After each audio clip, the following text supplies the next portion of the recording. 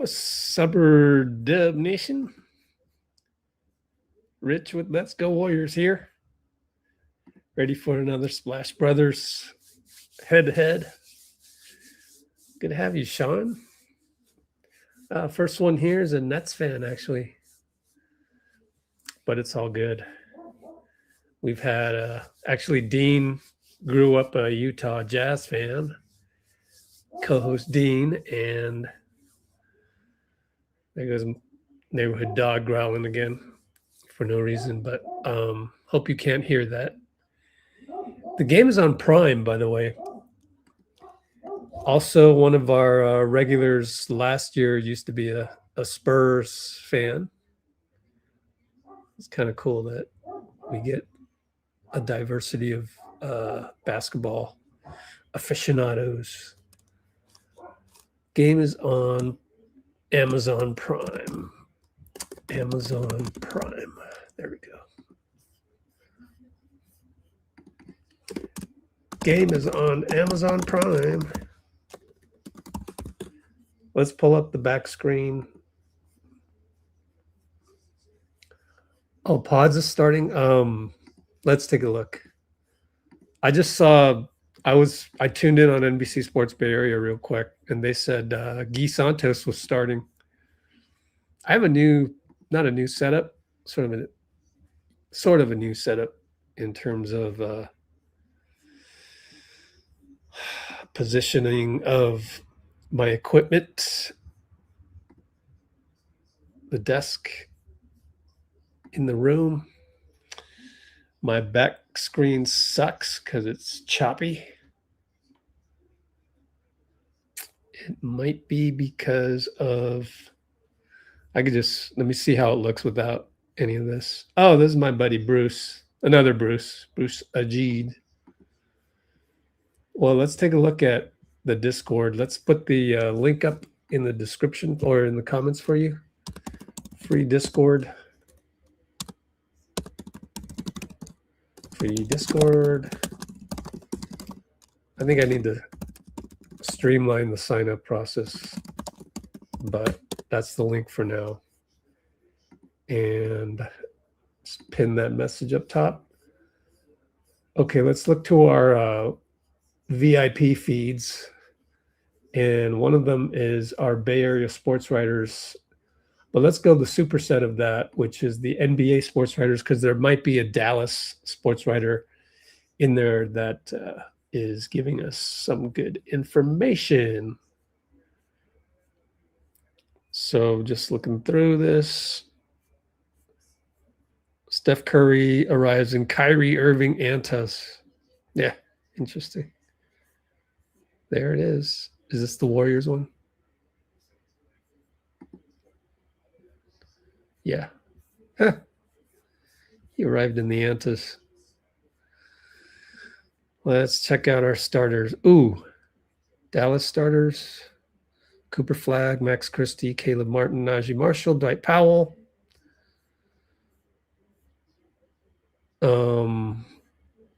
Rehab with Kyrie Irving. Rehab information. And Warriors-Mavericks. Oh, you can stream the game on NBC Sports? Wow. Did not know that. Wait a minute. Can I watch the game on the NBC Sports Bay Area? I don't think so, right? When it's on Amazon Prime, you're stuck.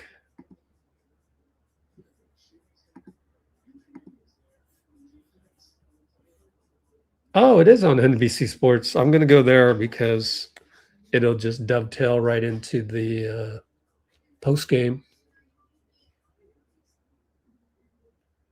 Interesting. Okay. NBC Sports Bay Area it is. You can get rid of that. Game is on NBC Sports Bay Area.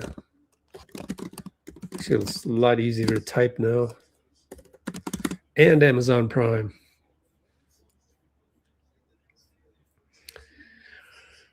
Okay, back to the Discord. take a look. What else is happening? Kerr going with, yeah. Oh, Podz and Santos. Draymond at the 5. Okay, that's because they are starting Cooper, Max. Yeah, they're small. Dwight Powell. Okay. Both teams start small. We got Steph, Podz. Who else are we starting? They're starting, hold on, versus Cooper at the point, Christie. I should just go by their first names, Max, Caleb. I've been looking at their roster a lot because I'm trying to come up with Anthony Davis trades. So I know they're PJ Washington off bench, back from injury, because I know their roster so well. Obviously, Klay off the bench as well. And then for the Warriors, oh, Moody, yes. So it's Steph, Podz. I got Podz at the 2, Moody at the 3, Gee at the 4, Draymond at the 5. Good matchup. Interesting matchup. We move on. No timeline for Kyrie Irving as they interviewed him at the pregame.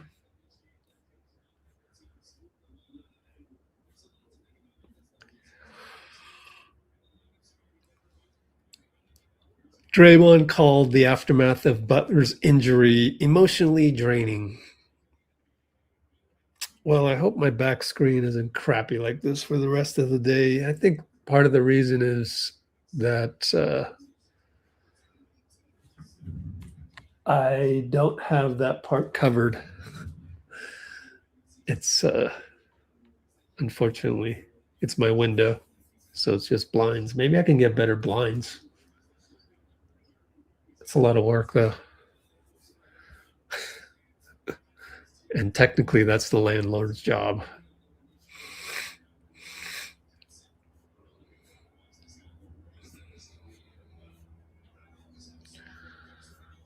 Warriors gathered for a team meeting.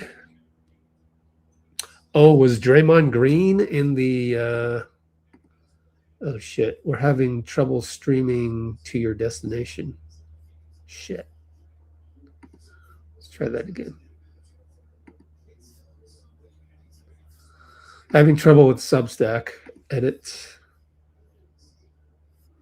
Oh, I didn't change the destination. Frick. I'm going to StreamYard. Destinations. Let's see. 37769. Oh, yep. Ah, man, I messed up.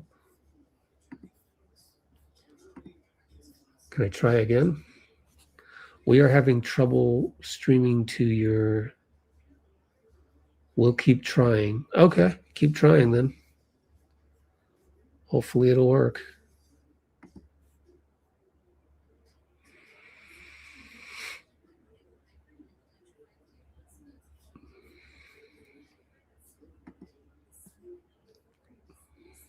Why would you start post against Powell?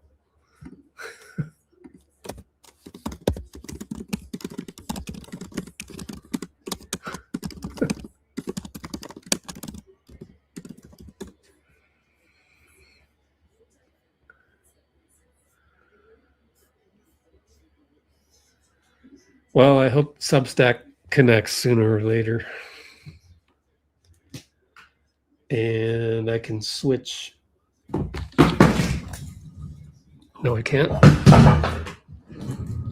Body's falling. Lovely. Just spilled some water.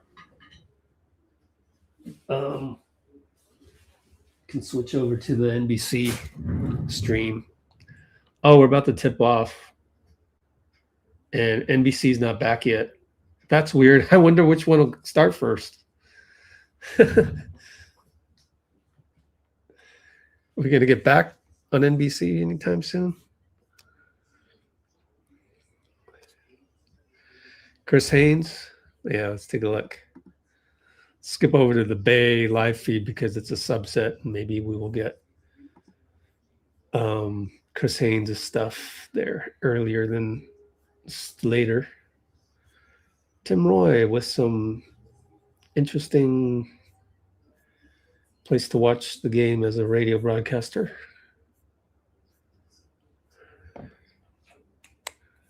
Oh, Chris Haynes on Amazon Prime.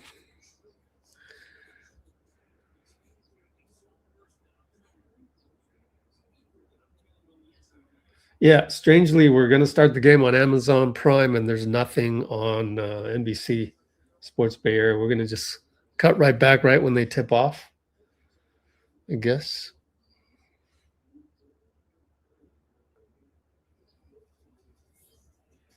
Well, Amazon Prime's about to go.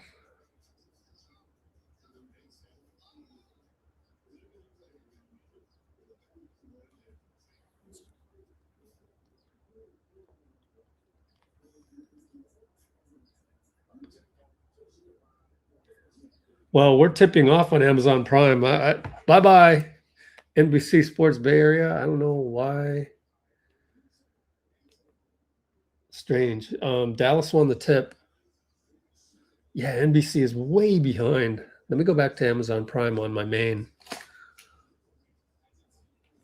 3 ball, Max Christie, no good. Draymond rebound. We're just going to watch on Amazon Prime. Over to Guy, right side. Here we go. Just started.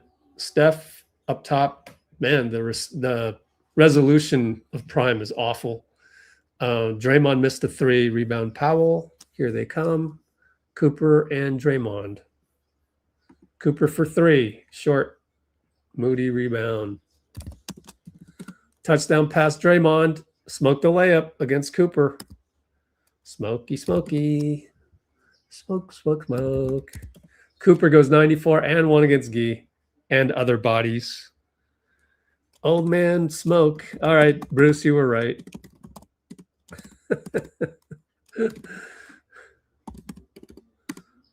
Steph tried to stay in front of flag. That had no chance.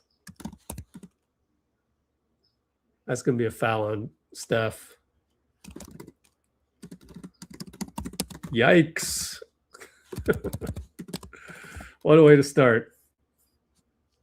Let's go to the box score and see if Draymond is going to get a technical today. I got to remember to check Chris Haynes. Steph, 2 ball, no good. Remind myself to check the Chris Haynes tweet. Naji Marshall, or not tweet, but maybe a video clip. Naji, oh, I like Naji. Missed it against Moody. He's part of my trade package. We'll take a look at that later. We might do a new wow, Draymond threw the ball into 3 Mavs. That had no chance. Bench him. Bench him. Naji Marshall, good. Oh.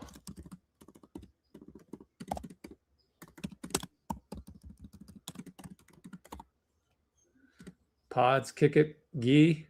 3 ball, no good.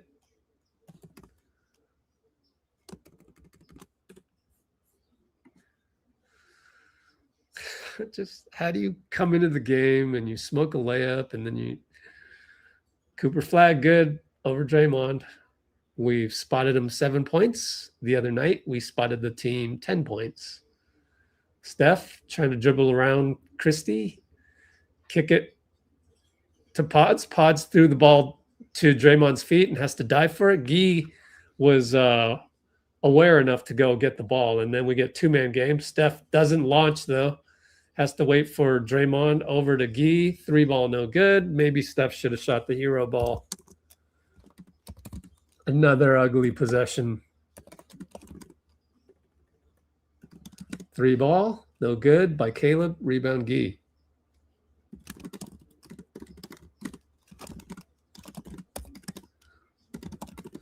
Find Draymond short on the roll. Ugliness.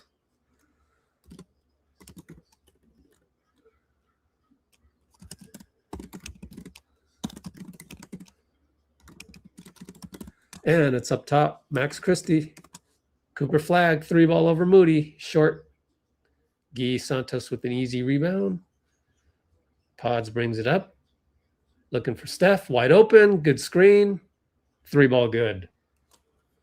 I think the screen was by Guy. Let me rewatch that one real quick. No, it was by Draymond.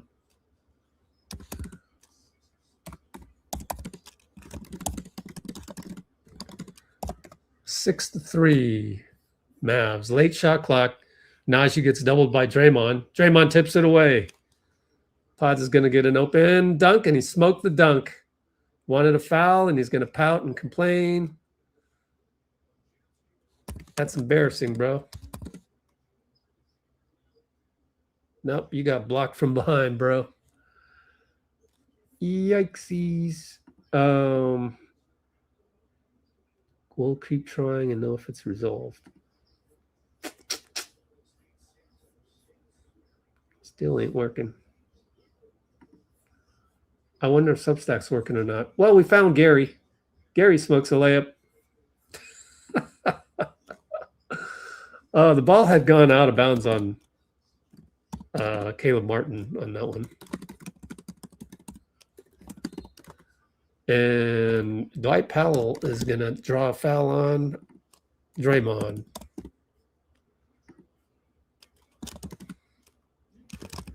I cannot believe Brett Siegel of Clutch Points reported that we still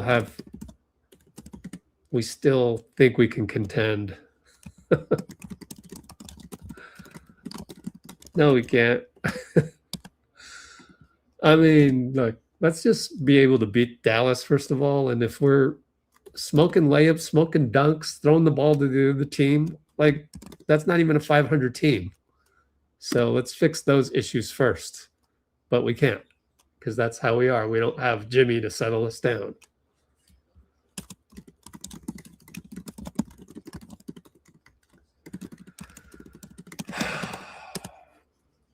All right. Steph, open 3, 2-man game. Got it from Steph. I mean, not Steph, from Steph from Draymond.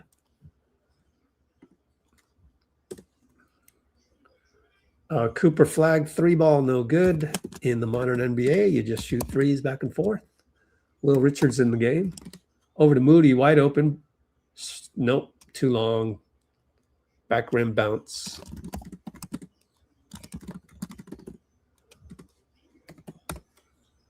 Naji Marshall inside over Moody.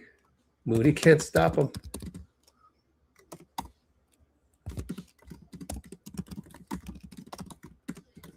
Three-ball Steph from Waco.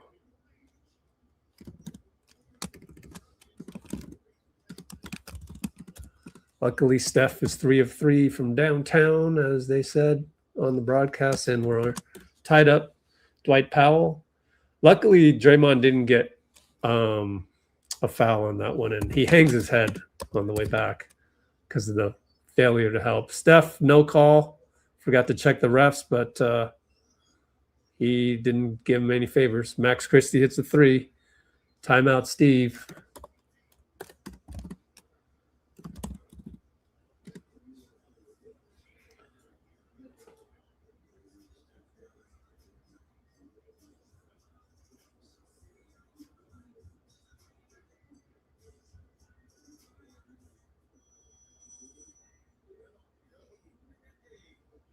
Wow, it is a pain in the butt to try and queue up the Amazon Prime broadcast. So I'll just keep it on the slow NBC broadcast over there.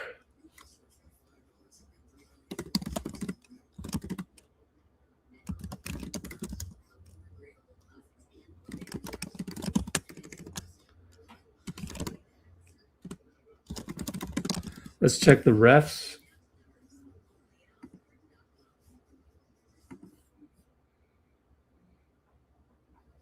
Courtney Kirkland, Petratus, and Tyler Ricks. So that was Tyler Ricks that didn't make the call, but Petratus is trash.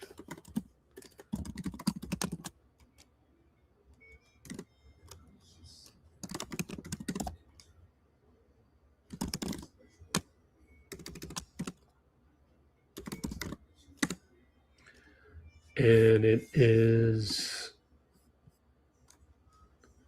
9-14. Feels worse than 9-14 though.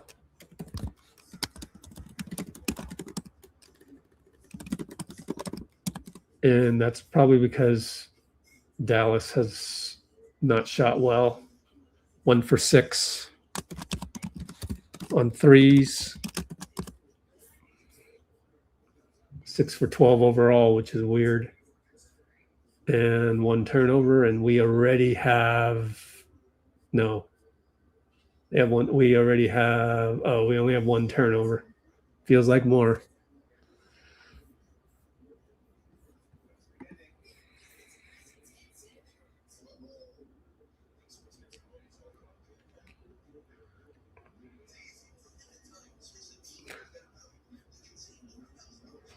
Dean Chambers.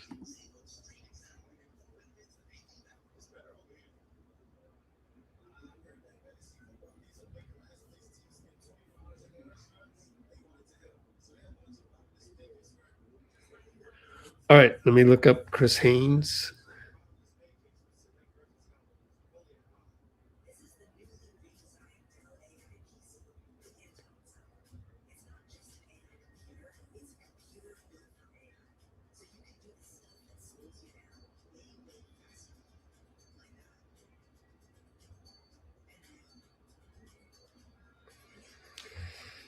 Okay, let me try and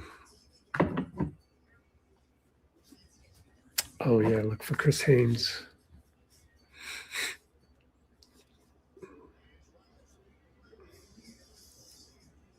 You said JK has potential to be a superstar? I don't know about superstar. Let's just get him to start for a team first. One baby step at a time. We're back to action. Gary on the roll makes that one. And these are critical non-Steph minutes. Oh, no, he's in there. My fault. Steph is still in there. So good job to find, someone other than Steph to score that one. PJ Washington in the game. Just came back from injury. Will Richard just takes it away from him. He's so good. They had him as part of a trade. I had to take him out of the trade. 3-ball, no good. Was that Steph or Draymond? Hope it wasn't Draymond.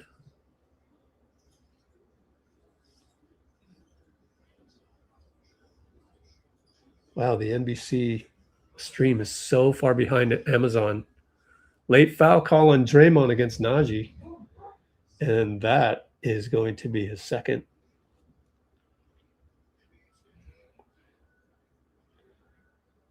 Yeah, that was Draymond. No, that was Steph for 3. Bricked it.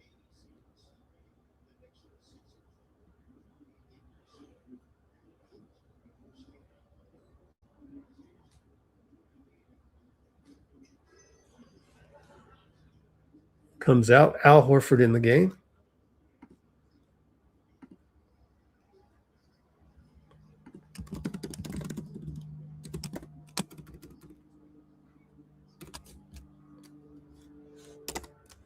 Steph is hanging his head.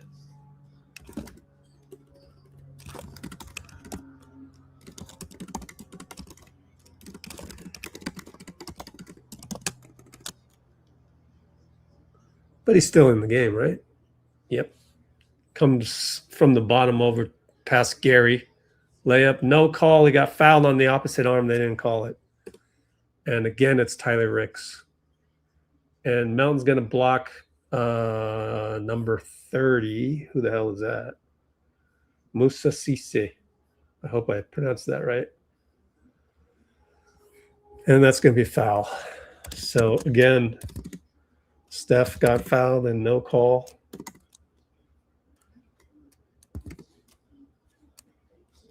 Let me rewatch this. Yep, he got grabbed on the rib.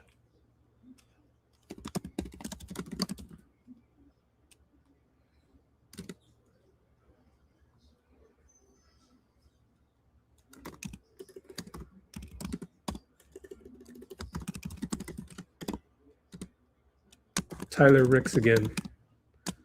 Rookie ref getting the chew down by, actually, I don't know if that's Tyler. I don't know these guys. Courtney Kirkland, Geminitis. Ooh, I don't like him.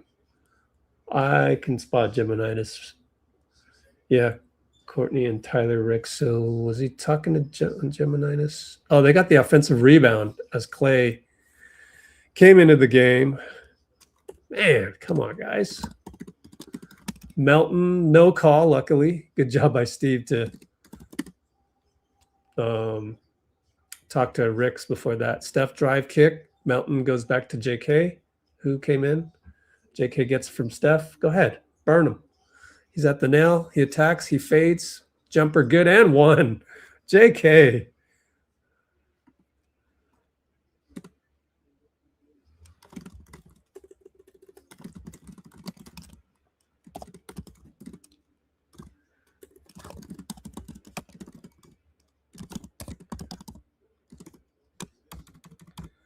Hey, JK.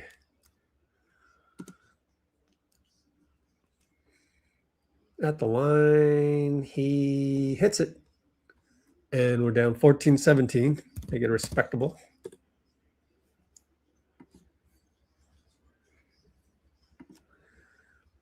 But they go alley-oop, and Cisse could not handle it. Break the other way. Melton goes top shelf. JK, that's a bad pass. 2 straight alley-oops messed up by their respective teams, and then they throw it away. Caleb Martin throws it to the crowd.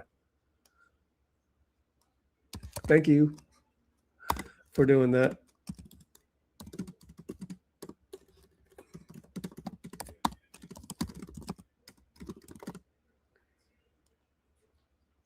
Wow, we're really going to cut to Mike Dunleavy right in the middle of a game. Melton scores a layup as we're staring at Mike Dunleavy. Absolutely horrendous basketball production by Amazon. I don't even know how Melt scored that one. It's a charge Martin against Pajemski.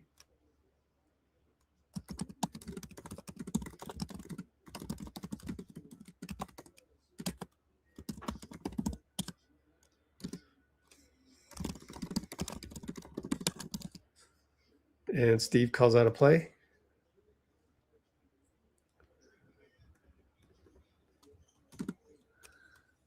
And JK goes down the lane and one again.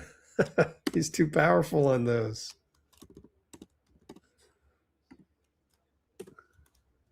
3:38 to go. We actually are leading the game thanks to JK. And, you know, big smile from JK. He smiles when he's having fun.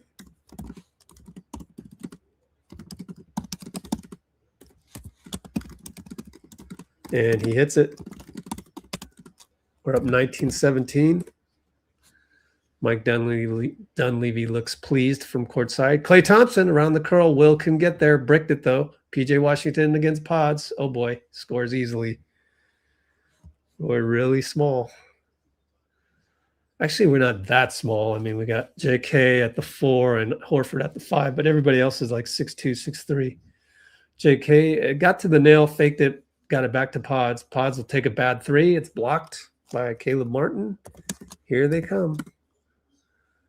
Brandon Williams over to, is it Brandon Williams? And Klay throws it to Al Horford. Melton will score it. Nice lay. Yeah, it is Brandon Williams. The other Brandon Williams. I mean, the other one was Brandon Miller. Brandon Williams goes 94 feet, though. Score it.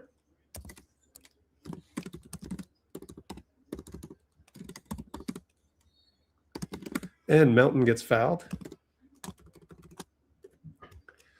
21 apiece.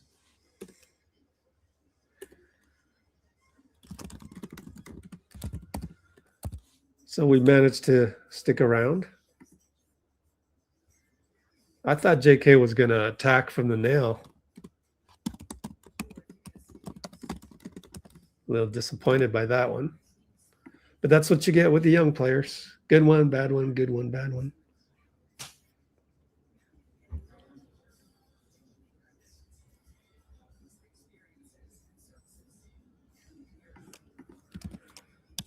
So it's tied 21 apiece in Q1 234.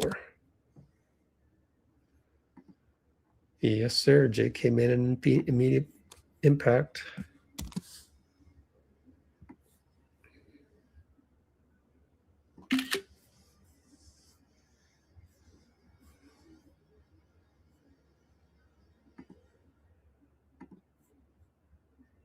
Starting lineup is on the bench.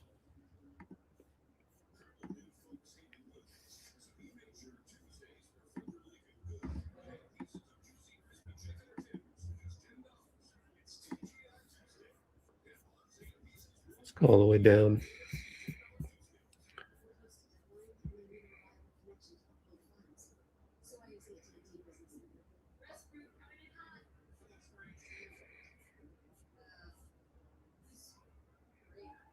Okay, so that's where we are there. Starting lineup is on the bench.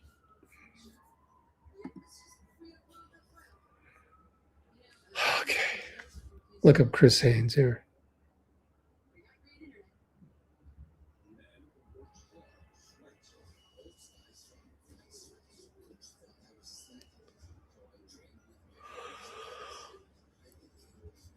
Oh, there it is. Kuminga has no desire to remain a member of the Golden State Warriors. What else he say? Hoping that he will be dealt by the deadline. I'm told that later on, his relationship with head coach Steve Kerr is fractured beyond repair. He's felt that he hasn't had any organizational support throughout this process, and so he's felt. I don't want to have that too loud. So you guys can go check on that.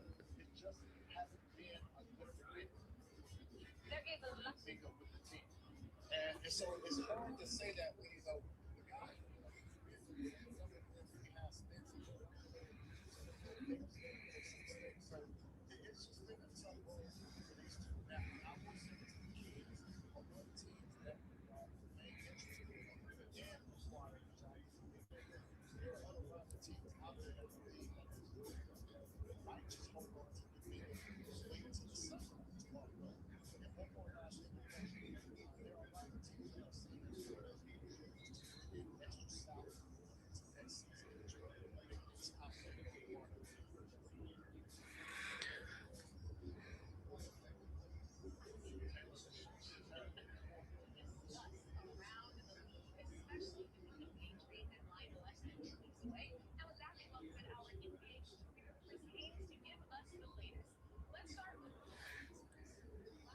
Wow, Michael Finley. Melton got to the line after the foul and smokes a free throw.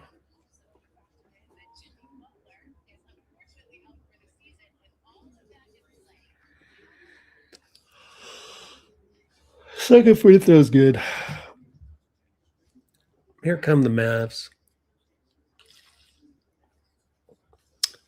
Brandon Williams finds, nope, Klay out there and dribbles into oblivion. Al Horford steal. Podz, kick it. Buddy Hield, no good. Klay with the rebound, touchdown pass. He's way too far. Oh, Buddy stole it. Never mind. How dare I underestimate Buddy Hield? Buddy Hield stole that from nowhere. Got to credit that. Al, over to Podz, over to Buddy. Three ball is no good.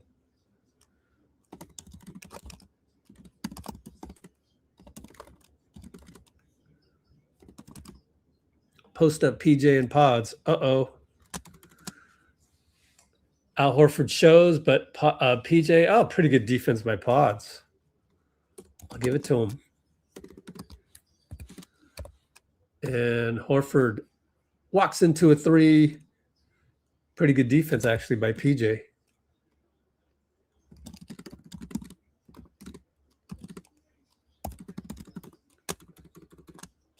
We're up 25-21, amazingly. Melton and Klay, good matchup. Klay, stolen by JK. Look up, look up, look up. Melton, nope, over to Podz. Podz will attack. Slow Euro, good. Give an assist to JK on that one. What? Not bad, youngsters. Brandon Williams attacks, draws Al. 3-ball PJ, it's good. That's what he does.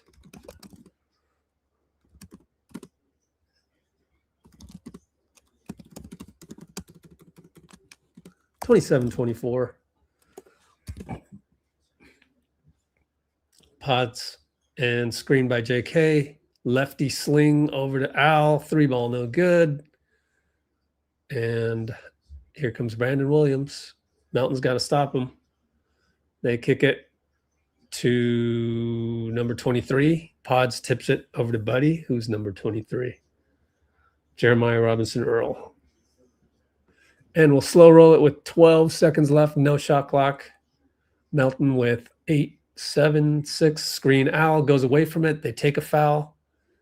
Good move by Melton to be shifty on that one and fake out Brandon Williams. So he had to foul.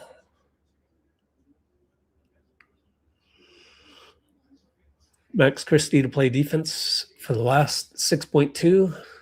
Takes out Brandon Williams. And Melton into Buddy. Klay shrouds him. Buddy beats him off the dribble. Lefty lay. No good. Brick. Wanted a foul. Nothing there. Oh, no. Moody fouled Max Christie. Was it Moody or? Oh, no. That is a huge mistake. Or who was it? Was it Melton? It was Melton. It's a landing spot foul. Although he did jump straight up. No, he didn't. He jumped forward. That's a horrendous foul. Welcome to the Warriors in terms of doing brain fart things. Melton.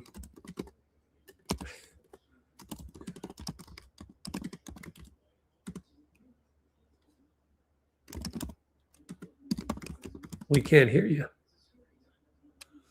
Can't hear you, Courtney Kirkland, but they're reviewing it. So let's watch the replay one more time. Technically, it was fouled after the buzzer. But yeah, the ball was heaved way before then. Really bad foul by Melton. I don't know. What do you guys think? I think that's a foul.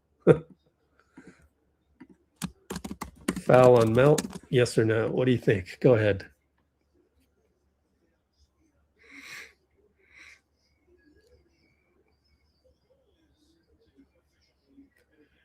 Raymond Sylvester in house.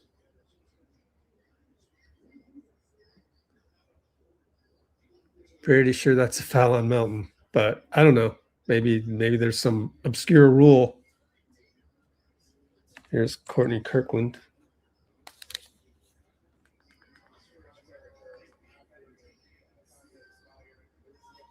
There's no foul. We got saved by the weird rule book. Love it.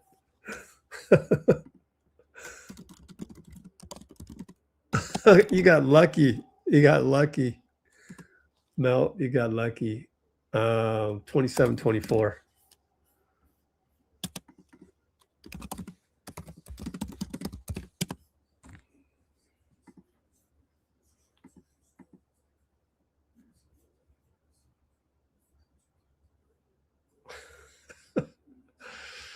Oh, come on. Let's not lose faith in Buddy. How about Steph? Oh, he's 3 for 4. Never mind. You wouldn't say that if it was Steph, though. Right? Just let Buddy be Buddy. He just missed it. He got open. A couple of them. He did his job, got open somehow. I got to do a better job of my background. part of it's my window. Is it here? Yeah, right hand. Yep. You can see my shades.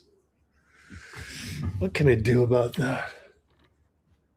I just need another white sheet over that.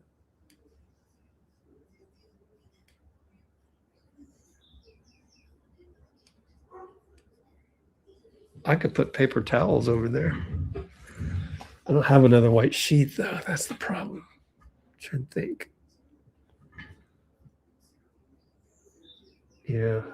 The hardest part is that my couch is black. So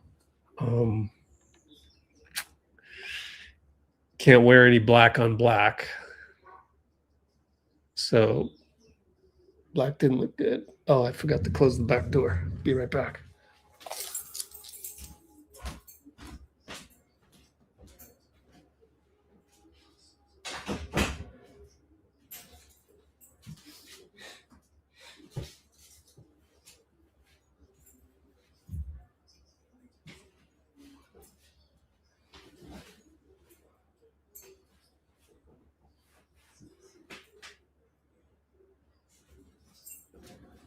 Wow, this is a long commercial break. And actually, I found me another sheet. So next broadcast, I'll have it rectified.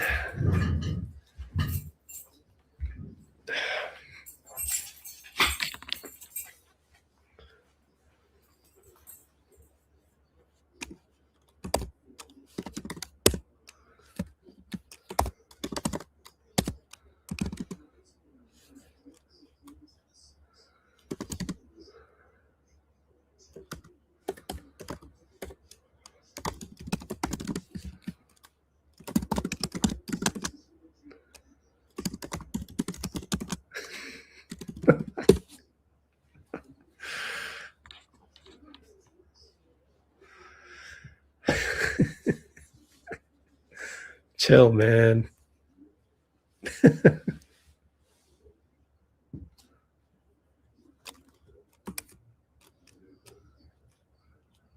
Oh, 3-ball missed. Who was that? Dang. Forgot to check. We'll see. Oh, Buddy got a steal. Is that Gary? That was Buddy. And then what happened as they slow roll it coming up with Ryan Nembhard? Yeah, Cooper Flagg dribbled off his foot. And Buddy found QP for a dunk, and then they miss, and Ryan Nembhard gets his own rebound, finds Klay, and no dip, 3-ball good. So that was a little craziness to start the quarter with Cooper Flagg giving us the ball. And then Steph throws the ball behind Draymond, and Nembhard scores. Man, Steph. Come on, man. Every game. Got to do one of these.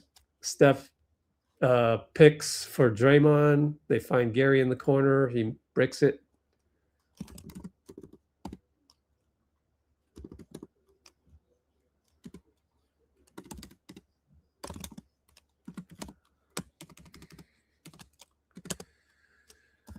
Max Christie misses a 3. Draymond rebound.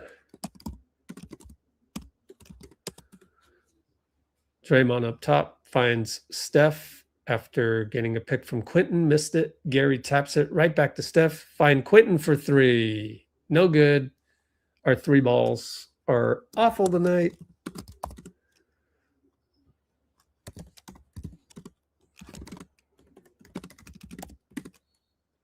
And it's a foul on Buddy on the roll by Dwight Powell.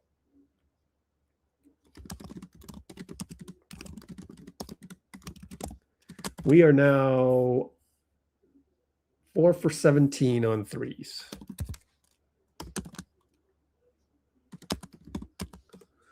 Dwight Powell and Quentin Post there. That's the matchup you wanted.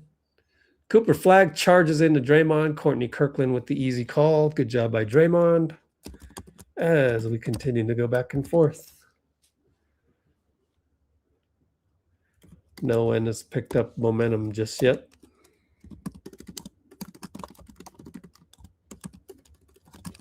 Back and forth we go, back and forth. Steph up top. Now against Klay. Ghost screen by Draymond, and Steph loses the ball dribbling. Cooper flagg steal. How about getting Steph out of there? Klay with the rush three, no good. Cooper flagg dunks it on the putback, beat Gary. Man.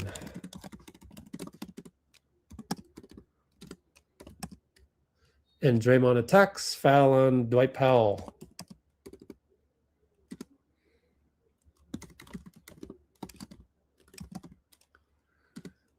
And we are currently tied up 29 apiece.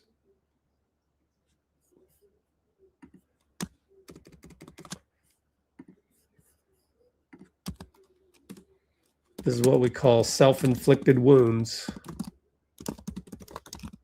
Something Steph even says on the podium.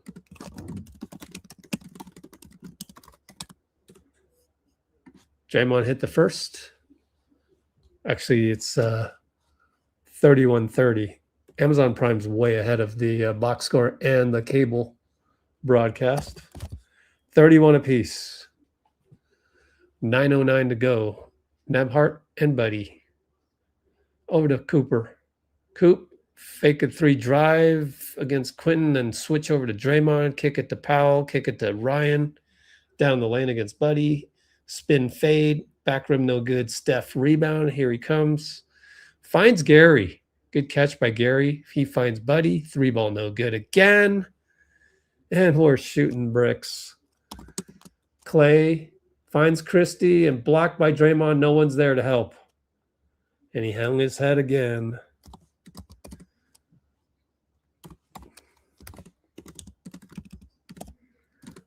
And Draymond, good lead past that time. Gary finds Quentin. Quentin misses another three. Oh, man. Klay will shoot a three because he loves that. And he hits because he wants Steve to call timeout, which he does.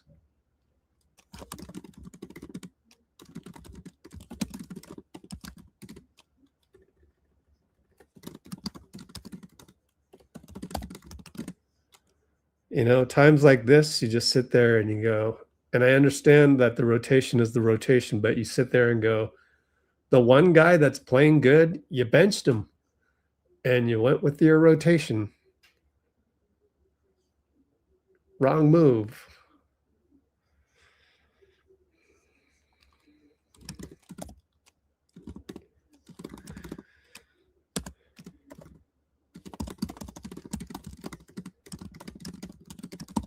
That just doesn't make sense, but I know the optics are bad.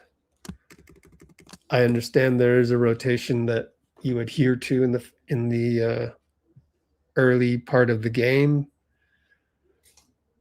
but when your guys can't do the things that you need them to do, which is hit an open three, you don't have other guys that can make a bucket like Cooper flagg can on the other end. And so I don't understand what else has to happen. Do you need someone else to go down with an injury? I mean, what the hell?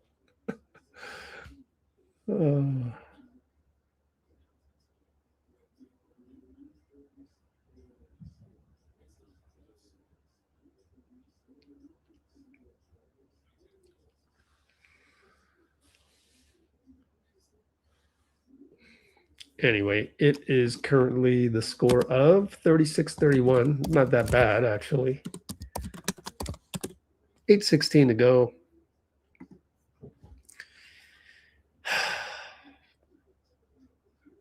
I'm just looking forward to, after the game, I'm going to do a live. And it's going to be in regards to possible trade that we could do.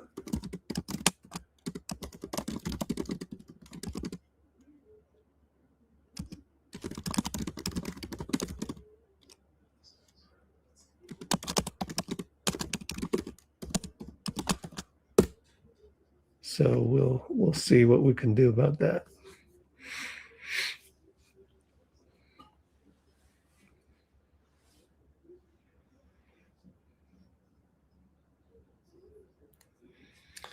It's not as bad as Summer League.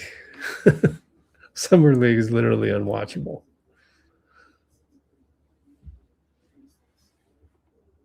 You are doom and gloom.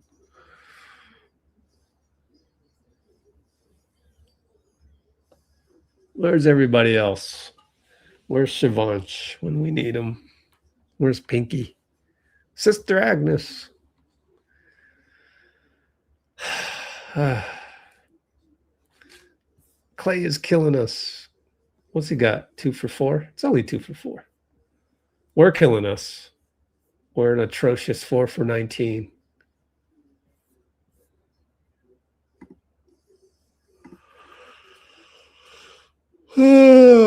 Here we go.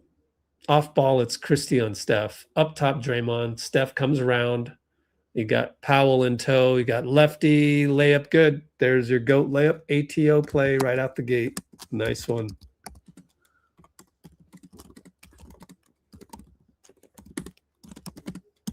Three ball Christie. Up Powell rebound. Too nimble against Draymond.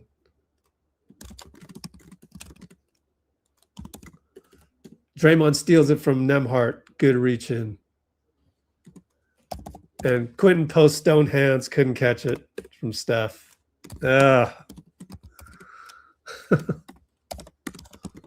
Melton got bonked. They're going to call it on Melton. Hey, we brought in JK. Wow.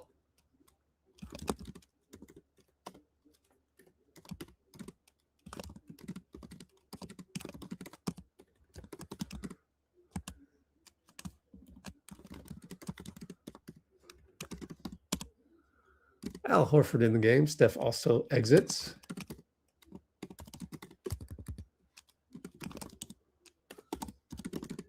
And Cooper against Quentin post draws Quentin's head into his arm foul.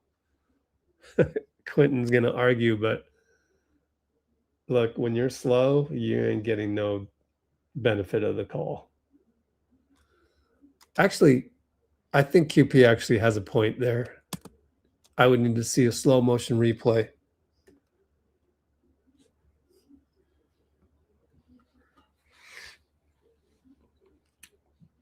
Cooper missed the free throw, so it's still 36-33, Dallas. And Moses will check in on these interesting substitution patterns. Really interesting.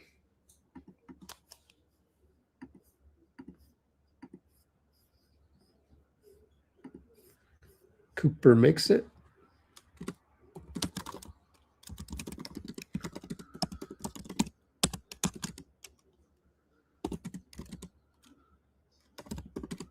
JK up top, Nembhard tells Al to clear.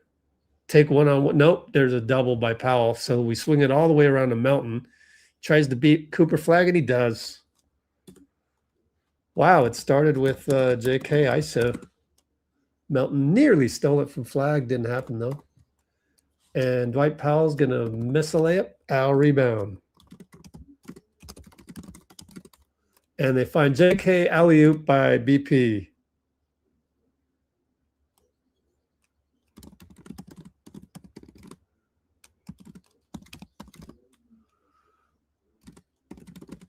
And Al blocks the three. JK will foul Dwight Powell, though, because of the air ball.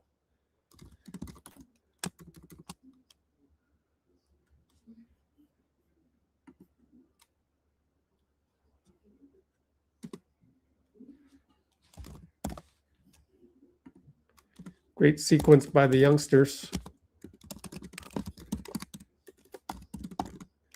And Al. Really BPJK Al. Three ball Nembhard, no good. Melt, what a great rebound in terms of box out, last moment. Use your hand to swipe it away. Melton attack PJ good, 94 feet. That's Melton at his best. Did they call timeout? I think they called timeout. I don't know. Staying on the floor. I don't have the broadcast that loud, so I don't know what's going on. Turn it up a little bit.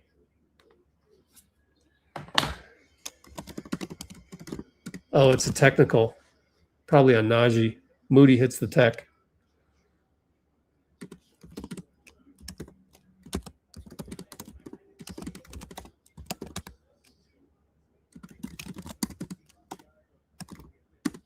So it'll be 40-37 Warriors. We've turned it around. We were just down 5, and now we're up 3. 8-point swing. 6 minutes to go. And it's Brandon Williams over to Naji. Fake a 3. Drive on Moody. Lost the ball. JK steals it. It's 2-on-4, though. 3-on-4. Look at BP call for the ball. It's hilarious. Left side BP. Shoots a 3. Missed it. Al.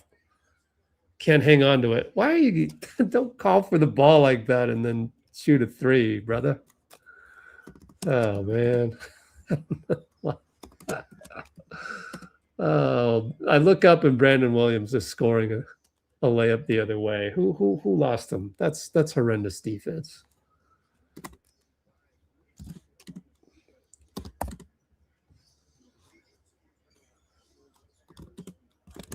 Yeah, they didn't show it. Moses for 3, got it.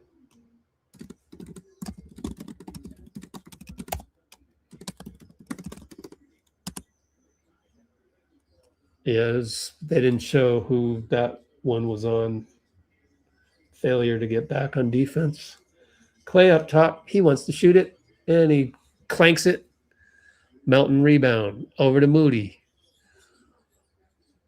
Moody over to Al. Oh, look at the basket, Al. You're wide open. BP attacks. Swatted by PJ. And he wants a foul again. Just stop that. No, BP. On the other end, Horford blocks it. Moody's there. JK goes 94 feet and is fouled and gets hit and somewhat limping. We'll see how bad it is. JK has to sit down for a sec. Little girl says thank you to the little girl. He is limping, though. Oh, man, I hope it's not an ankle. You know, he has trouble with those ankles. No longer limping, though. Oh, yeah. Slipped across Brandon Williams' foot. Ooh. You hope he's all right. Seems to be okay, though. Free throw's good.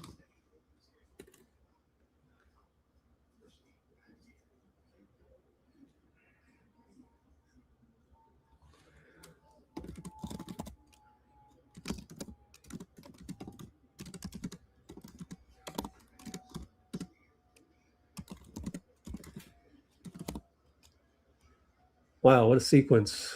So something to keep an eye on. But he made both free throws. 45-39 Warriors. As we're going to just... we're really going to go look at Mike Dunleavy once per quarter, aren't we? Push shot inside, no good by Cisse. Outlet goes to JK, right side Cisse. Can he take him? He's backed up on him a lot. JK looking to pass, gets it to Melt, sets a pick. Melt bricks it. Hit a cockroach. Naji, full head of steam. Dunk, or layup, sorry. It's just... Steve is yelling at the team. What are you guys doing? Like, that's the worst kind of defense you could ask for. Worse than high school. This is what we did in middle school. Was that Podz?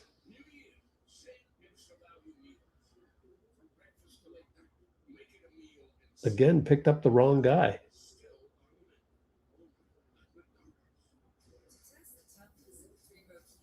You got to stop the ball first. Just it's the entire team's fault.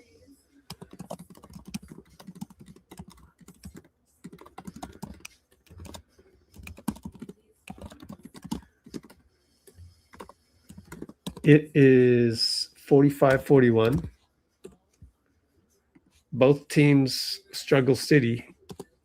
Like a lot of mistakes by both teams. Don't look very, impressive here. 3:52 to go.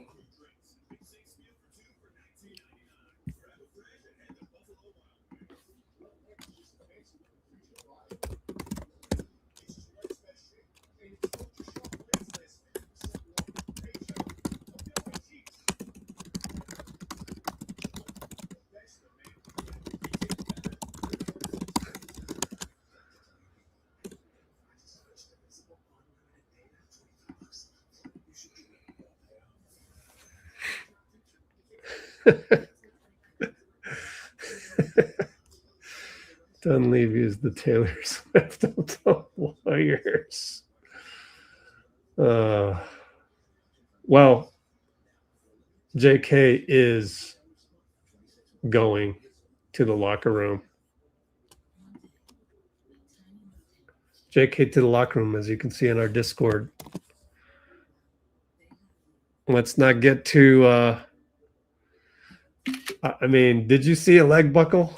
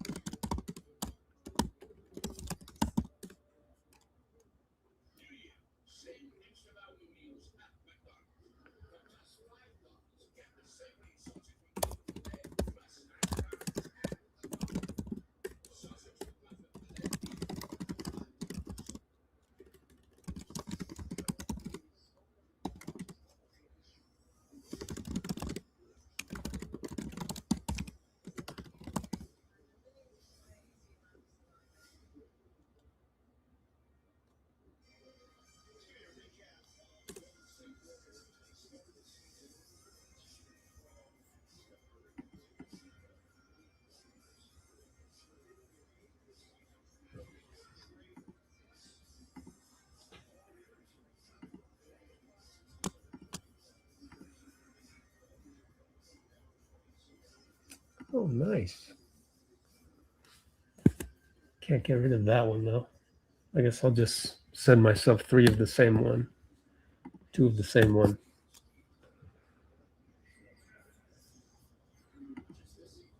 All right, we're back to action. Steph up top. Bad screen by Al. Turnover on the ATO.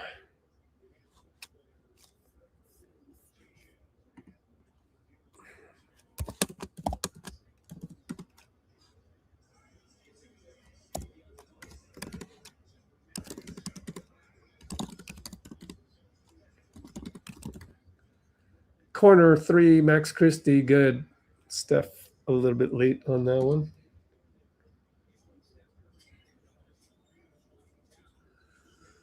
Steph kick spray to Moody. Another miss.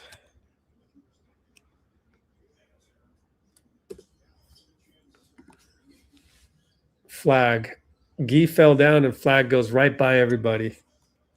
Golly. And then dangerous throw to BP, deflected out of bounds.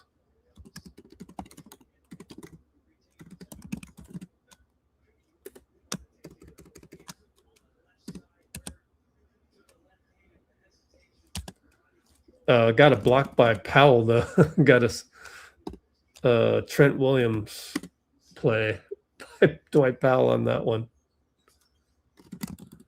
And the horrendous pass by Podz. We're doing middle school turnovers. It goes straight out of bounds, from one out of bounds to the other. Come on.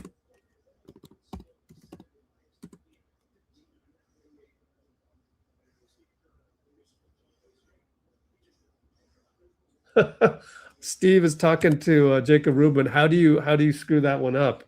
And then they get a layup.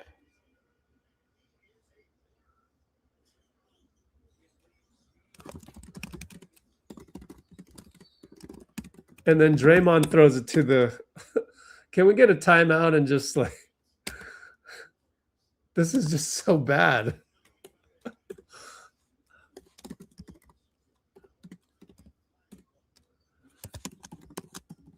Eyes are bleeding. Luckily, Cooper flag in and out on the 3.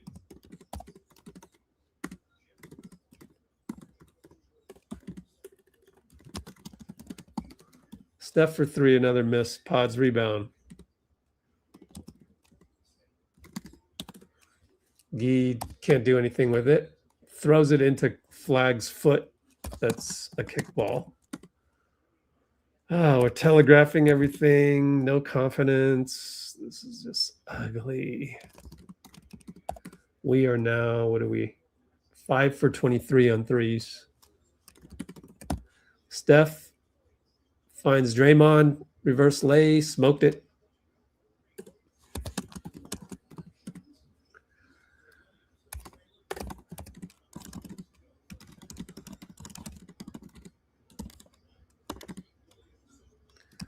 Cooper flag up top, Podz.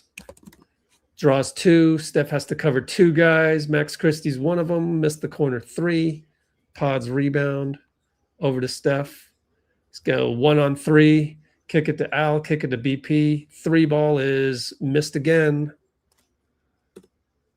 Can't hit the ocean. And yet we're down by 3. Feels like we're down 30. And I do not joke about that.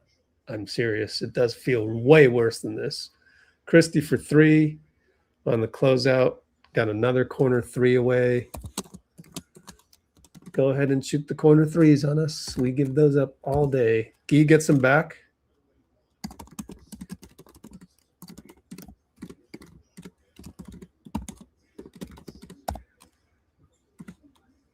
(48-51). Naji over to Brandon Williams, drives and scores.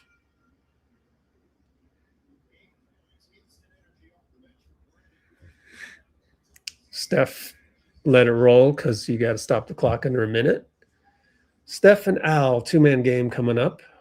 Al takes his time. Steph just goes before the play materializes and draws a foul on Powell. How many fouls on Powell? Just one.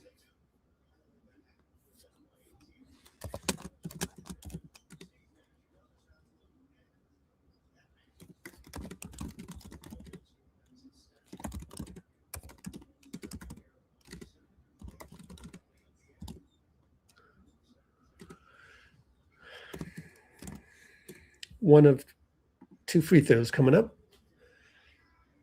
Swish by Steph.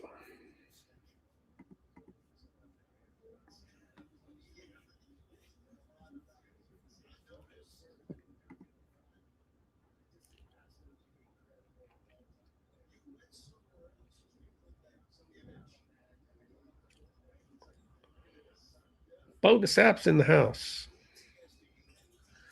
And Steph hits both. Only 53-50, believe it or not. Feels like we're down 13 or more. Max Christie, left side. Drive. Threw the ball to Gary. Gary, good anticipation, but it was more so a bad decision by Christie. Steph and Christie. Naji's there to help. Steph looking for Gary. Got it to Draymond. Back. Gary screened for Steph and then rolled and then smoked the reverse. 9 seconds to go. We're smoking layups, smoking threes. We just can't do anything. Brandon Williams waltzes by everybody. Wow, guys. Oh, Steph nearly got a heave three-quarter court hook shot. That was insane. I'm rewatching that whole sequence.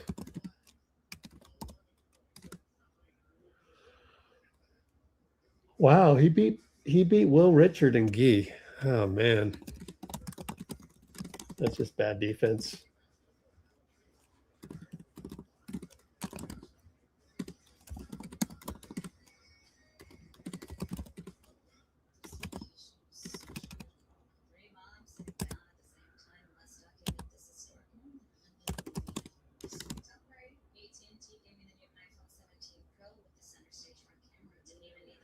So halftime recap is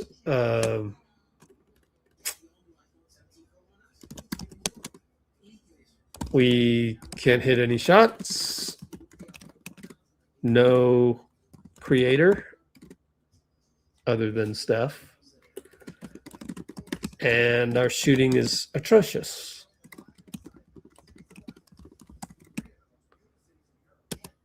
And yet we're only down 5.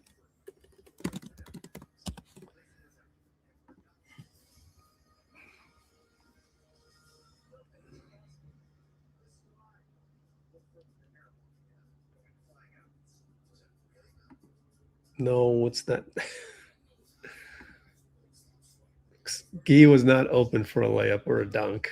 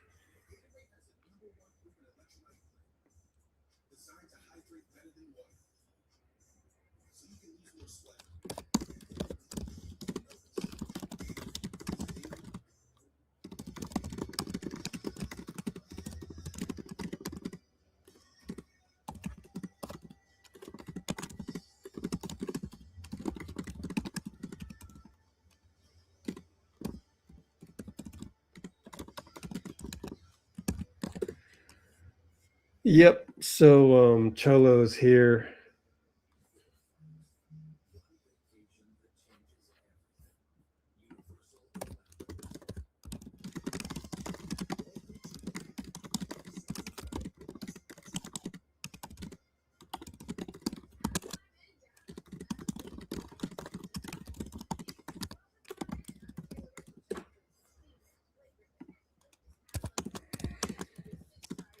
So yeah, Cholo is saying this team feels like last year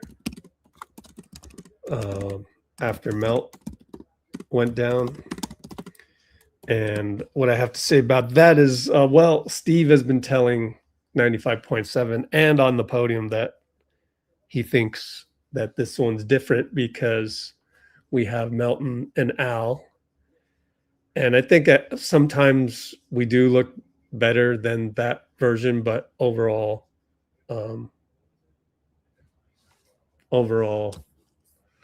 feels the same.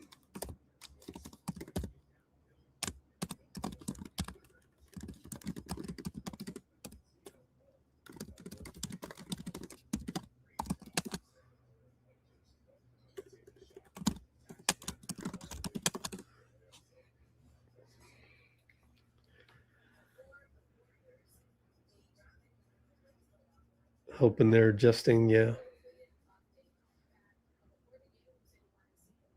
I hope so too.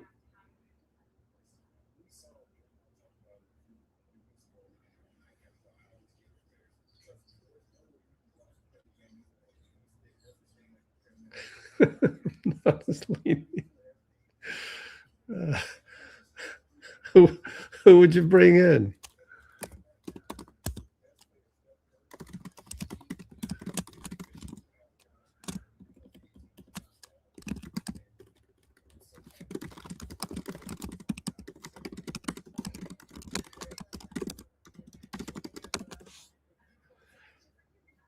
Melly Mel's in the house.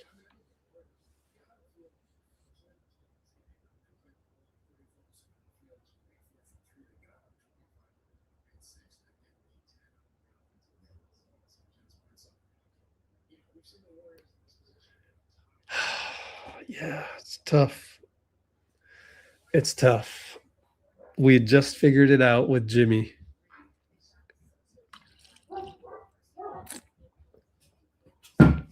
Just figured it out. Matter of fact, let me try and figure out the title of the next.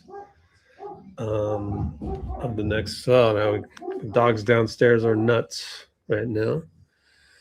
Let me figure out the next live stream title.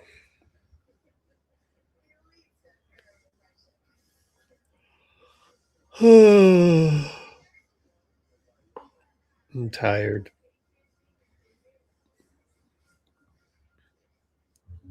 See if I can come up with a good title. Let's see. Let's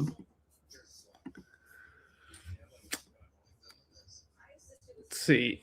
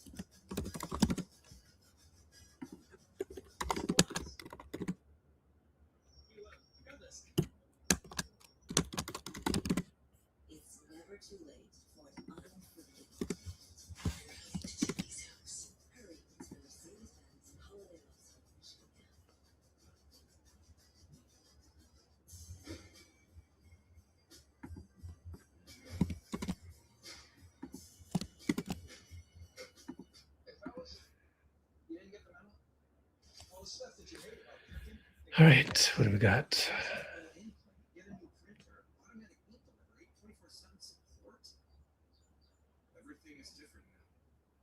I'm not playing Podz for sure. Oh, I know. Hey, do you guys want to see sneak peek of my trade scenario?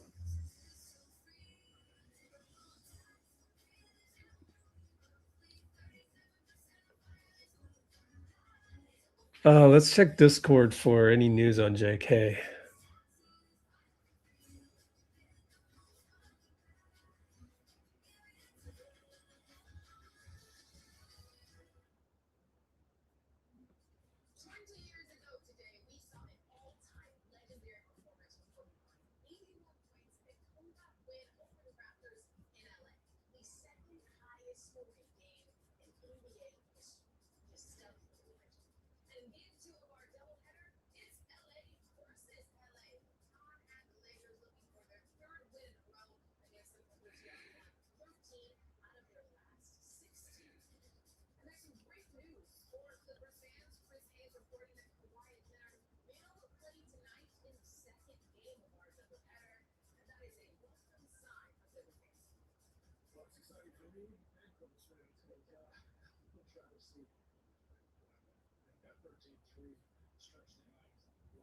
I will say that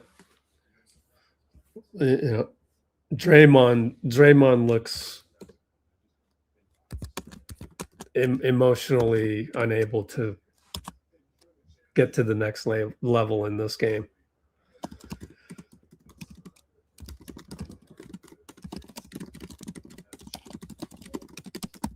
The hanging of the head on Klay's three on multiple occasions.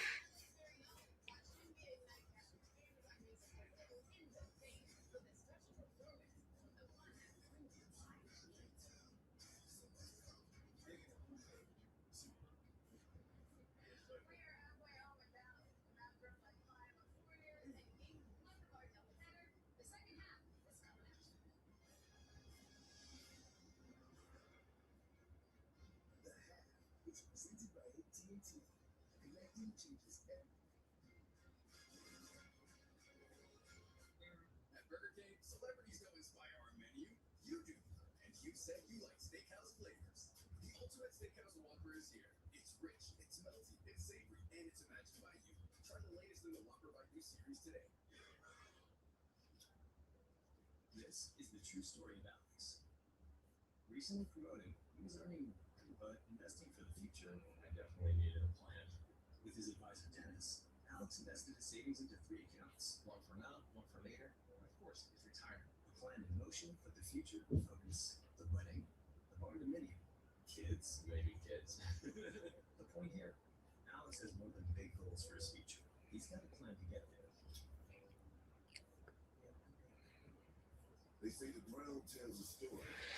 Well, here's JK to the locker room. I won't hit play, but you can go to NBC Sports Bay Area.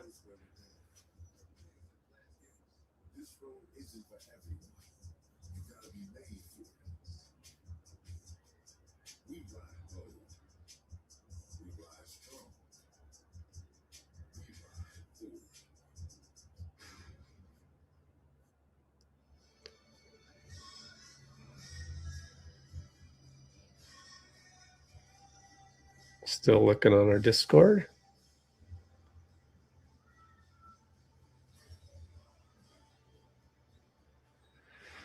Molten Warriors got destroyed in the Curry Draymond minutes. Gee, I wonder why.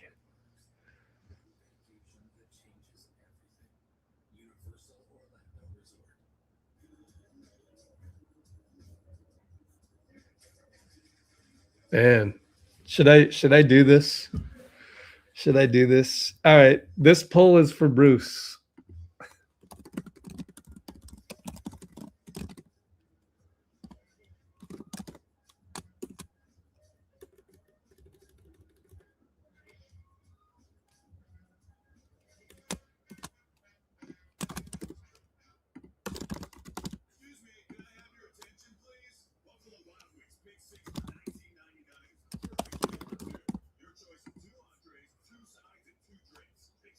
Yeah, JK is fragile. That doesn't make him very tradable. Yep. They do either, but I don't know if that's the only story.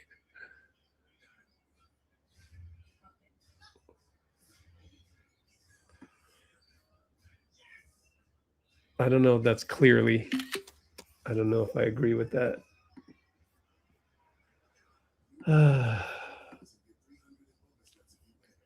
I am not feeling inspired right now.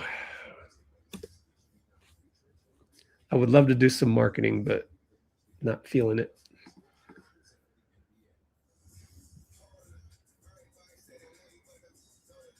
Didn't we just go through this? I just went through all these. That's one feature of Discord I don't like. They reset you way further before. But anyways, let's see.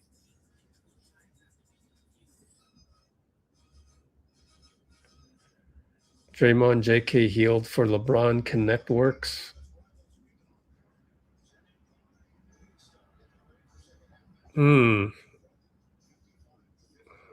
Salary would work on a 3-team with Draymond to the Lakers and expirings. JK Moody picks.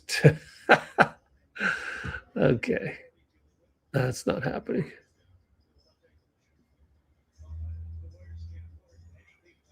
Exactly. A lot of things can work salary-wise.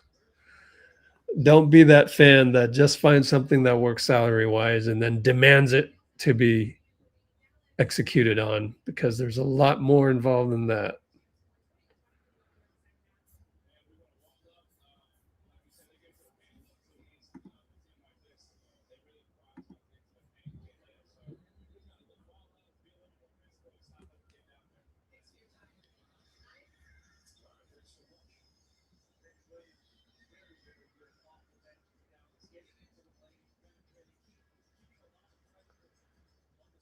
Catherine.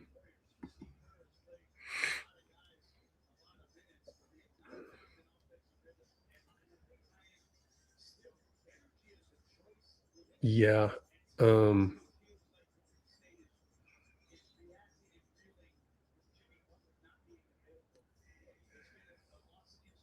Let's see how well Draymond plays.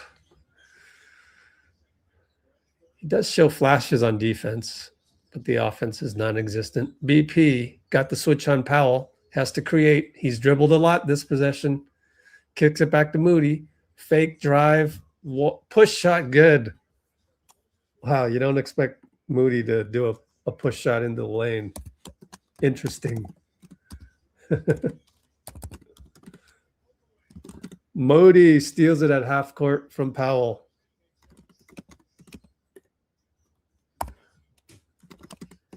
And Podz smokes a layup.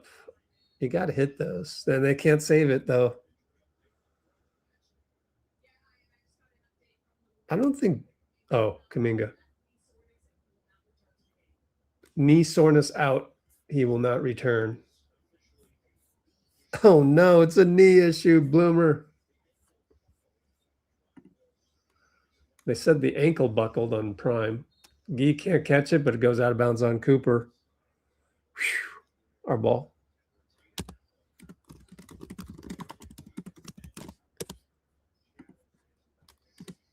Did you ever end up answering my question, Bloomer? Maybe we need to do a replay, although I don't want to watch knee buckles, though. I've already seen enough of those in my lifetime. I didn't even look at the Jimmy one. He got a layup on the blob. Moses steal again. This time Podz dunks it. And there he is, mad at himself. So a lot of good things early on.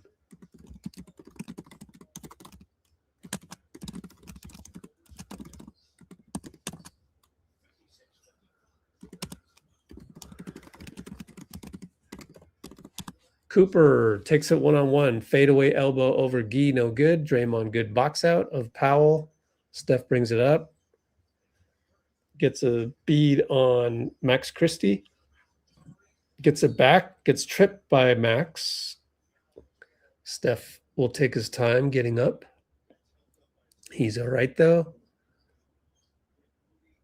Actually, that last steal also credit Draymond.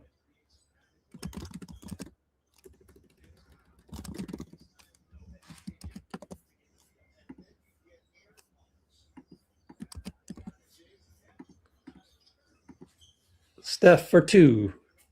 Good. 8-0 run for the Warriors. Max Christie up top. Podz and chase. Draymond steals it and can't quite get it. Nope. Max got it back. 9 on the shot clock. Ghost screen by Caleb. Switch to Steph. Max Christie sidestep. 3 ball is no good. Sky and both Gee and BP knock it out of bounds. Man.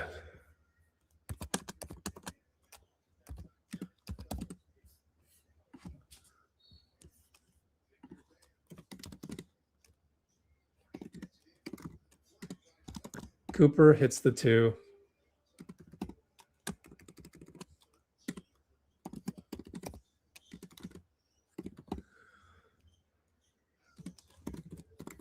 Moody for 3, deep, way back rim, no good. Bricked it. Martin brings it up, finds Naji, attacks Gee. Draymond slapped him. I don't know if they're going to call it on Gee or Draymond, though.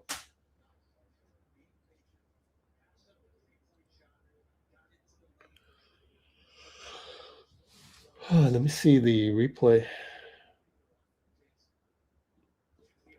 Looks like it's going to be on Gee. No, still up. They gave it to Draymond. 2 fouls.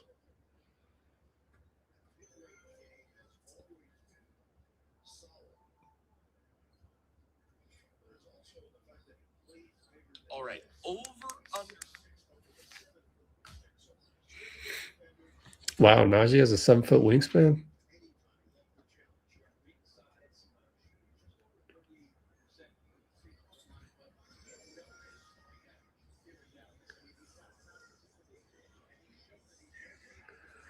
BP and Christie, Steph and Draymond are staggered on screens, but BP doesn't have the ball handling ability to use both, so it's a high pick from Draymond, and he gets the lay-in. Okay, my bad. Nice one.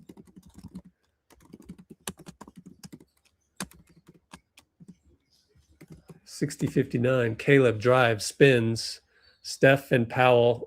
They're going to call Steph on the kickball, and Powell doesn't let go of Steph's foot for some reason, but I will not dwell on that too much. That's annoying.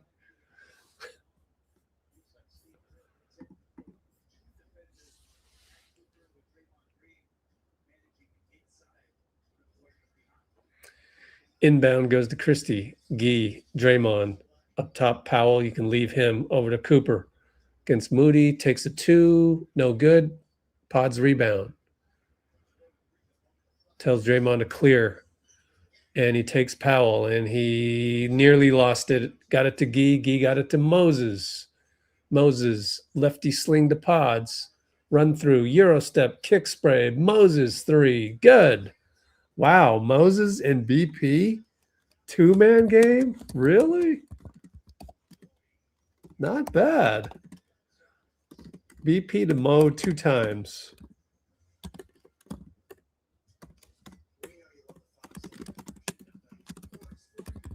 Timeout.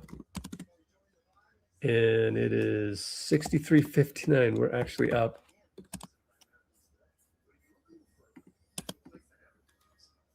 Feels like Dallas shouldn't be this bad.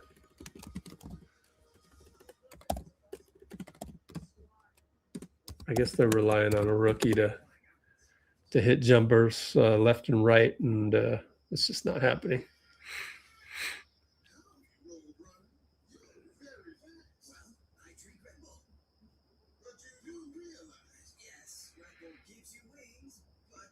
Well, I kind of want to look at the knee thing.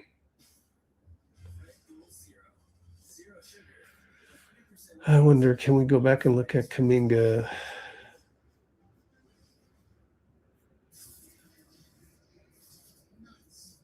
Left knee soreness.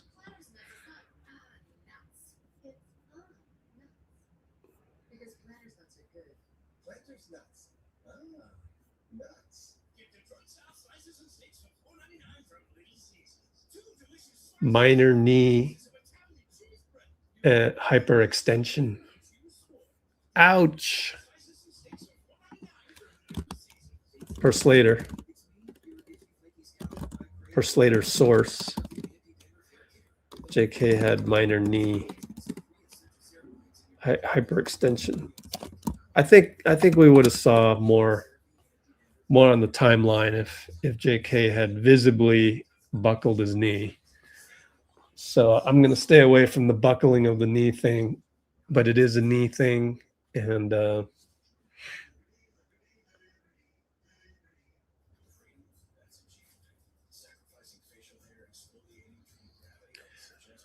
we're in the midst of expanding his role in the wake of Jimmy Butler's season-ending knee tear.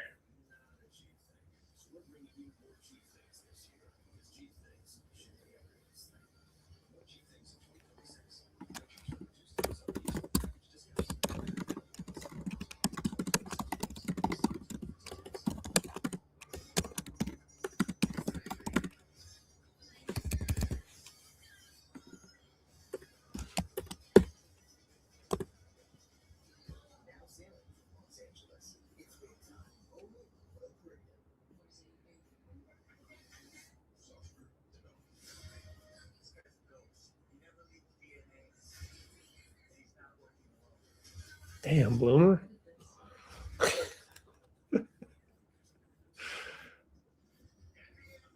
Need to go search it now.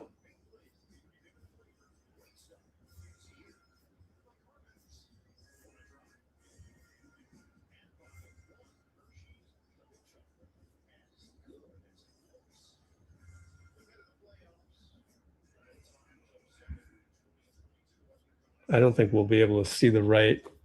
We need to see the right slow motion replay. Naji Marshall scores. I'll try and search it on maybe Twitter.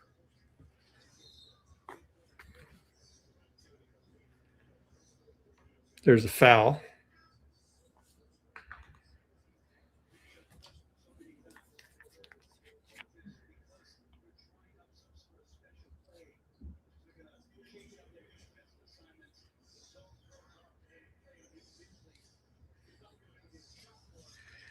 Draymond.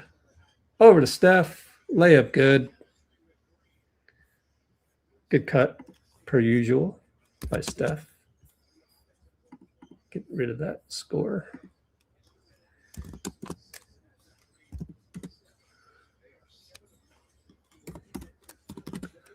Max Christie 3, no good. And they couldn't get the rebound. Foul on Moody.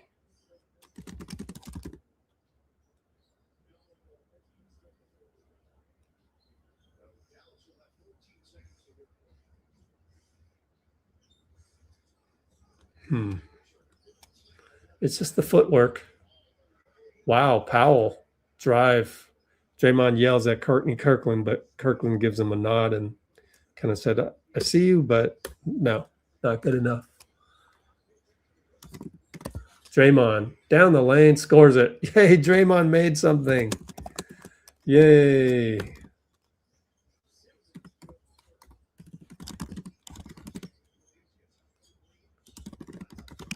And Naji against Moses beasts him again.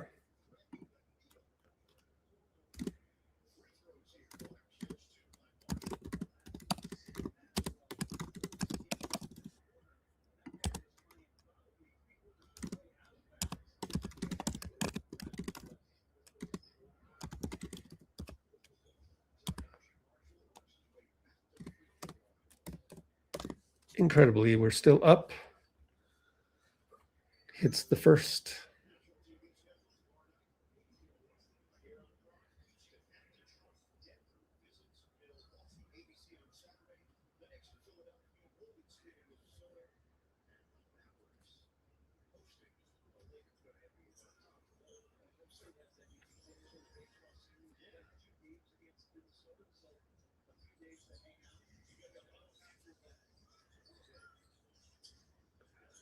Steph fake a three. Draymond throws the ball to Max Christie, who could not catch it. And Gary says, my bad? I don't know.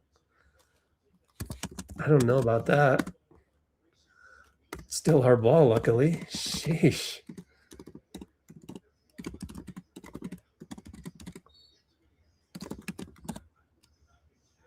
Inbound to Draymond. A lot of contact by PJ. He's a little rusty coming back from an injury.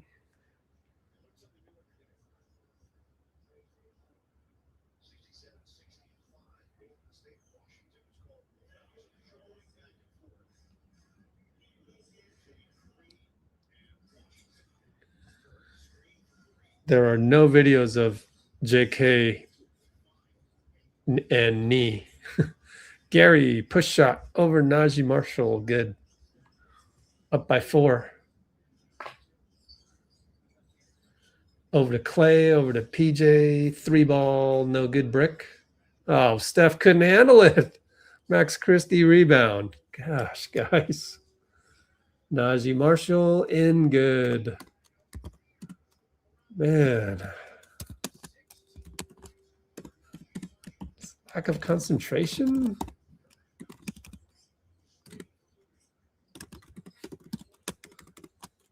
Will Richardson. Draymond, soft pass to Steph. Waits for Gary to go, and he doesn't, and he gets blocked, and Gary goes behind the back, turn over to PJ. 3 ball, Christie good. Timeout, Steve.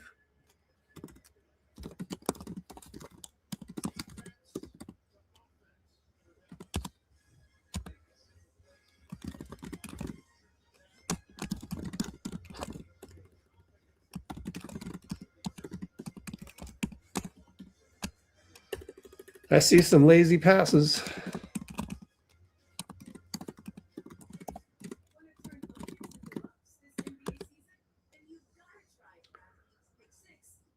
Are we still up? How are we up? No. There it is. 70-69. A lot of lazy passes. Very out of sync. Discombobulated. Affected mentally. It's tough.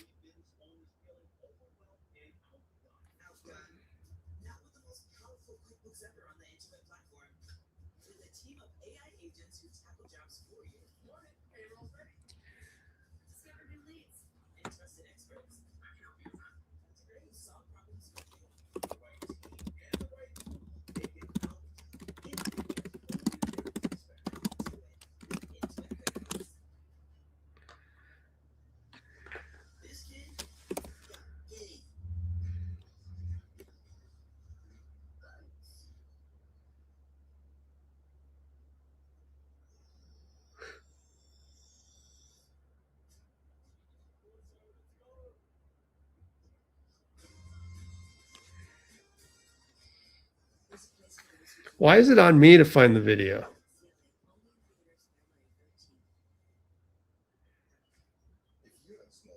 What's wrong with that picture? I wasn't the one saying his knee buckled. I tell you what, man. This day and age, man.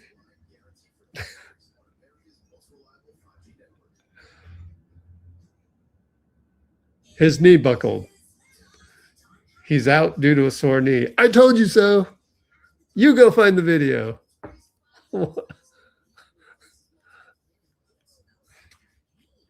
Gary head scratch.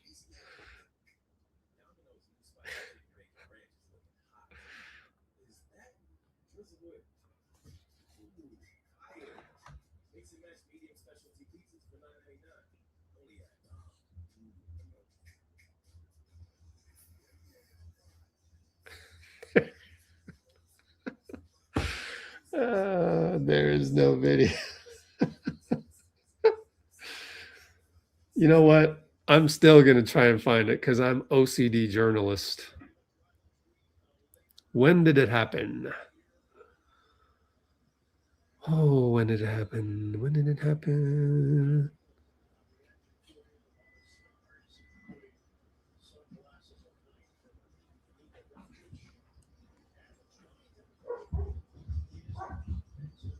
Why do I not have it here? I have it over here. Q3 120. No.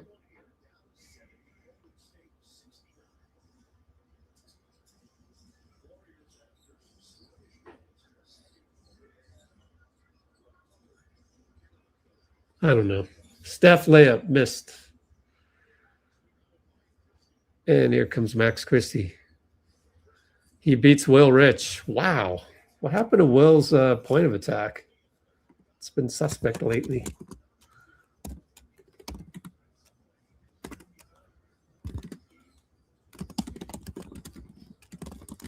Steph, hero ball 3, good over Max.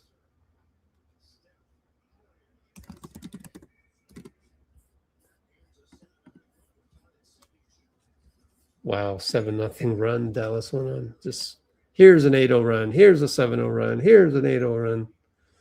Brandon Williams beats Steph. Fouling out. There is no more point of attack in the game that I love.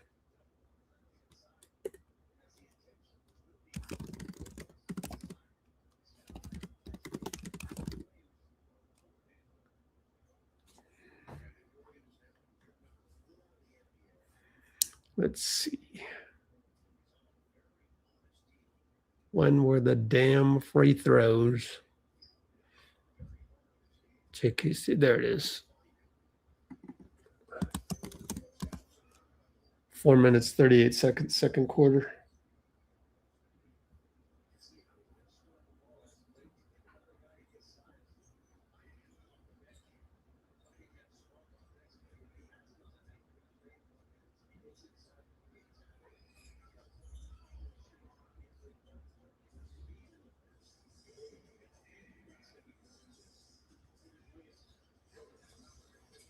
Steph, sidestep 3 over Max, no good.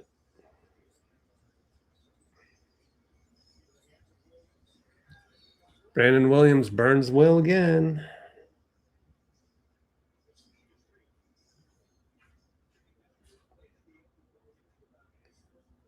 One bit of grace is that Brandon Williams is pretty fast.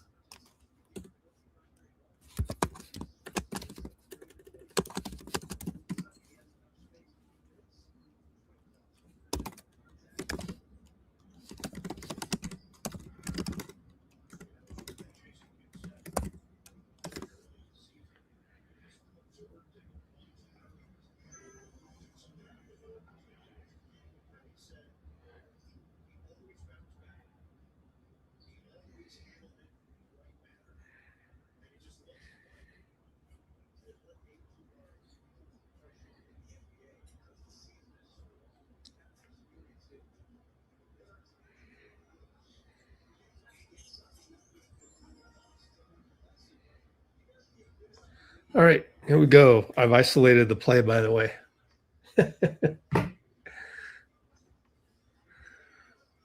Gary, right baseline. Al, over to Melt against Klay. Attacks Klay. Bye-bye, Klay. Smoke the layup. How many layups have we smoked, man? This is ugly. Klay for three, of course. Missed it.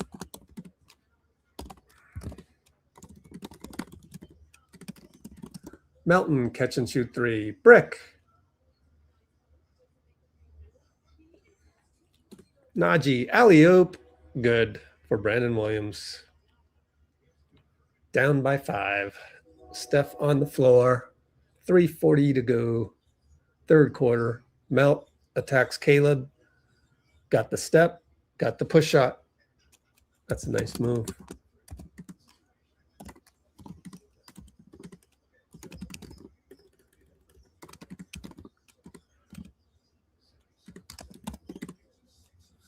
And Brandon Williams is on fire, hits over Al. Whew.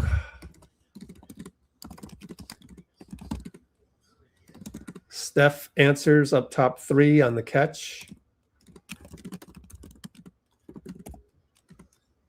77-79, down to Brandon Williams. Can anybody guard him? Steph does a good job, reaches in a couple times, but roll to PJ, kicks break to Naji. Naji 3-ball, good. All off of the initial attack. Steph for 3, got him back. Wardell, Chef Curry. I like how he's not celebrating.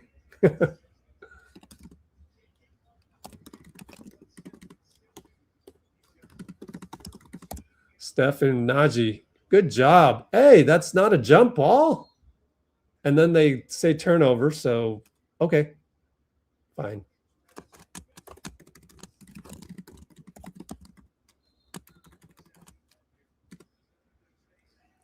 $80-82. So great defense by Steph. Give him some votes for all defense right there. I thought that was beautiful stuff.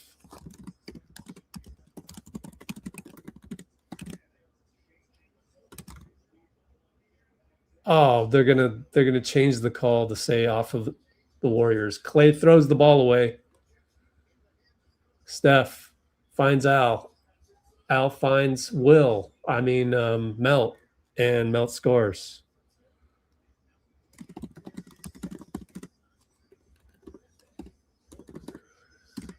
Klay just, yeah, that wasn't a good pass.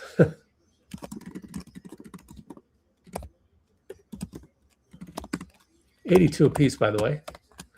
Blocked by Steph against Brandon Williams.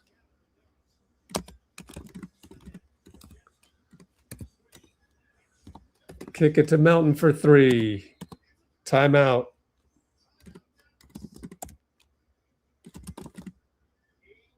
Oh, Steph was yelling at Brandon Williams.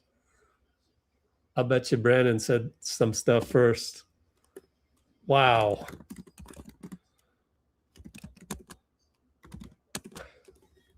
Wow. Steph yells, I don't know, to Brandon Williams. That one better be clipped by social media.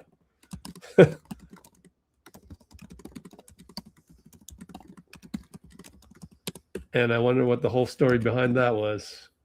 Of course, he'll never remember this into the post-game interview. So hopefully somebody's a good audio capture or something. 85-82, 143 to go.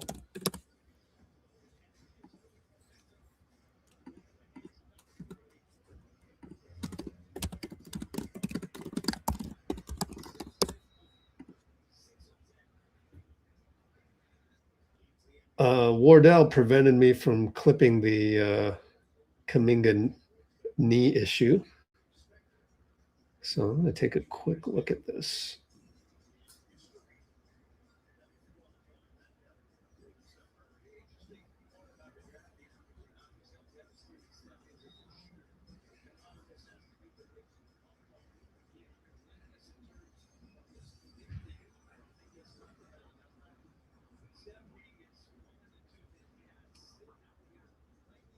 All right, Bloomer. I saw it.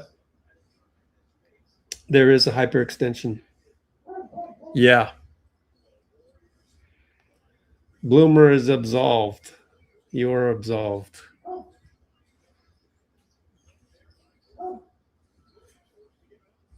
PJ Washington on the post scores.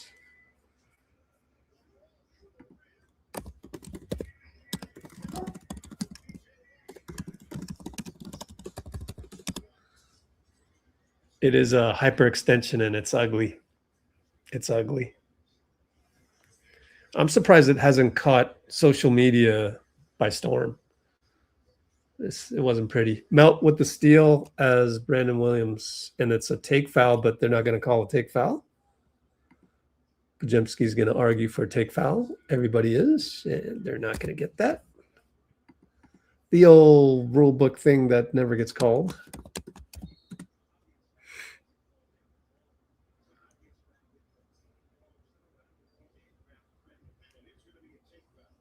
No, we did call a take foul. Amazing. Amazing. So Melton got the steal and Buddy Hield at the line. Buddy hits it.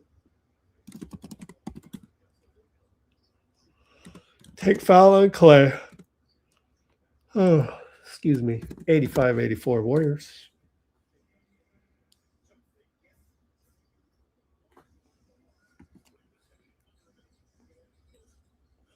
Melton beats his man. Bye-bye Brandon Williams and draws a foul on PJ. Good drive by Melt. He'll go to the line, and we are now up by 2 with a minute to go.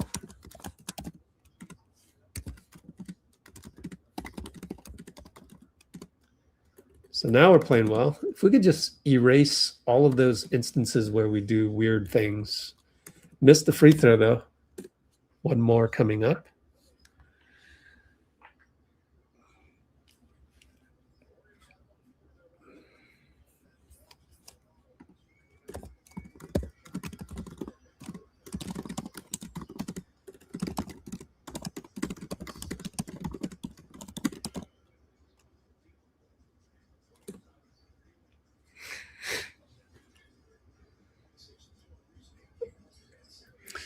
And here is Brandon Williams against Al Horford, who gives him space. Miss a 3. Can't get the rebound again. PJ miss.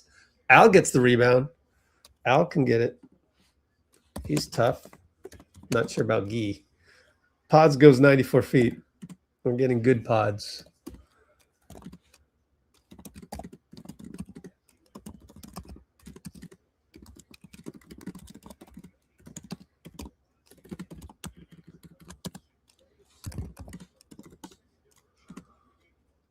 $89-84.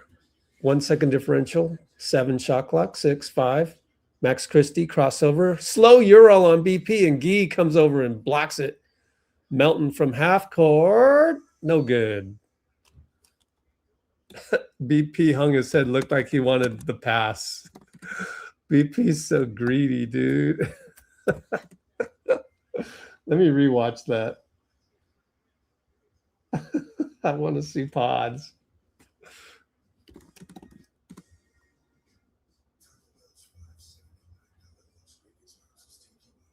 No, he didn't do anything. My fault. I saw it wrong.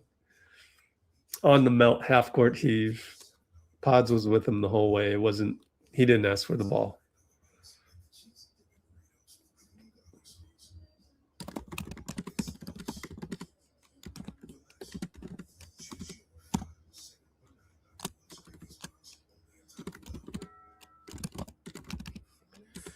So end of Q3, it's 89-84.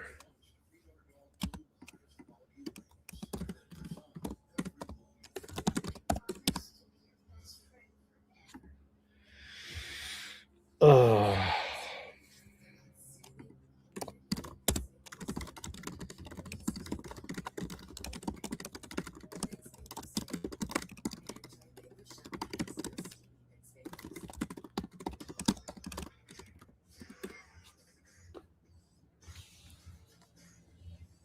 Yeah, guys, it was a knee buckle. I don't even want to play it again. Like, yeah. And it was, Slater reported it as hyperextension of the knee, which is what it was. You just hope nothing snapped. I mean, that's what you hope for.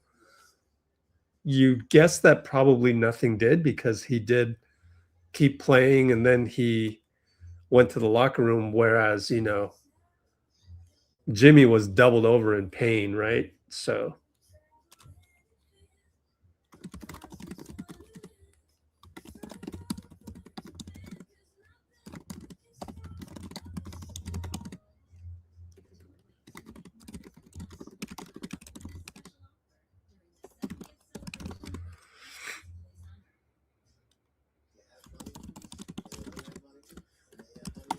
yeah, I think that's one of those, you dodge a bullet there. But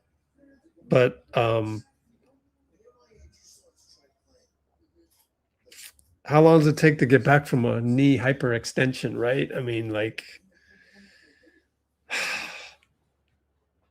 that might be problematic. We should contact what's his name? Brian Suterer, right? Or we can get it to Basketball Docs.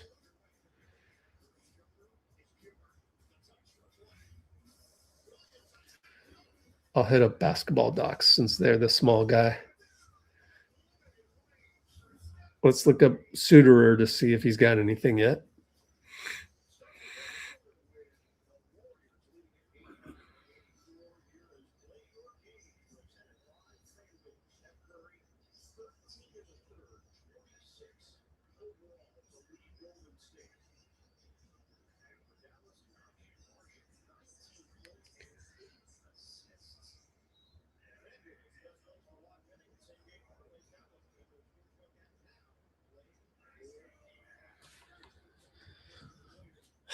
Okay. Oh, we full court press Nembhard and we steal it, and it's an 8-second backcourt. Podz is upset because we had a layup because we got the steal. So good call by Stack right away.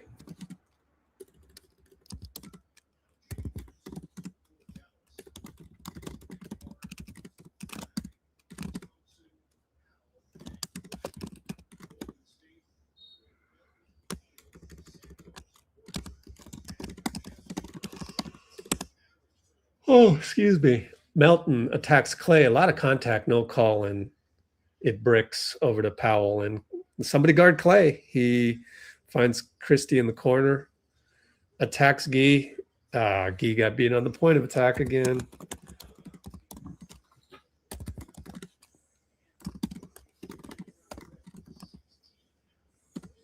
Buddy's coming around a screen with Nembhard and Chase.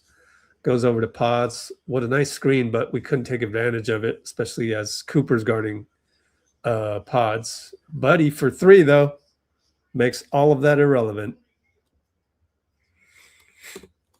Steph is on the bench right now.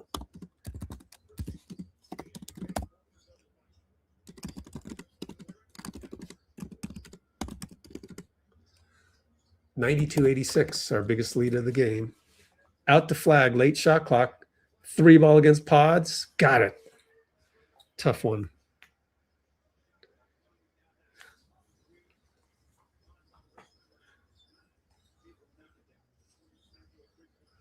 And what an inside pass from Gee to Melt, but Melt is met by Dwight Powell, so he gets it back to Gee for 3. No good. Oh, rebound went right back to him, but he was leaning the wrong way.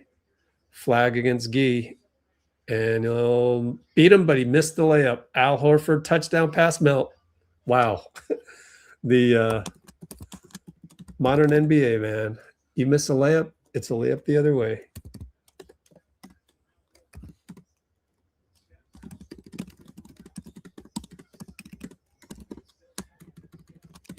Up by 5. And Max Christie stepped on the line after Klay got it to him with the token pressure. Hey, Mark Stein over there behind Jason Kidd. Hey, everybody. That's his hometown, Dallas. That's why he has all the breaking news on the Mavericks, which if the Warriors ever did a deal with the Mavericks, he'd be the first one to find out. So we'll see. We got what? A few days. 12 days, 13. Buddy Hield was caught in the corner. He says, I'll just shoot it over Nembhard. And he got it. Because Nembhard's kind of small. Up by 8. Cooper flagg down the lane. Ooh, nice finish. Just soaring past everybody.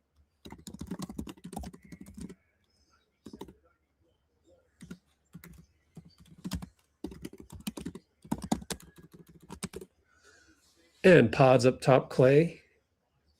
Let's see what happens. Screen by Buddy, flare by Bloody. Oh, a secondary screen by Al, and he smokes a layup. BP wanted a foul. That's a great call. Cooper flagg. Gee fouls the dunk. Luckily, it didn't go through. So Cooper to the line, and you got to make those layups. If you smoke them, you're in trouble. But nice little stagger play. So BP got a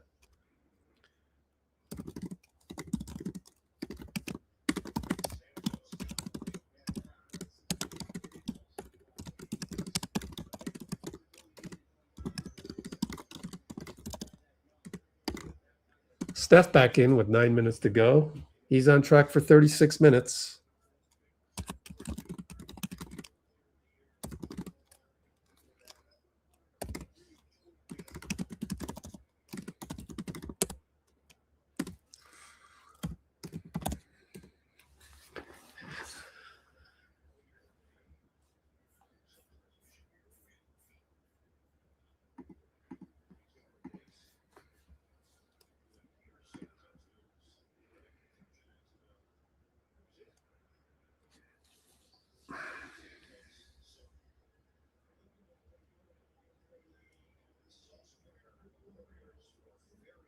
Wow. Yeah, 9 months to a year for an ACL. Yep. Santos comes out. Trace with the late high five, and we didn't see him eventually get that. That was funny. Ignored by Gee. Not that it was Gee's fault. It was just late. Cooper hits one of them. No, hits both. 96-93. Steph and Gary. Gary roll. Kick spray. Al. Missed one. Oh, Al. Expect all those to go in. Oh, Cooper flagg 94 feet. Gary blocks it. But Dwight Powell finds Max Christie for 3, of course. Modern NBA, you miss a layup, get a 3 out of it. Crazy, man. And we're tied up. Oh, it's another bad screen on Al? Oh, no, Al.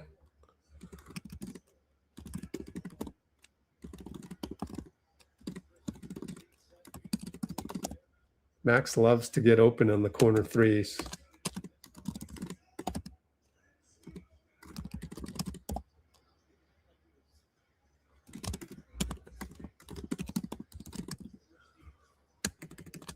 $96 apiece. 8-12.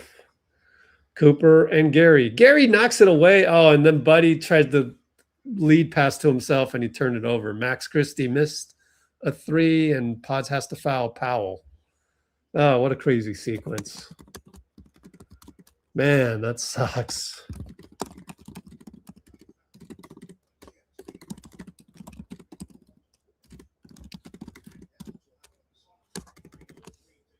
Draymond in for Al.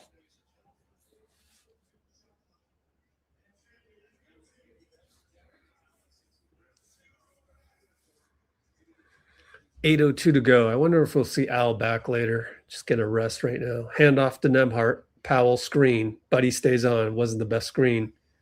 And Ryan kind of dribbled away from it.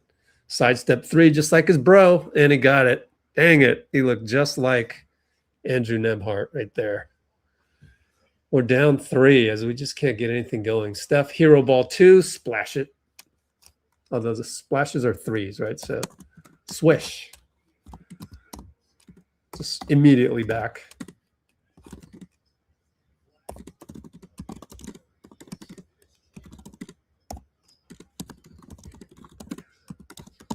Three ball Naji Marshall. Oh, they're feeling it now, man. What?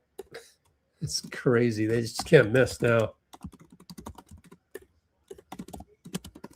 Steph for 3. 2-man game. Draymond splash right back. Here we go. This is the meaningful basketball. This is the showmanship of Steph as he stares at somebody. And D'Lo had some words, but yeah. D'Lo had some words, and they're still barking.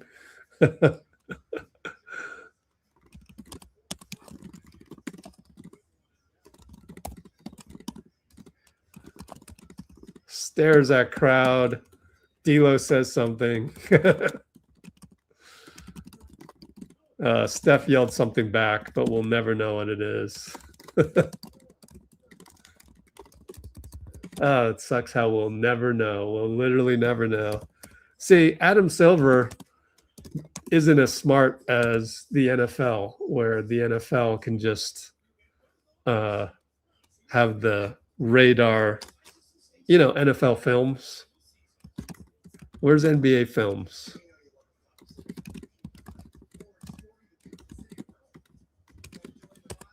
So timeout, Jason Kidd, and it is 101-102. We're behind with 7:07.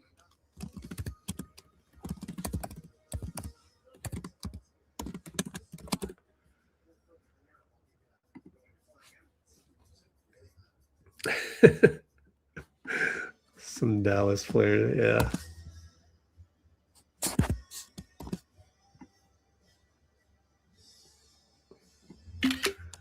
Well, I was thinking about it. I don't know that we need to send a doctor or anything, but hyperextension is just a hyperextension. Here's the thumbnail for the next video. Meaningful thought experiments. Hint, hint. Steph might have to go nuclear. Nuclear. George W. Bush voice. W.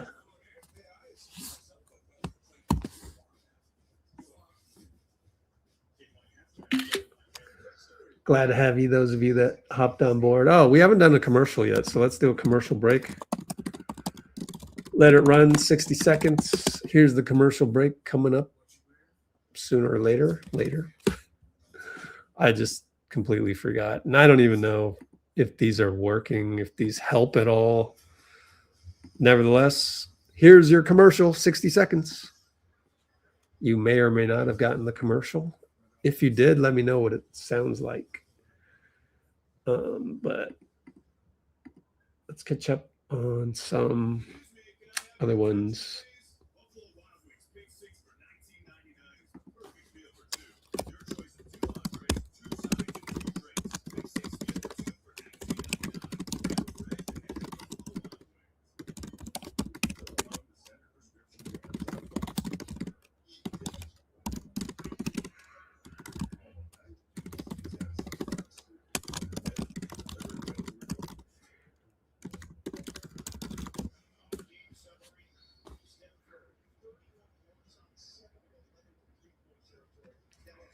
Yeah, hyperextend knee and manage and ankle at the same time. Sucks. All right, we're back to action. Cooper flag, no good. Man, did we ever get on Substack? I don't think it worked. But I'm going to do a live stream after the game anyway, so. Shit, it didn't work. Man, I'm pissed. How do I add? Let me just remove that then.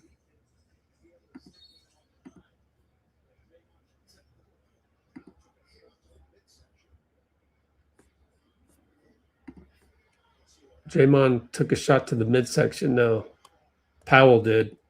Well, he just Oh, did they eject him?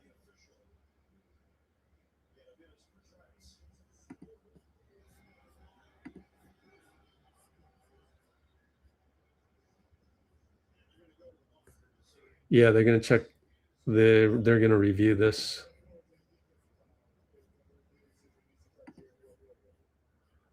Oh, cool. Substack is on. That worked. Except I only was able to log on right now. Way too late.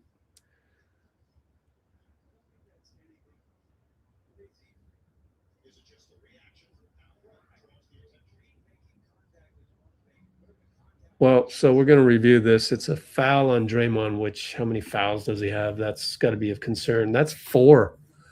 Not smart on that one. I'm more mad about that than the actual flagrant review. Right out of a timeout, you know, and you clip a guy kind of, but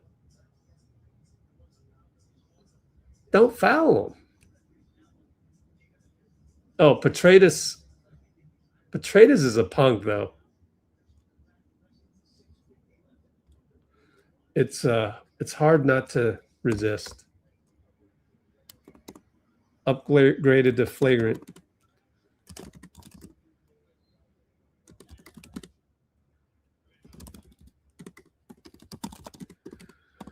I don't agree with it, but why did you foul him? That's your 4th foul, man.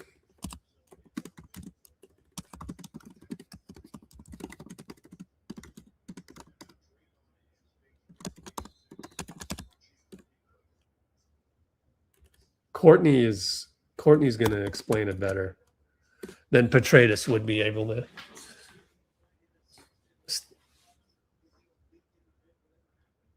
Steve is saying that's so soft. That's so soft.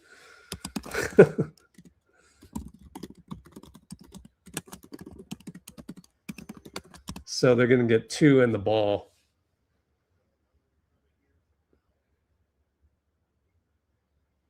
See, Courtney Kirkland is really good at dealing with Draymond. I like Kirkland for the most part. Any other Petratus would have given Draymond a tech if Kirkland was not there. Looks like Draymond's focused though. Moody and nembhard, we're way more focused than we were earlier in the game, the way we're playing defense right now. And Steph reaches in on nembhard, fadeaway air ball. Draymond got it. You see the energy? It's so much different now. I just wish they could play like this all the time. Draymond find Gary. Gary, they kind of go away from him. Now it's Will. And Steph for 3 missed.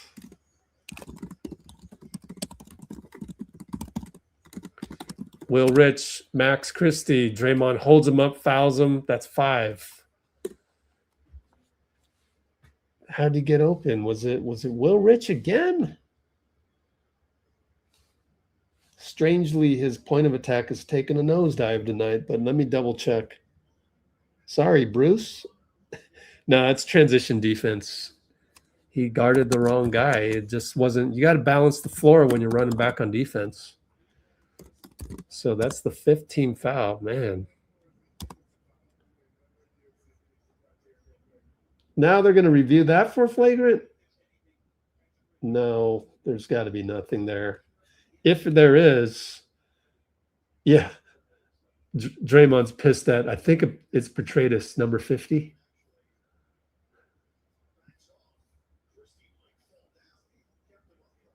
Yeah, Petratus.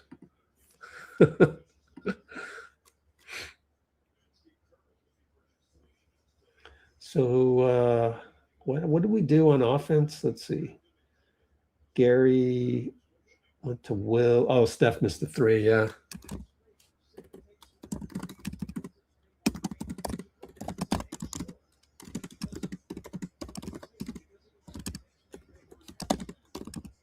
Yep.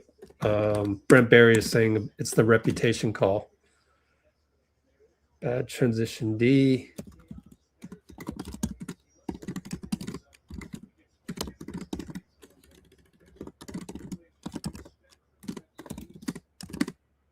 Yusuf is trying to hold down Draymond. I think the call has already been made.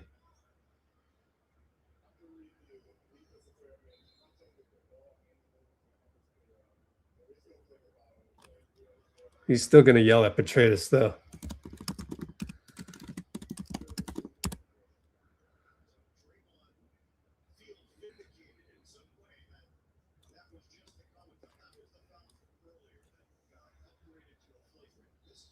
It's a good thing Draymond's arm didn't accidentally hit Max in the face. Then that would have been a problem. I think a lot of people don't understand that we don't really have any rim protection. So what else do you want Draymond to do? Dre's going to talk to Jacob Rubin.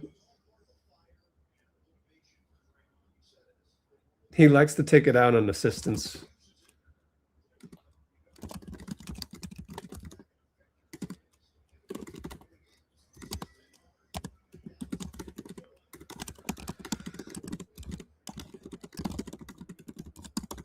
So the responsibility of rim protection always comes down to Draymond, and unfortunately, that's a burden.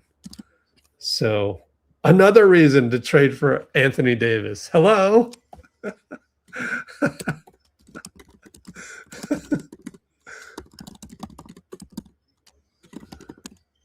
Will Richard, please make that to make up for it. Nope, missed the three on the as they gave token pressure or tried to get the ball out of Steph's hands, I think. And then they go 94 feet, Powell fouls. More bad transition defense by the Warriors. We just cannot transition. We're just not good at that today. And by the way, Will Richard having a horrendous game overall. I mean, offensive, I was going to say defensively, but then offensively as well. Hate to say it, but I haven't seen him play this bad in a long time. I don't remember it being this bad. But he's a young player, so what you gonna do?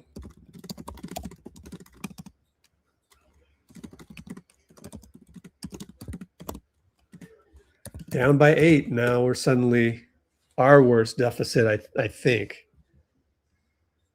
Gary left side, finds Steph. They all blitz him. 3 guys. And the pass gets deflected, goes right to Al. He finds Steph. Fly by 3. No good. He's cooled down. Steph misses the flyby.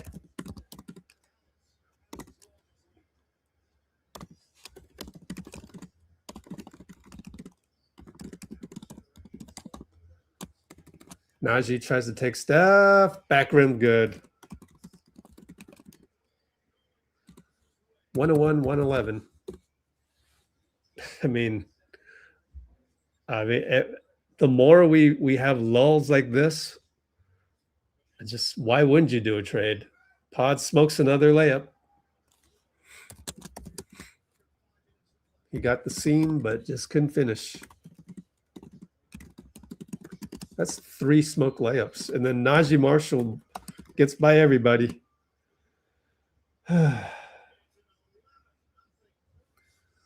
12-point deficit, 4:50 to go, timeout. You don't make your layups, you pay. And, you know, Steph is slow getting back. Let me see. But it's a simple pick and roll. Yeah, I just took Steph.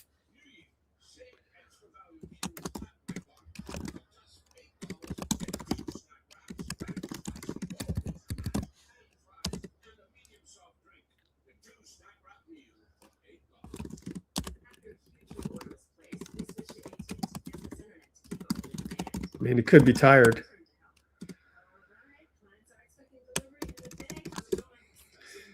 So where are we at here? Dallas 113, 101, Q4 450.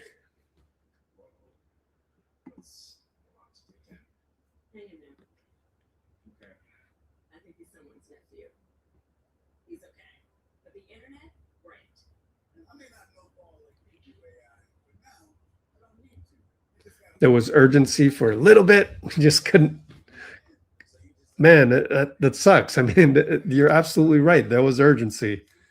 and then we couldn't execute, and the bottom's fallen out of it, even though we had urgency. And usually that's our problem.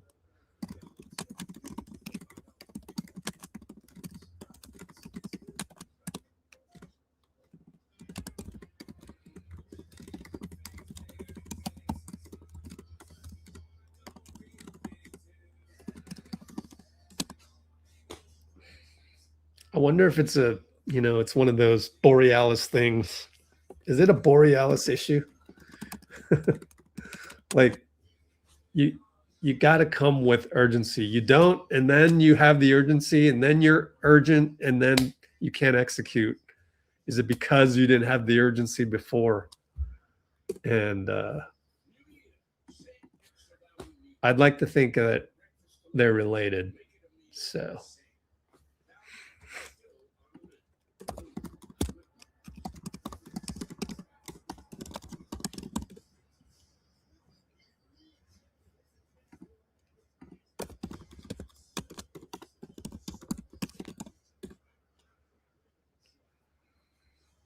Yeah, urgency, and then Dray's files killed it.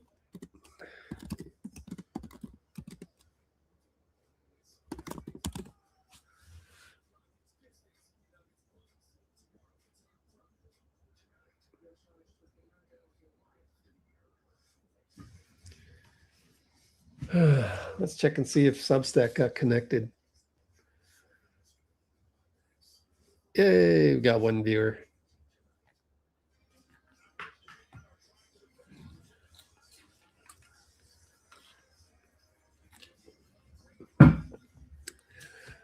I should set up the next live, but I need to kind of know where we are with the post-game interviews.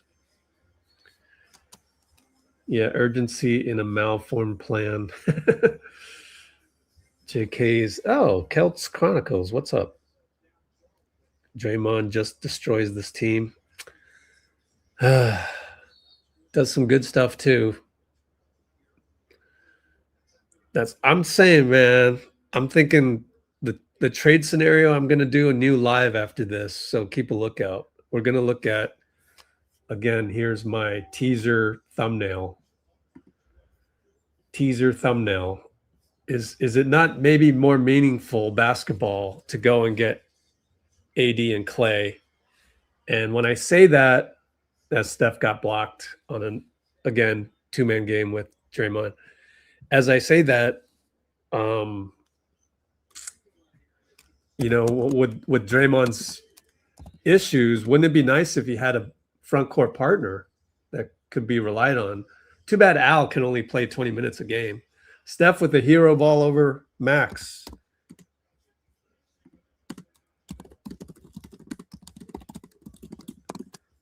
So we'll go back to the box score, though, in the background. So here, I'll put it up here. Oh, Melton steal, but they're going to call foul. Let me rewatch. That's a critical one, man.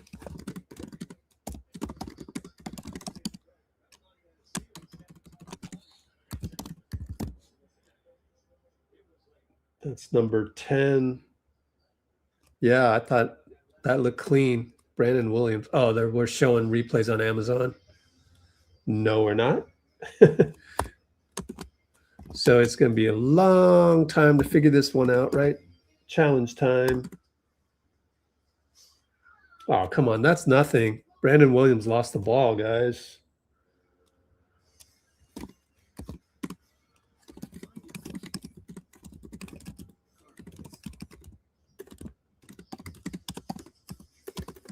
So this is a huge challenge. Will the refs screw this up?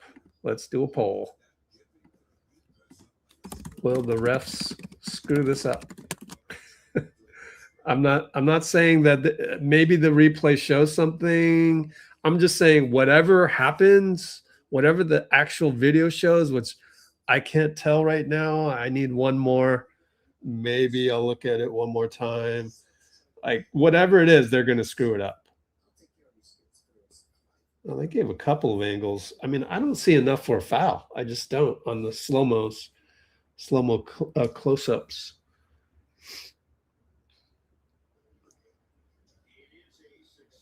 Successful challenge. I still don't have confidence in these guys. Hey, but Courtney Kirkland, man, he's not bad. Kirkland comes through. But we had a break though, right? We had a 2-on-0 break. Wait, who made the call? It better not be Petratus, man. Oh wow, was it Petratus? Yeah, it was Petratus. Oh, he's a Newman. Petratus equals Newman. I can't stand Petratus. Melton for 3. Nope. Oh man. Petratus is the worst ref. Him and Merrick Kogut, worst refs in the NBA. It's absolute trash. Williams turns the corner. Draymond help, and then late call by Petratus. He's going to foul out Draymond. Dray already knows. Let me watch the replay on that and see if it was a foul or not. It's no use even arguing arguing with Germanitis. I don't know. It's hard to tell from the TV angle. But Steph is getting beat. I mean, we're all getting beat tonight on the point of attack, and that's unfortunate.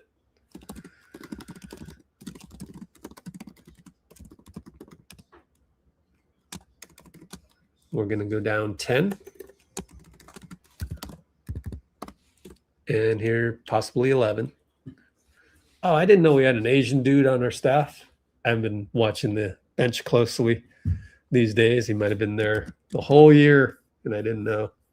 Not bad. I was on the lookout for my brethren. Sitting next to Langfeld. Steph, goaltending on PJ. PJ wants to review, but I'm pretty sure that's goaltending. Oh, I forgot her name. The trainer's Danny Langford. Danny something. Forgot her name. Yeah, that's goaltending. Easily at the top of at the apex by PJ. So we're down 9 with 3:36. Pick and roll. Brandon gets the switch onto Steph. Jason Kidd keeps calling for that. Melton, nice closeout on Flagg. Flagg loses it. Oh, it's a reach in.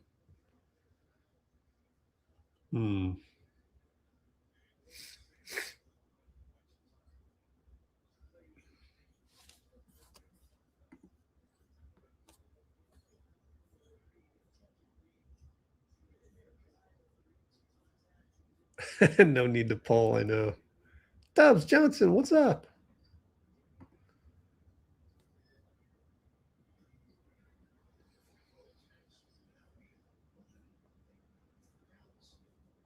Oh, man.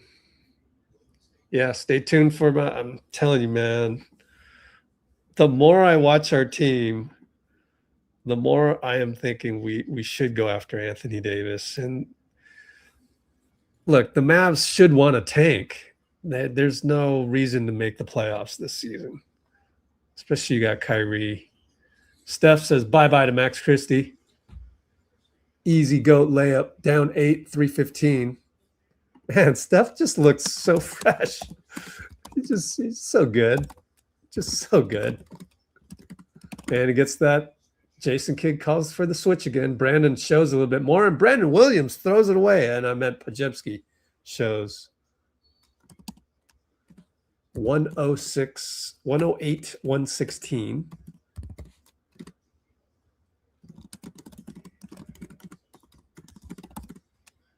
Steph, hero ball. Oh, air ball against Max. It says my bad.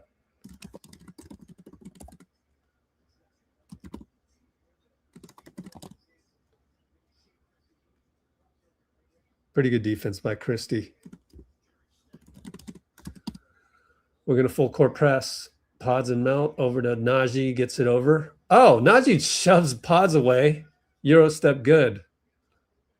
Okay. That was weird. Melton attacks Naji. Draws a foul. Petratus calls. Naji, how many fouls does he have? Only one. He just, they're showing a replay. He elbowed Podz away. What the hell?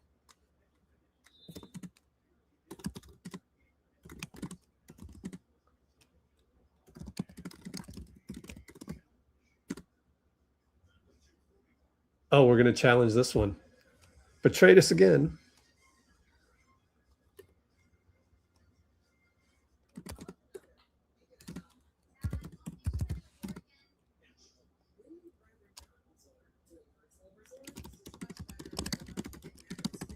Challenged by J Kidd. So I don't know. This could go either way. Probably won't go our way because why would he waste a timeout this late?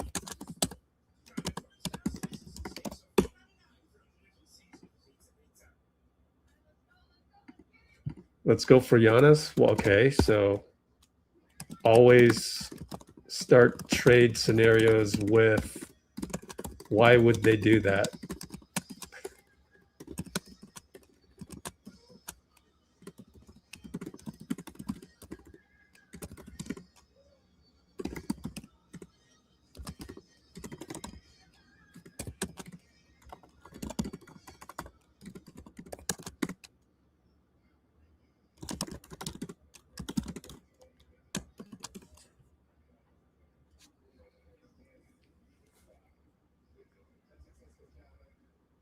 Unsuccessful challenge. Melt will go to the line.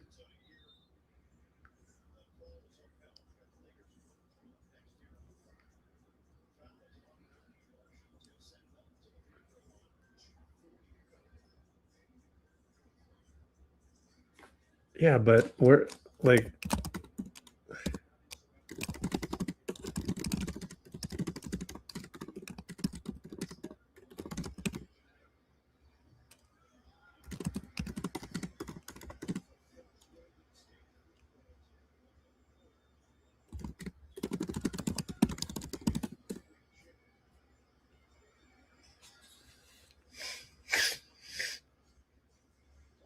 all right. 109, 118. So he missed the free throw? Not a good time to miss a free throw. 3 for 6 from the line, Melt. Come on. Naji, kick spray. Ooh, pass goes behind Cooper. Good steal. Nope.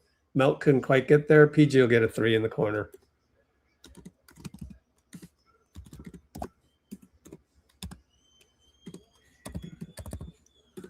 Down 12 with 2:13 to go. Max Christie doing the I'll guard you even at half court deal.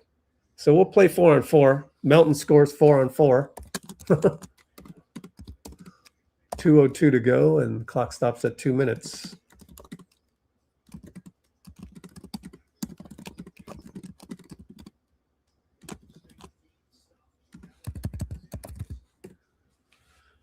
Up top, Brandon Williams. Got the same old switch to Steph. Melt stays, though. We leave Max Christie. Got to be careful, D'Anthony.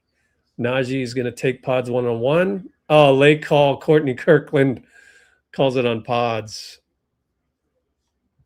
We're too small out there. That's the problem. Don't have any wings.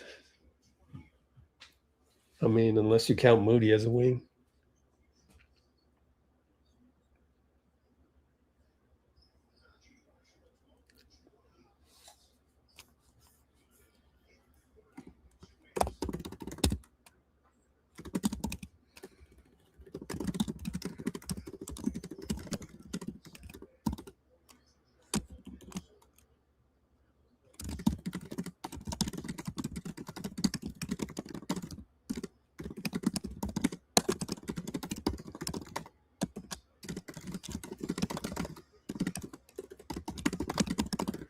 You are wrong, Robbie. Just read my comment. It doesn't matter what the reports say right now.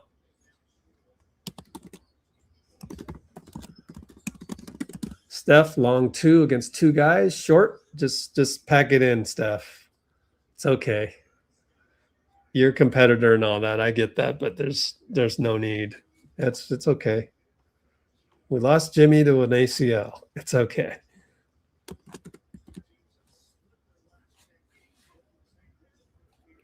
.104 to go. Cooper misses a 3. Steph brings it up. Thankfully, outlets to BP. Slow Euro and misses the and 1 against Cooper flag.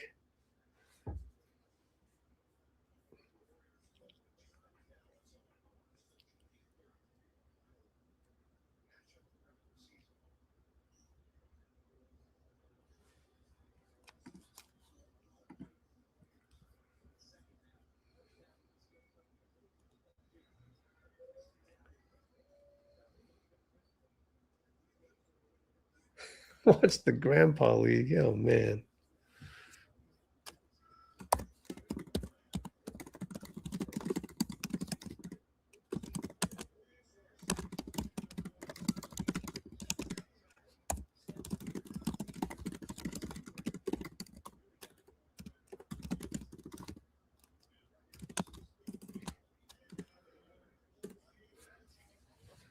Guys, I think once Jimmy went down, Milwaukee crossed them off the list.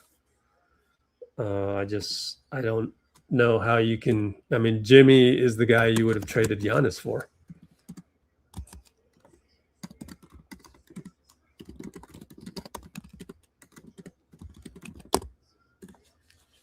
Unless you got another argument otherwise. You know what's cool is Naji has got the 90s long shorts still. He's going to dribble the thing on, and Podz is going to steal him. Good job, Podz. See if Naji was mad about that. No. Moses for 3. 30 seconds left, down 8.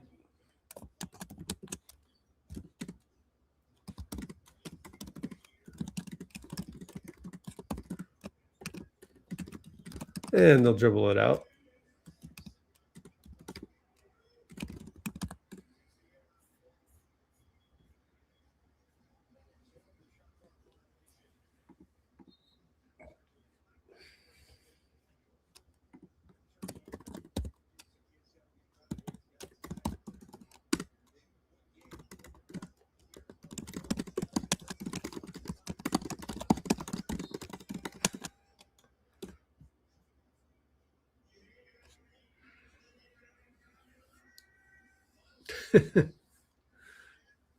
Let Fitz be Fitz.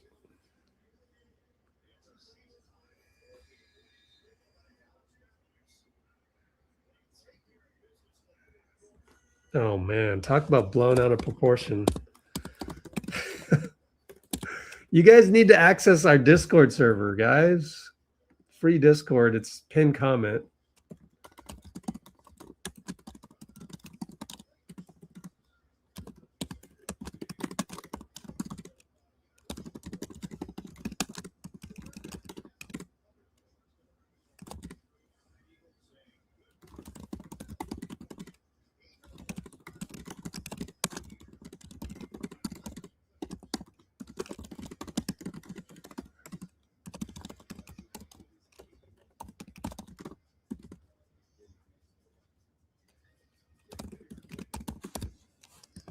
Man, you guys, I don't know what else to do. I'm fighting upstream. Like, all I can say is go to our Discord server and, you know, maybe you can learn something there. But you guys just love to consume the rumor mill stuff. Like,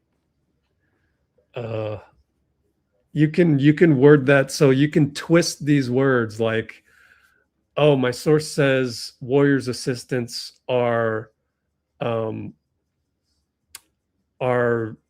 in pursuit of securing other jobs just in case.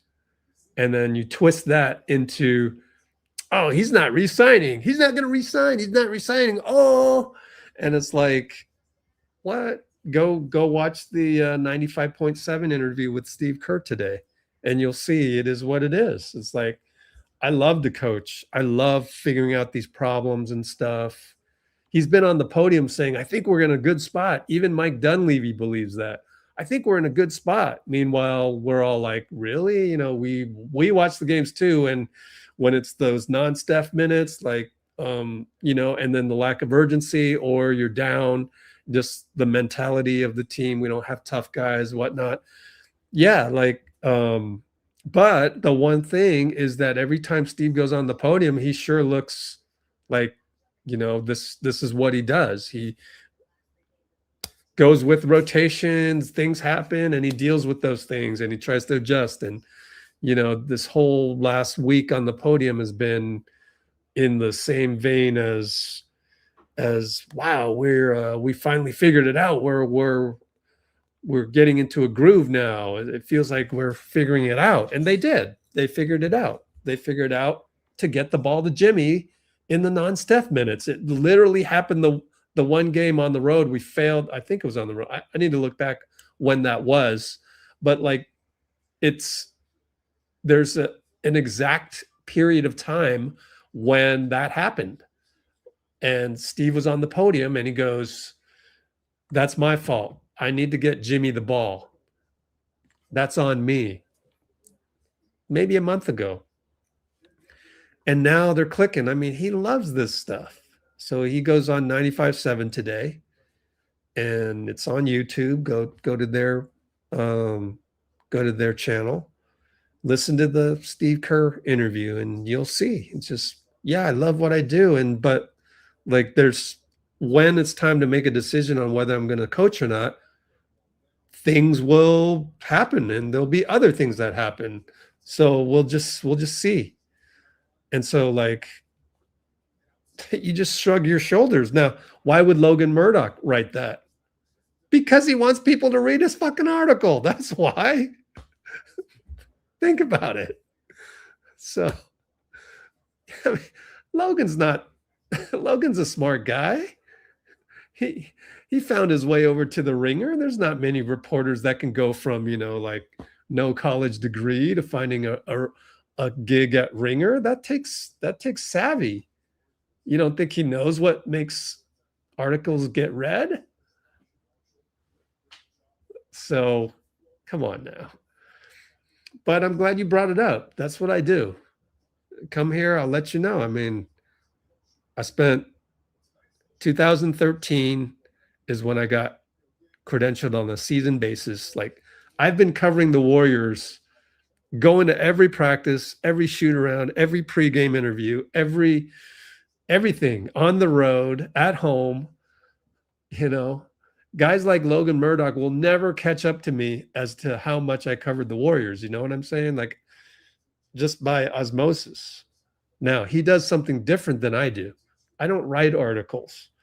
I decided that long ago. I was given an offer to write for Bleacher Report. I turned it down because that's not what I love to do. I don't like to write. I like to do behind the scenes video, which is the basis of this channel. But that also means that the things that I look out for on this team, they're all intangibles. Everything that I have is like intangible. It's just the feeling that you get when you walk into the room with Steve. That's all it is. So everything about Let's Go Warriors is intangibles. You just can't explain it. So I'm telling you right now, like, this whole thing about, oh, Steve might not re-sign next year, like that is the result of the food chain of information. I mean, you got writers, who want to make sure there's ways for their article to be written. Then you have the aggregators, who are run by a lot of kids. They're out there looking for any juicy detail, so they'll blow up that little juicy detail. Like, you've got to be able to understand where things come from, which is why our Discord is very particular about where things come from. So when you go down to the Steve Kerr section, you can see how I worded it.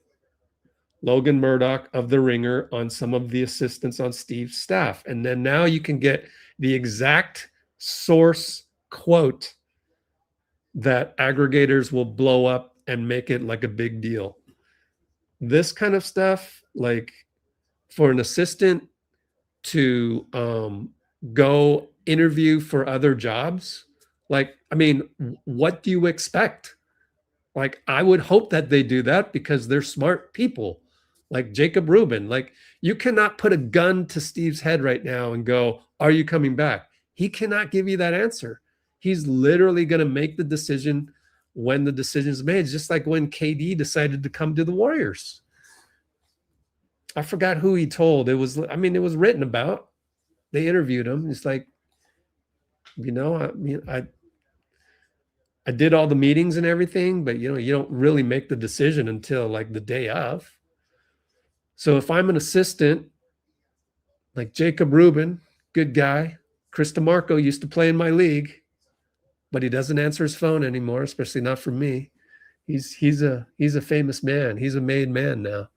But I mean, he'll tell you, well, yeah, I mean, like, and then part of this quote, last month, longtime assistant Chris DeMarco left the staff. Oh, he left the staff. How about the Liberty went and plucked him from Golden State? How about that? You could have worded it that way. But it's like you're using the Chris DeMarco left the Warriors thing as support for your argument about people are wanting to leave or something. Like, no, working for Steve is one of the best things ever. It's just that we don't know if he's coming back.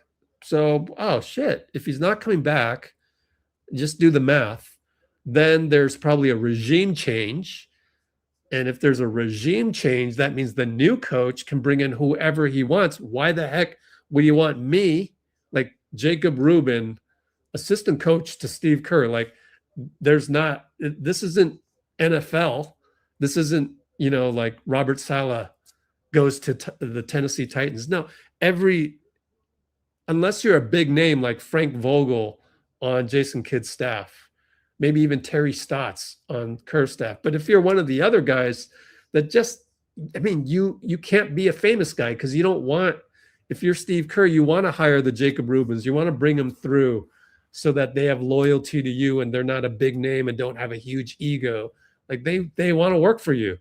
They're grateful that you gave them this job. But now when you say, hey, look, I don't know if I'm coming back. I really don't know. Like, I just, you know, I love my job and I just want to take it day by day and just like, we'll see, right? Because something might happen, you know, whatever. What can I tell you? I'm sorry, Jacob Rubin. I'm sorry. You just got to figure it out on your own. And I hope that you line something up just in case, but I'll let you know as soon as I can, but we got to get through this season first. So that's all that is. And if you're concerned that I made a mountain out of a molehill, no, you guys made it the mountain out of the molehill right here first. So I'm just bringing you back down to earth. That's all. So anyway, that's where we got to be careful with the little, you know, aggregator blurbs. Just come to our Discord. You'll see. I sometimes on purpose, I make sure to mention some of these things, but I used to do more of that, like really talk about a lot of where these things come from, but I don't have the time of the day. Dalton Johnson says, left knee injury for Kuminga isn't serious. Not expected to be a long-term issue. Well, anyways, that's where we are. Let's go to the other part of the Discord, which is the VIP section, where we're going to look at all of these tweets coming in one by one. Draymond and Steph with Klay. You know, usually you're pissed off after a game, but they've been around the block so many years that they try and enjoy the moment. And, well, you know, I hope you you guys figure out some meaningful basketball.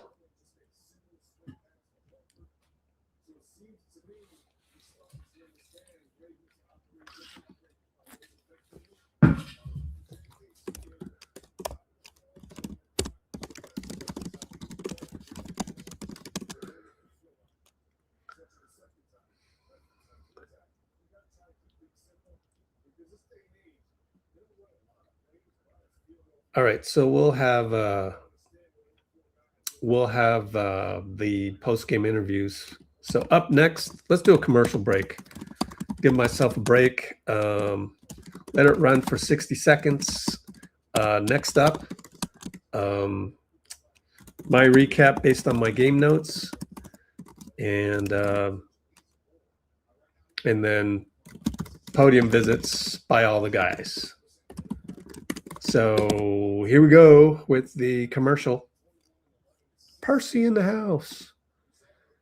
Here's the commercial real quick, 60 seconds.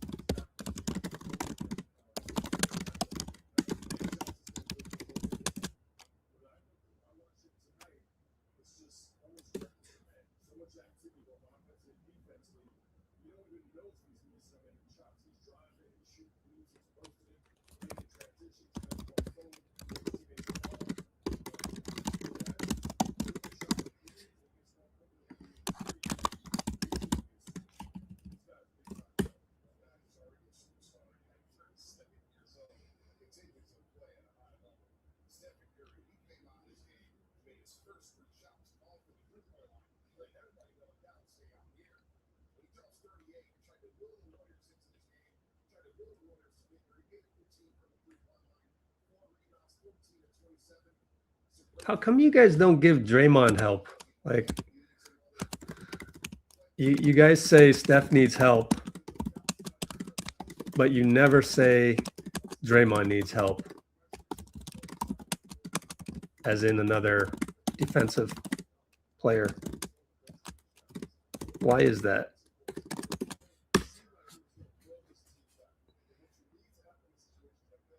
I mean, I understand the fouls.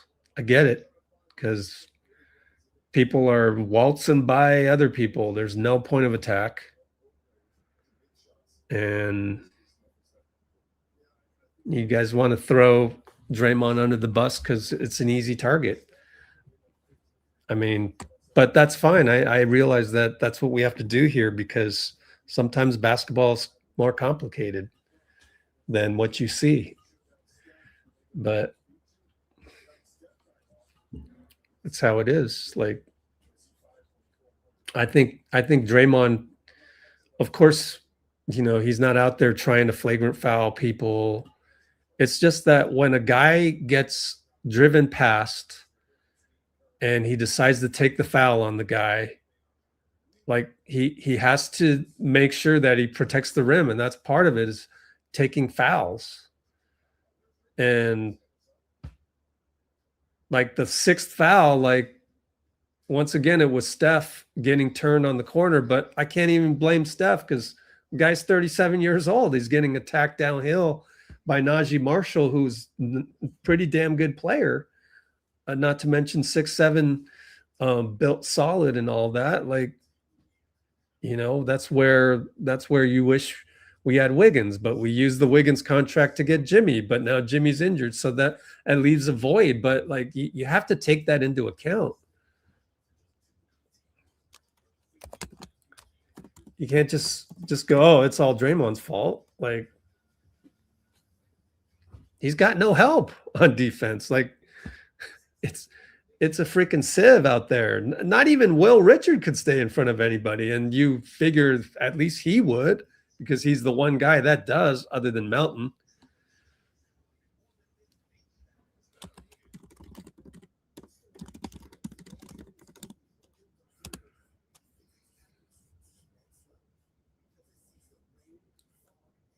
You can't reduce Draymond's role without getting some pieces.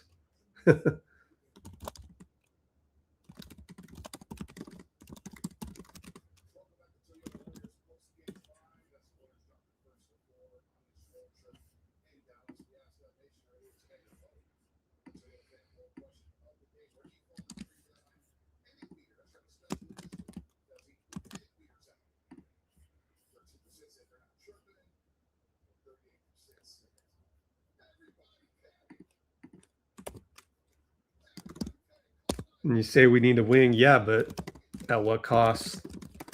For what? Like, to win a game again in Dallas when we're barely scratching the play-in anyways, right? Just wait till the offseason for that, or go out and get Anthony Davis, like I've been telling you.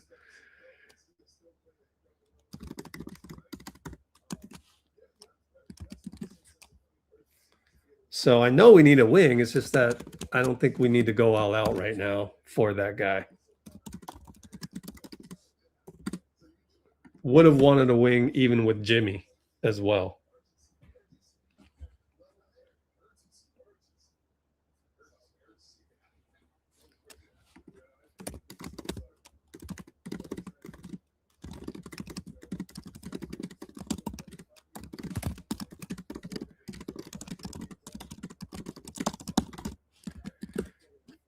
And the GM doesn't do anything, we'll see. We'll see.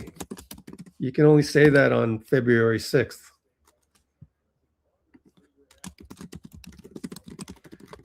You can't make that judgment right now.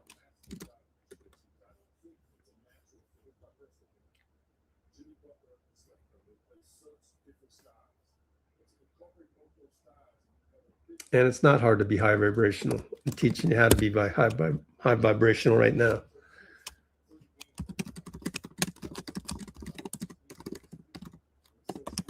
The fact that you think it's hard to be high vibrational makes you low vibrational. You can't believe that. You have to believe otherwise. You can't come onto the channel and use words like stupid and all of that stuff. No, that's wrong language. Lower your entropy, please. Or take the bad energy, the Anakin energy, to Twitter. So for anybody new here, and there shouldn't be many of you, there's only 29 concurrents, which is usually the number. I like it that way.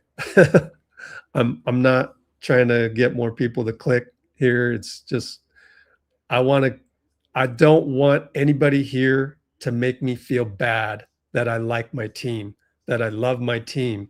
So don't you come on here to make me feel bad about myself or who I root for. If you do that, then you're in the wrong place. There's Twitter for that.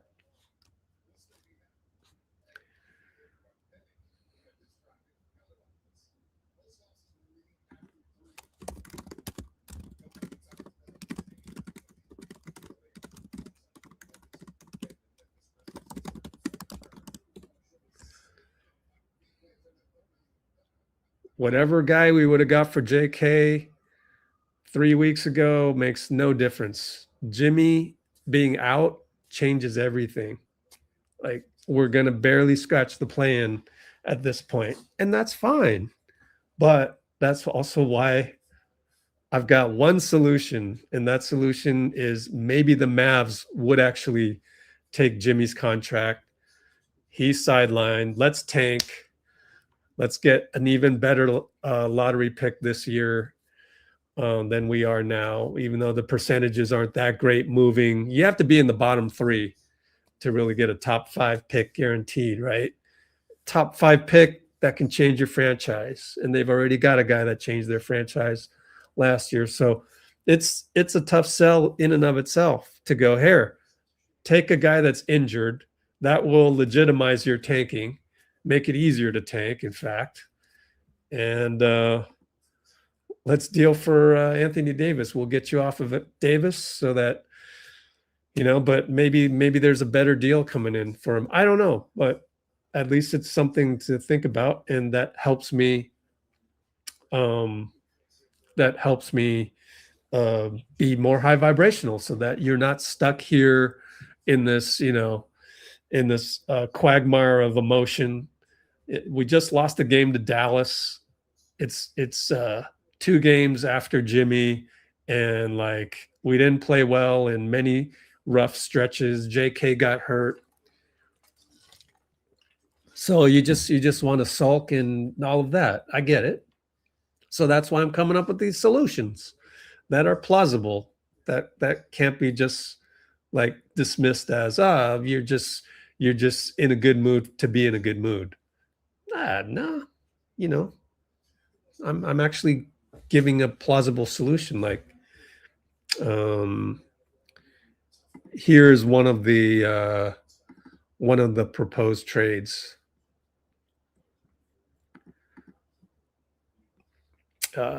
Image file.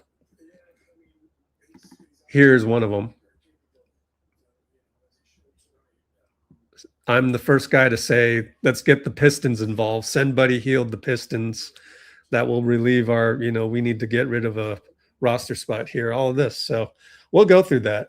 But, you know, that's the beauty of understanding the salary cap and all of that, because you can start thinking of other things. And look at Steph, you know, you think why is Steph not as upset as some Warriors fans?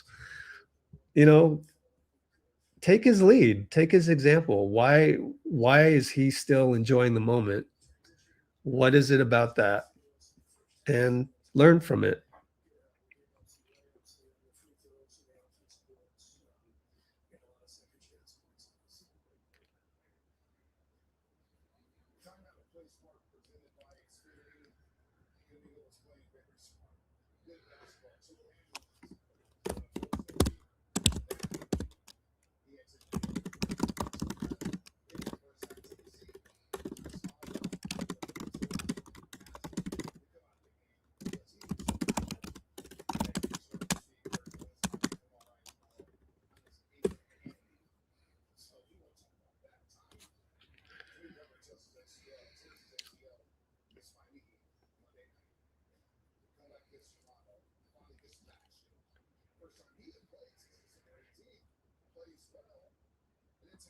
All right. What should I do next? Well, Steve is on the podium, so maybe there's something. I can't play this because it's literally a clip from the cable company, so can't do that. But this one I can, because it's Joseph Dikis. Whatever happens, happens on the Warriors' morale. I mean, you know, we can't predict what's going to happen. Every game is important. You see the standings, you see where we are. You know, the players are, I love their effort tonight. Their energy on the bench was great. We're going to keep fighting, and whatever happens, happens. It's not up to us anyway. You know, it's up to front office and Mike. And so we'll see where everything goes in a couple of weeks, but we're just going to keep competing. Oh, that was a quick clip.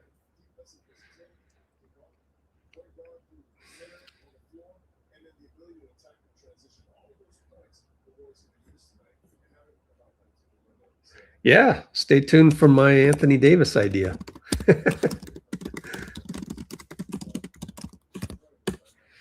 I want to do another live after we're done here, because maybe maybe in one more hour. So One more hour.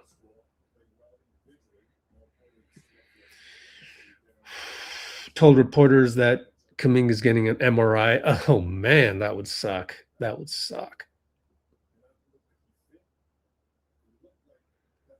A Warriors spokesperson, Raymond Ritter, obviously, has clarified that Kuminga has not decided whether he will undergo the MRI or not. That's interesting.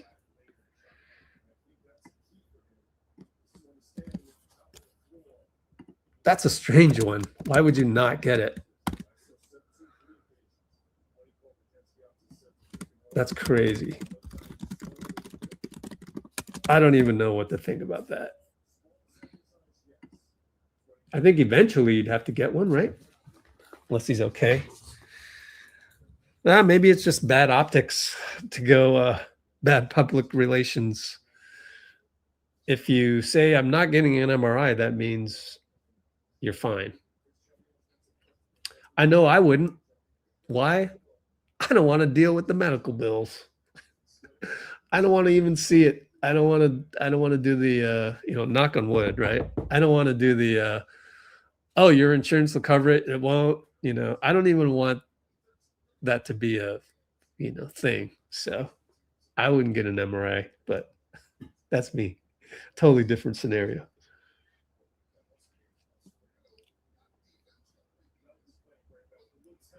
Warriors league sources expanding his role. Steve Kerr confirms injury affected both left knee and ankle. Good reporting by Joseph Dikes. I wanted him to hop on, but I don't think we have time. Plus, I kind of want to move on and just do the Anthony Davis idea, quite honestly, because, what else is there to hope for? Like I said, I don't think Giannis is going to be doable anymore. I really don't, because why would Milwaukee want Jimmy Butler? Like, that doesn't make sense. They still got to sell some tickets. If I'm Milwaukee, I just wait till the offseason. Just like, yeah, we know you're going to leave, but let's hang on to you as long as we can. We still got to sell some tickets. Podz? Typical Podz. Or a young player. Some good, some bad.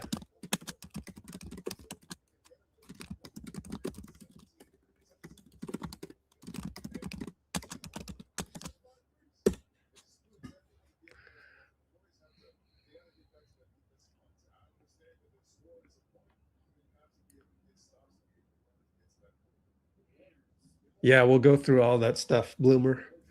There's a lot to think about, but I think, there's a logical way to think about the steps. And we'll go through them baby step by baby step.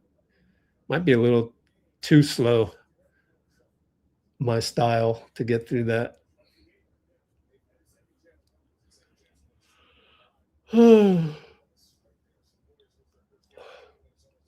How come Joseph Dikes is the only one following up saying that JK has not decided whether it's whether he's getting the MRI? Why is he the only one that said this?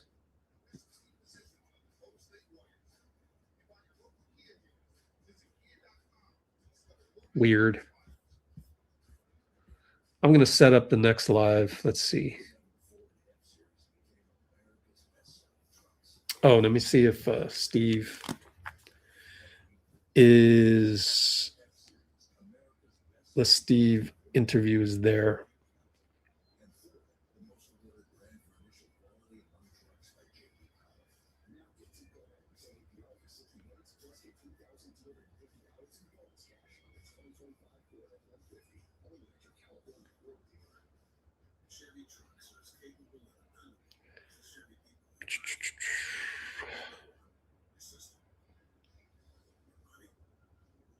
There we go. Semi-quick one, 6.5 minutes, but I will do my best to get that out ASAP.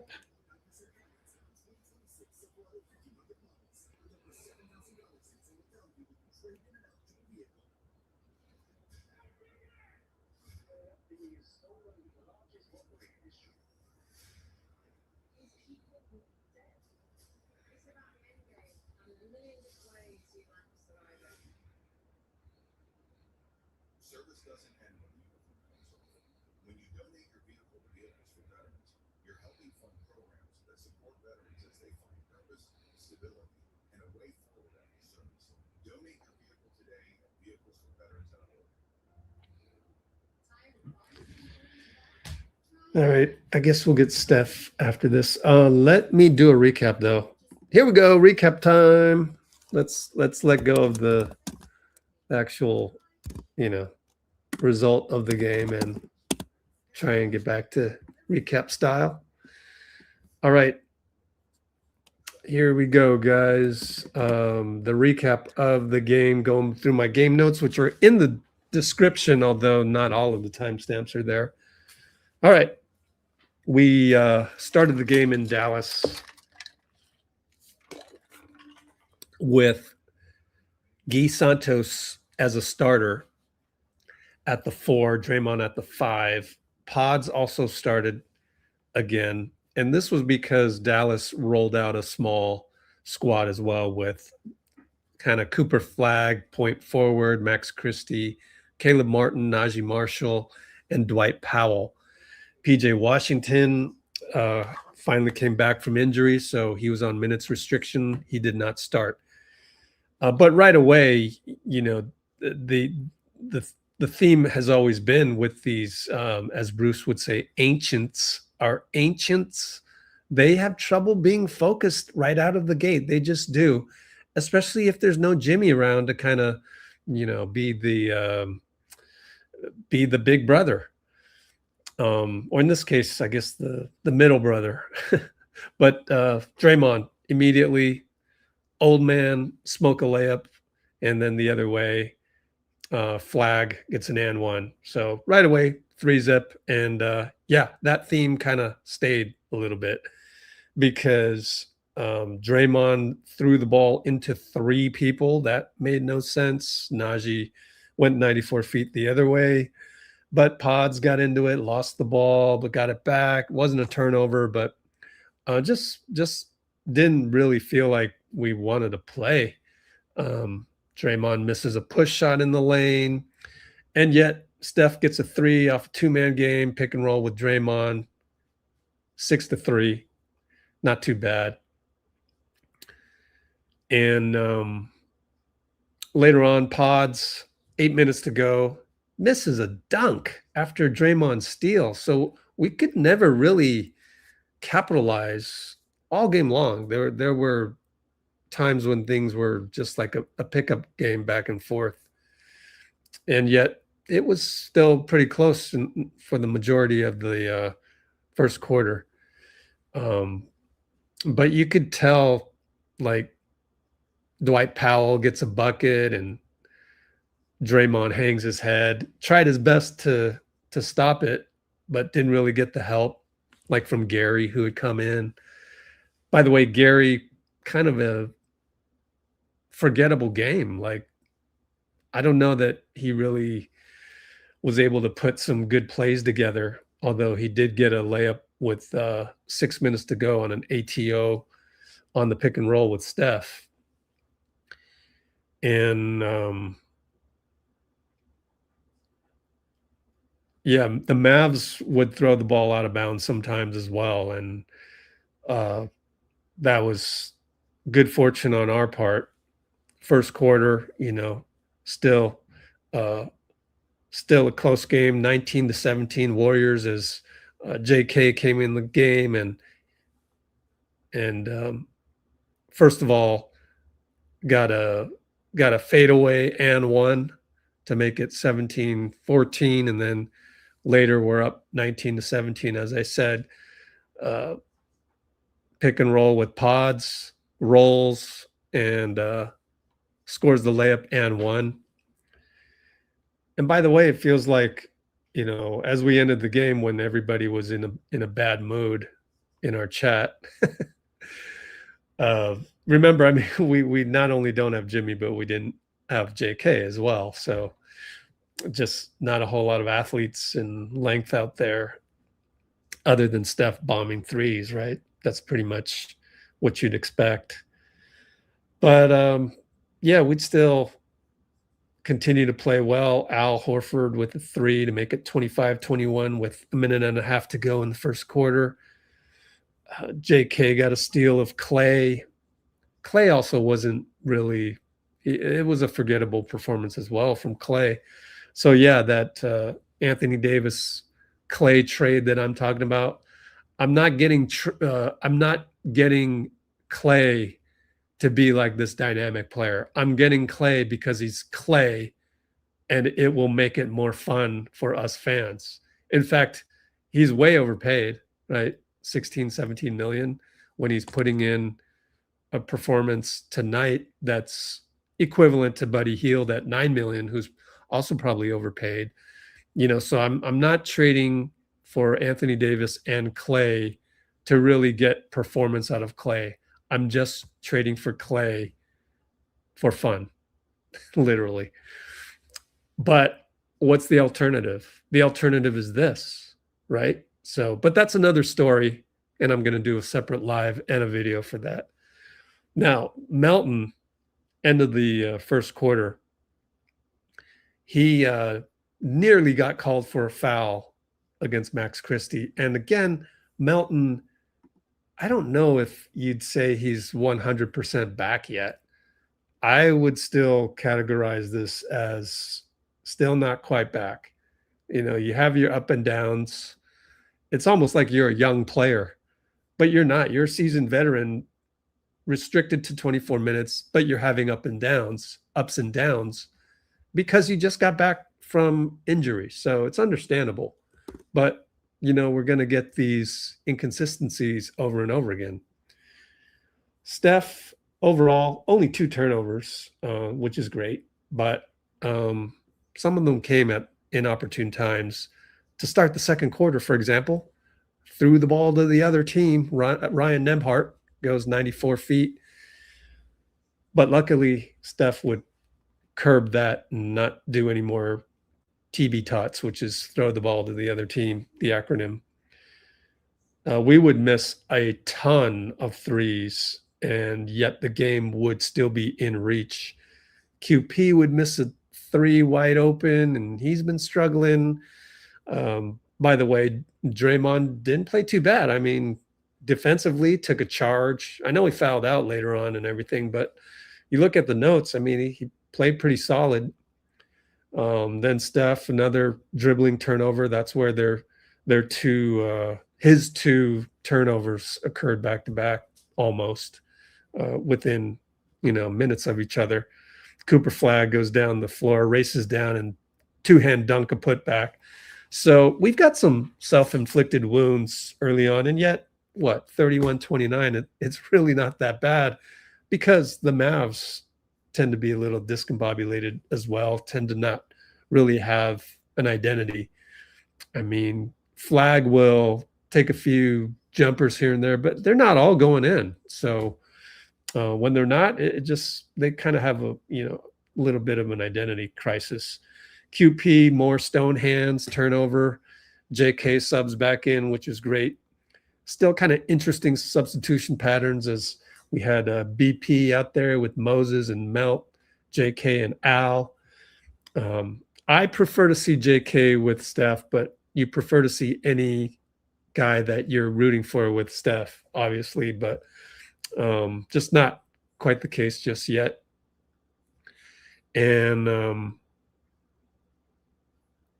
we got into a nice little groove in the middle of the second quarter where JK actually went ISO, which is kind of cool. It was almost like, poor man's Jimmy Butler. ISO over there, but he swung the ball around, which was great. And Melton eventually got a reverse layup. And that was against Cooper Flagg. And then Al disrupts a layup, and then BP comes back the other way, alley-oop, dunk JK, and it's like, whoa, okay, I can roll with this. but unfortunately, we couldn't keep that up. And let's see.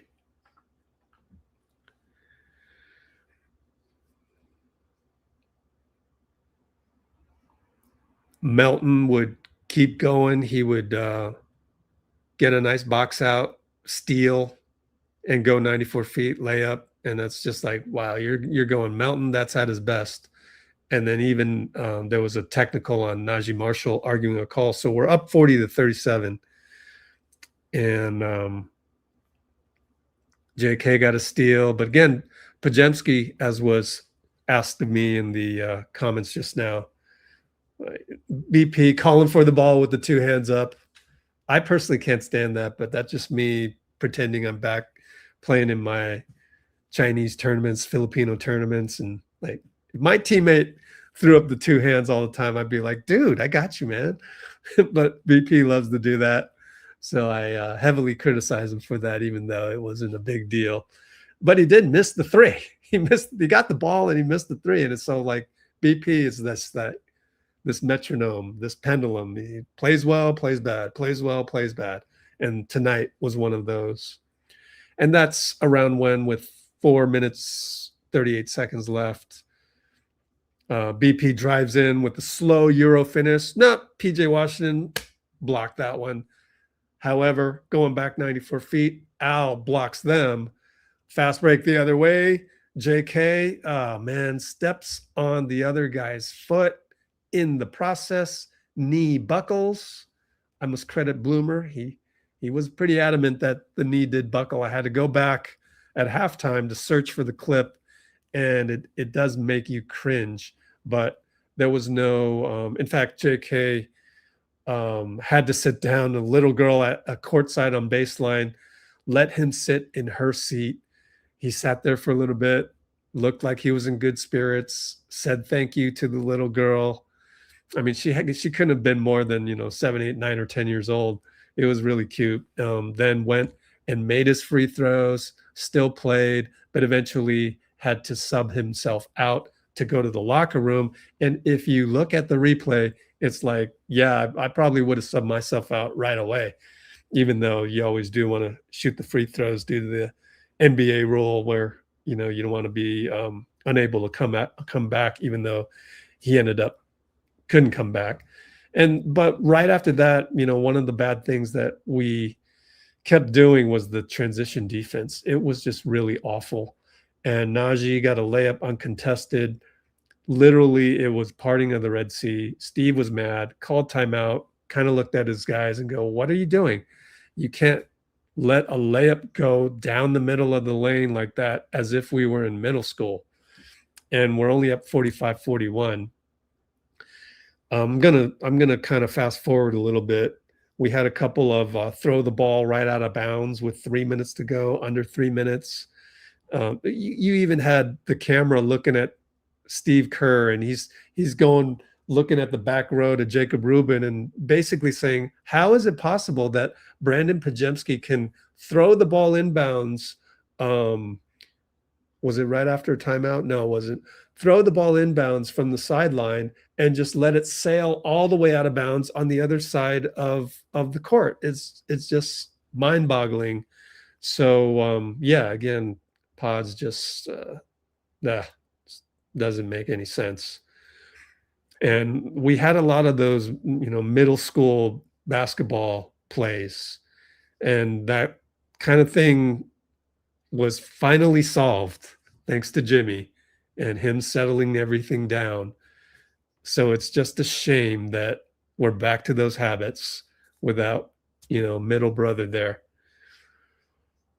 So at halftime, it's 55-50 Mavs.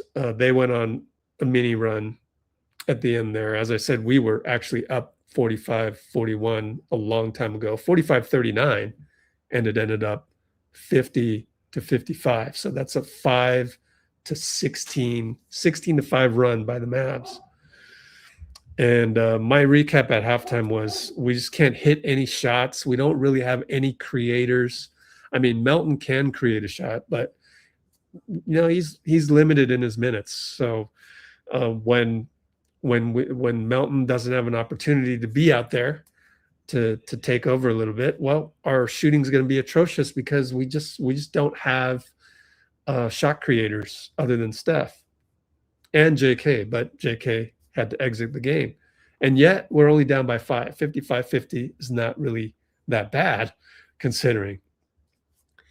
And also, you know, it looks like, you know, when Klay hit a 3 and it was next to Draymond, Draymond was hanging his head a lot. And it took a while to get him into the game. And ironically, he got into the game, and that's when things kind of fell off a cliff. So into the third quarter we go with the recap. Podz, even though he had blown some layups this game, unfortunately he would blow a couple more, or at least one later on as well. But this particular time, early third quarter, he got free, dunked it, made sure that one went in. But let's see.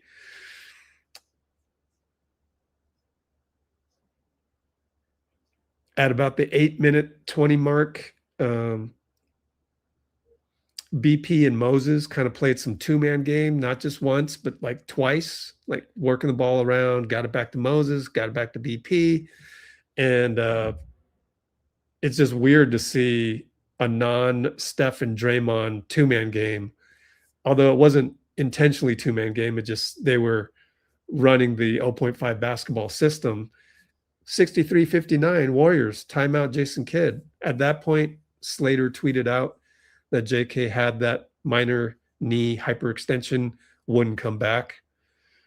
But later on, unfortunately, Moses got beasted by Naji Marshall a couple times. Still a close game. We're still up by 2. And but Naji Marshall making his presence known, and he's part of the proposed trade for Anthony Davis in my mock-up coming up. And I think it was a good audition, if you will, at least for me in my fantasy land for that. Another turnover by Draymond, ended up with what, 3 turnovers? Yeah, 3 turnovers. Let's see.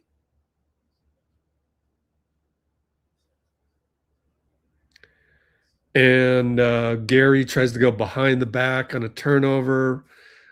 But even before that, Draymond's pass to Steph was a lazy pass. Steph's pass to Gary was like a little off kilter. Max Christie comes back, hits a 3. Now we're down by 1. Fast forwarding a little bit more. Let's see, Naji Marshall 3 ball as Brandon Williams start to, you know, raise his hand and say, hey, I've arrived, working with Steph. And Steph would get right back and hit a hero 3 right back. And that's when we got a little bit of Chef Curry. Steph displayed his all defensive capabilities, yet he doesn't do it enough, but that's okay. 37 years old. I don't expect it to be, you know, 100% all the time. But he did play well, point of attack against Naji. And Melton got a layup after Klay threw the ball to the wrong team. And then Steph blocked Brandon Williams under 2 minutes to go, third quarter. Melt gets an early offense 3, timeout. Steph yells something like, I don't know, to Brandon Williams. So I don't know if Brandon Williams was talking smack to Steph. I hope we can find out from the aggregators on social media at some point. But at that point, you know, still a close game, but we have all the momentum. And we've made up that 5-point deficit. In fact, we go on a 12-2 run to end the quarter. 89-84, we're up. And that was sequences like Al Horford getting a tough rebound after Brandon Williams missed a 3 over him, and Podz going 94 feet for the lay-in. Gee gets a block on Max Christie, and that kind of ends the quarter. So we're up by 5 at the end of 3, believe it or not. And that's with JK not even available. So we have the capability of playing better. It's just, excuse me, being able to extend that across 48 minutes. And that's part of the problem of being a team that is, you know, a little bit devoid of talent, length, and athleticism at the moment. Oh well. All right, fourth quarter. Stackhouse immediately comes out with a full court press. We get an 8-second call. Now you're going, Stackhouse, you're a genius. Well, just remember the other night we went to zone and Toronto was hitting threes on us. So not all the time does he call it correctly, but this time the gamble worked. And Buddy hits a 3, hits another 3. We're up 97-89 after that one. In between that was Al Horford touchdown pass to Melton after Cooper Flagg smoked a layup. And if there was any indication or example of the modern NBA where if you smoke a layup, they're going to get a layup the other way, this game was an example of that. Both teams had multiple smoke layups, unfortunately. Unfortunately, we had quite a few of them. All right, 9 minutes to go. We're up by 3. And we're looking back at this in our recap, and this is why I do the recaps. Very winnable game considering we're up by 3 with 9 minutes to go. Steph subs in, Melton goes out, Guy subs out. In fact, when Guy subbed out, Trace did a high five, but Guy didn't even see him. So that part was kind of funny. We can laugh about it now, but after we lost the game and saw the result, we were not in a good mood in the chat. But that's why we do what we do here. Let's Go Warriors, to recap some of these things and remember the good parts as well. Well, moving screen by Al Horford, and this was a problem today. At least 2 turnovers on those. Yep, 2 turnovers exactly. And let's see.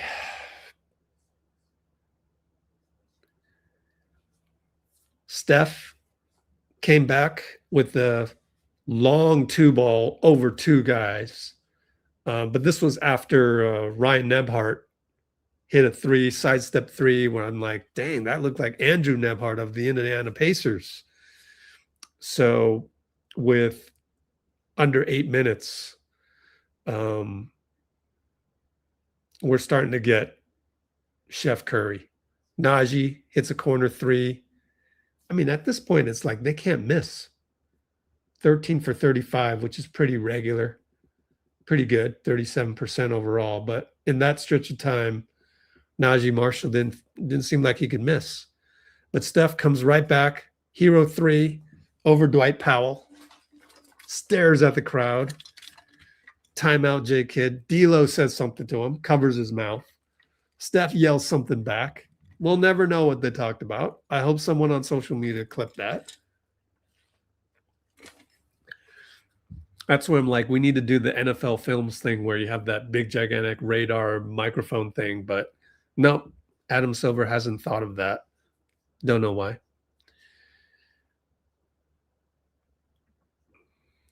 All right. Then actually the second moving screen of Al hadn't occurred yet. It occurred after the timeout.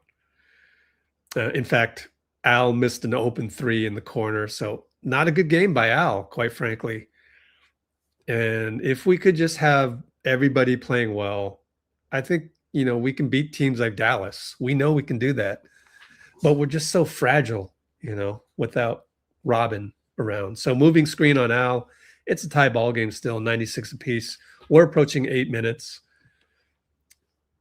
And yeah, under 8 minutes, as I said before, Ryan Nembhard hit the 3. Steph comes right back. Or Naji Marshall hit a 3. Steph comes back with a 3. All right, timeout. And it was 102-98 at that point. And then Steph hit the 3. My bad. It's 102, 101, timeout Jason Kidd, under 7 minutes to go. So then on the ATO, that's when Draymond fouled Powell. And I don't understand why you do that foul, but maybe it's because you're just trying to let Powell know that it's not going to be easy to cut. At that point, it was only his fourth personal. But it just kind of crossed the line of the soft version of the modern NBA, and you have to kind of be careful of that. But Dallas kind of lucked out on that one, and Courtney Kirkland's going to say, I'm just doing my job to review that stuff, but that was one of the weakest flagrants you've ever seen, and I think it just caught Dwight Powell, unfortunately, in the wrong place, like a painful part of the chest. I don't know. So it was a flagrant, and unfortunately kind of changed the game, changed the whole makeup of the game, because Steph had just came back with some hero threes, was busting out the chef hat, and so Draymond can be blamed for that, all of that. But I'm telling you, it'd be nice if you had some help out there on defense, and just some toughness, because other than Draymond, we're not very tough on defense. Other than Draymond and Melton, and sometimes when Steph can focus as a 37-year-old late in the game. Can't do it 48 minutes though. You could see Steve telling Courtney Kirkland, that's so soft on the review of the flagrant. But you could tell Draymond didn't like Geminitis Petratus, the other ref who was involved on these calls. The third ref, to his credit, stayed in the third ref role and didn't get involved in these, whereas it was Petratus involved in some of these. And we know his history with the Warriors and Draymond is not a good one. So at least Kirkland has good rapport with Draymond, was able to like kind of calm him down on these things. So still, next possession, it looked like everyone was actually locked in. Steph was playing good point of attack. Draymond was directing people around, but Steph missed a three after Gary got open in the lane, but he was looking really small in the trees, so he had to like kick it out, and it wasn't the best, look by Steph. Of course, bad transition defense the way back.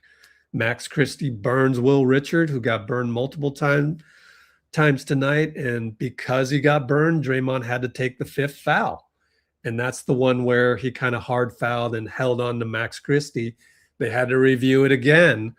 They said no flagrant, and that's Draymond's yelling at Petratus at this point. And so because we don't really have like traditional rim protection, Draymond always gets put out on the plank, in my opinion. Now, people feel like he crosses the line a lot, but like, honestly, I can't blame Draymond for that foul either, right? So, I mean, the last one I could, the one before this, that fourth one, but I can't blame him for like Dwight Powell. Like, I don't want to say overreacting, because it probably really did hurt, but the elbow happened to just catch a soft part of the chest. I just, maybe next time, if you want to send a toughness message to Powell on that fourth foul that was a flagrant, maybe just go chest to chest. I don't know. Maybe it's just a little technical mistake by Draymond, but those two fouls kind of took the air out of our offense, oddly enough. But even though, I mean, those were misses by Steph and Al before that, like Will missed a corner three with 6 minutes to go. And by now we're down by 8 due to all these, things happening between the time when Steph put on the Steph Curry hat and we were down 102, 101. And that's now 7 straight points, becomes 9 straight points up becomes 11 straight points. Like all of a sudden the bottom's falling out. We're down 113, 101. And this is after Steph missed another 3, even though he got the guy to fly by. This was after when Will missed the open corner 3. And then not only that, but the Mavericks are coming back and they're scoring. Dwight Powell and 1. Naji hits over Steph. Pajemski smokes another layup. Like too many smoke layups. And then now Jason Kidd is calling out for the pick and rolls to get the one-on-one against Steph. And Naji gets Steph going downhill. Hard right layup. Timeout, Steve. We're down by 12. 5 minutes to go. And it's unfortunate, but you know, that one run, it's always like a 12-0 run that kills us. 13-0 run, those kinds of things.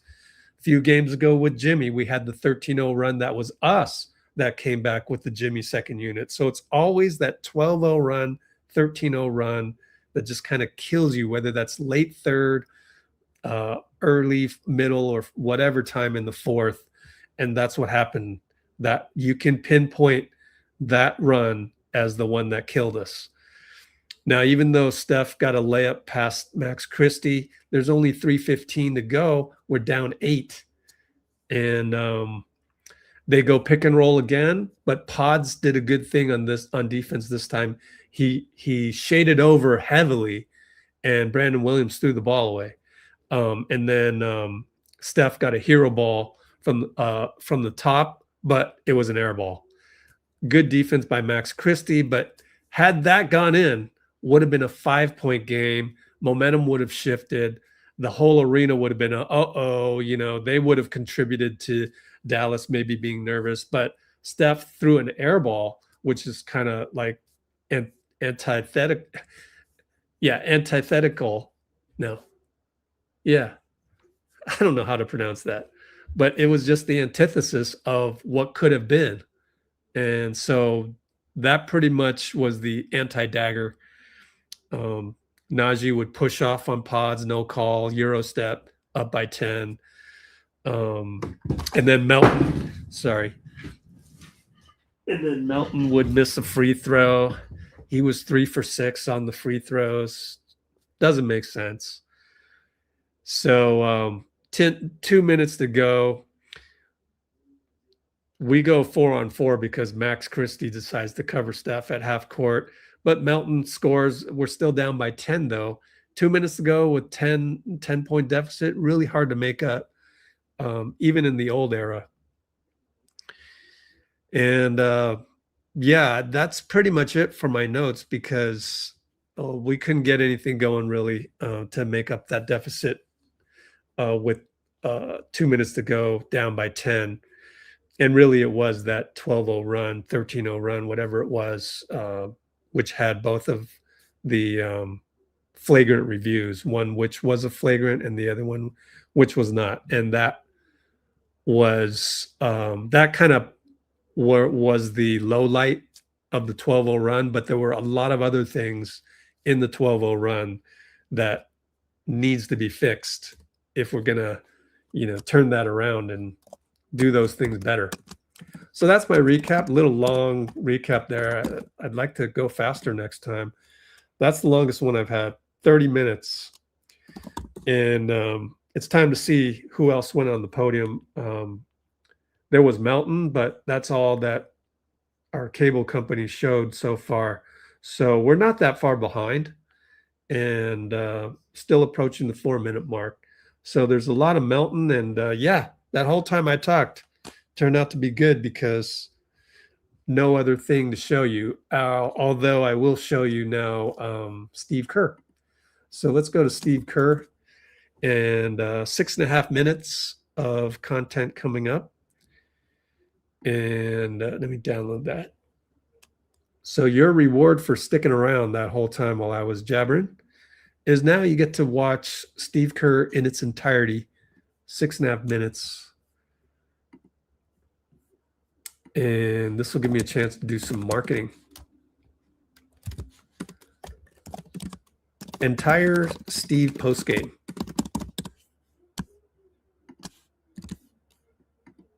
And I'll read your comments when I get a chance. Oh, thanks, Sean. Okay, entire Steve post-game video coming right up. Let me rename this. Crap, forgot to do that.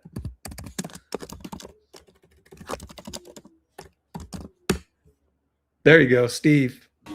Where'd you feel like you guys lost it tonight? Yeah, fourth quarter. I mean, they got 39 on us. A lot of free throws. I don't know how many, probably 10 or 12. And we got killed on the glass, 54-35. That negated the turnovers that we forced from them.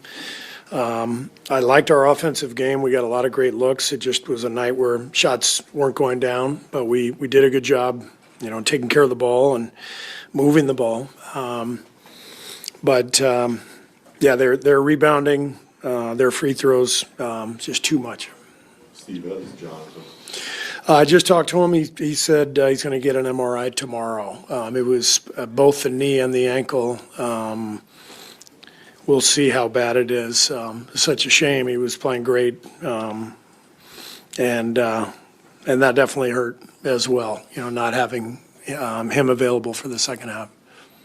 What was the decision-making process with starting Smalley now with Draymond at the center?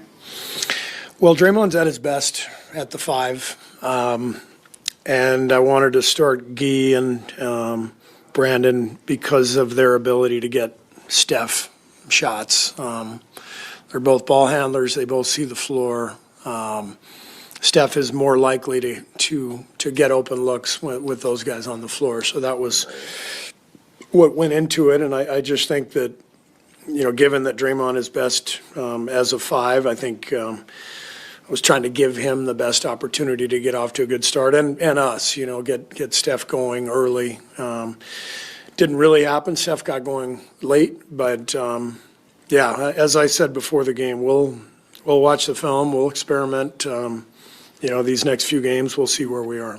How would you evaluate Draymond's game overall? It wasn't his night. Yeah, I mean, he'd be the first to tell you. He didn't really have it going, and tough night for him, but he'll bounce back. Steph was obviously very productive, got his shot going. How much do you worry about, or how conscious are you of him feeling even a heavier burden with Jimmy? Yeah, I mean, he's obviously very capable, as he showed tonight. Ironically, the non-Steph minutes were actually really good tonight, and so it's a really weird box score. Steph has 38 points. He's a minus 24. Gary's a minus 32. It's just it didn't feel like those guys played poorly at all. Obviously, Steph had 38. He had a great game. It was kind of a bizarre game. I think we missed a ton of open looks where it felt like we could have grabbed momentum, and we just couldn't quite do it. And then they got between their, transition. Williams got through us in the first half several times. We gave up some layups, and then the free throws and the offensive boards. They got a lot of second chance points on us. What do you make of those non-Steph minutes, and how much does that go back to what you said pregame about Al and Anthony? Yeah, I mean, we you saw the lineup we had out there. It was J.K., Al, Brandon, and Melt. I think we might have had Will out there at that point, Buddy a little bit as well. And so we wanted as much scoring as possible with 2 ball handlers, and it looked good. I mean, I thought those guys did a really nice job tonight. Steve, to follow up on Steph, we talked so much in the last couple of days about the game is the game, injuries happen. Specific to him, though, how do you think he's handling everything that's happened? He's Steph, He's handling it as well as humanly possible. He's guy's got incredible perspective on life and the game and how much he loves it, and how, what a lucky person he is to be blessed with this talent and this career and this life. He never forgets the perspective that he has. It's one of the things that makes him special, I think. So he's embracing and relishing playing. He's crushed about Jimmy's injury. He knows what it means. And what it means to our team. And that part really hurts him, but he's still going to go play and enjoy the game and enjoy his life because he's got it all figured out. How urgent do you feel like these next 2 weeks are prior to the deadline, considering, you know, y'all may or may not be making like important long-term decisions? I mean, you know, we can't predict what's going to happen. Every game is important. You see the standings, you see where we are. You know, the players are, I love their effort tonight. Their energy on the bench was great. We're going to keep fighting, and whatever happens, happens. It's not up to us anyway. You know, it's up to front office and Mike. And so we'll see where everything goes in a couple weeks, but we're just going to keep competing. Sort of following up on Nick's question, did you see Steph sort of clear a hurdle these last couple of days? I mean, he looked visibly, as most of the guys were, sort of visibly upset when it happened. He didn't really seem like himself Tuesday night. Was there a point where he kind of got to being the person you're talking Well, again, I mean, you don't really have any choice but to go play. And, you know, Steph's a guy who loses himself in the action. He loves the game. So once he started playing, you know, he was only thinking about playing, and he had a great game. And but yeah, it's, you know, there's a lot on his plate now, and we all feel that, and we're going to do everything we can to give him help. Thanks. Oh, I wish I had more for you, though. Unfortunately, that's all I got right now. Let's go look at Discord and see. Maybe then we can look at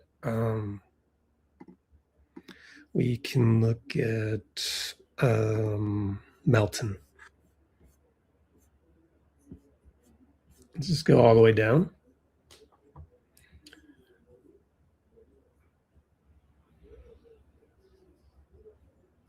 We should go to the NBA stream. This is our VIP section.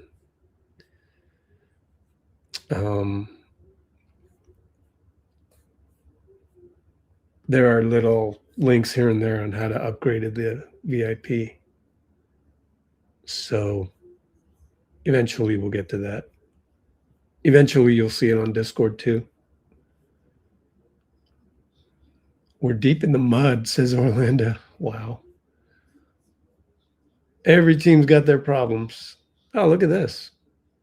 Klay Thompson guarding Steph. Steph Curry turns it over. Miss ball. Put back dunk. We don't want to watch those.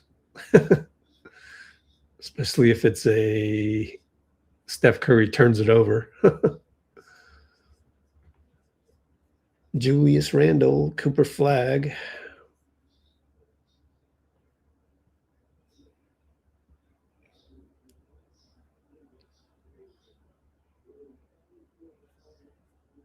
I don't need a chair. Rookie should have to stand.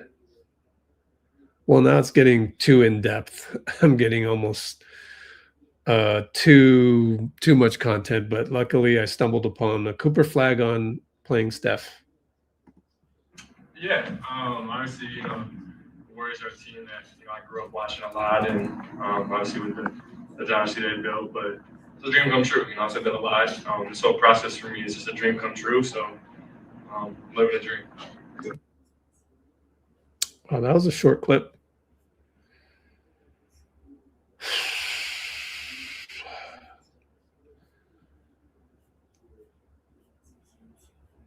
Hey, Ann Edwards. Don't you? I mean, I love it when we have tons of NBA games on and we've got various reporters that we track here, and they've all got video from the interview room or from the locker room. Did you just feel off tonight, Ant, or is it what? I don't know, man. I thought I was in rhythm until I got in foul trouble. I thought I was gonna be a pretty good night. Until I got my second foul, then I kind of messed everything up. I still gotta find a way to get my rhythm back. I think I just never got it back after that. I guess Minnesota lost. It's a shame, isn't it? Because if we had Jimmy, then we could be making a serious run now. a kid asked Jordan Poole what it was like to be punched by by Draymond. What was your favorite best teammate when you used to play for Golden State? Golden State? I had a lot of really good teammates. I would probably say Kevon Looney, who's on our team now. We grew up together, so we kind of had a relationship. But Steph's up there, Clay's up there, Andrew Wiggins up there. All those guys are still super cool. You used to watch when we were in Golden State? But how did you feel when Draymond punched you? Oh my It's tough, bro. We didn't get a chance to see the answer to that.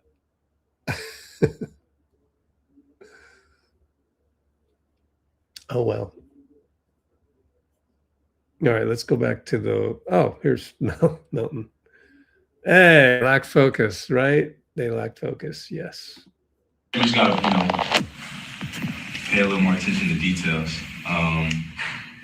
Just talking after the game, ways that we could put ourselves in better spots and ways we put our team in better spots, you know what I mean? And we gotta understand the personnel that we have, that without Jimmy, the effort, the discipline, and the focus that it takes, you know what I mean? We can't have some of these, lapses in just coverages and offense and stuff like that. So, it's only, second game without him. So, it's going to be an adjustment for somebody like that, so much gravity that he pulls. So, we're just going to keep working, keep figuring it out. How much of a scoring burden do you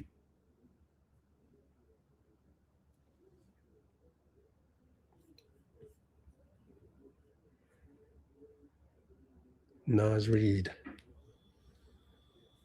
Who'd they lose to? Oh, they lost to the Bulls? Wow.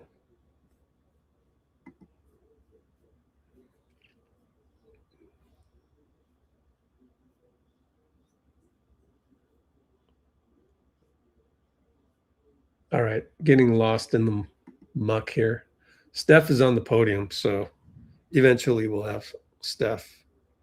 See if we can't get Melton. But I can't really play that right now anyways, because there's copyright restrictions right now at the time of. So we're just going to have to wait a little bit.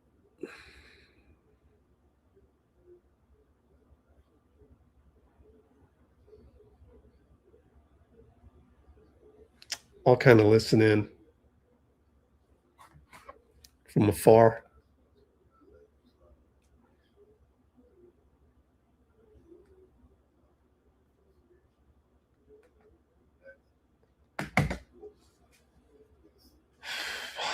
Let's see.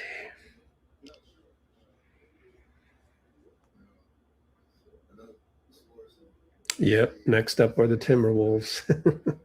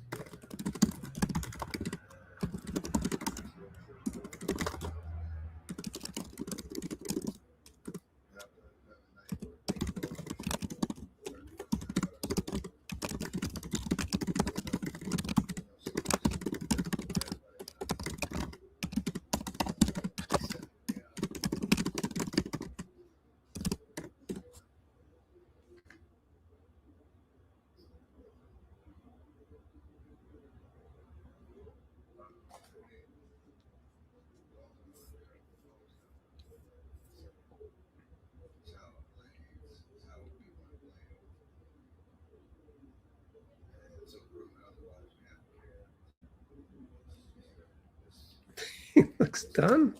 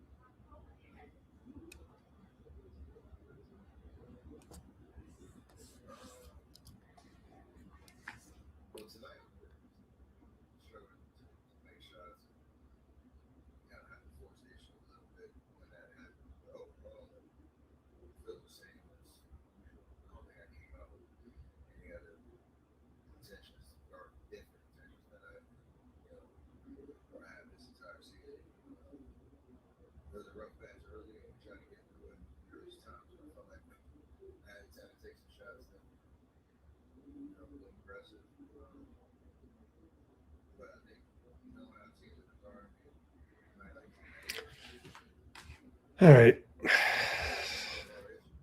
We could just sooner or later just take a break anyways and then come back later with my Anthony Davis trade proposal, which has two versions.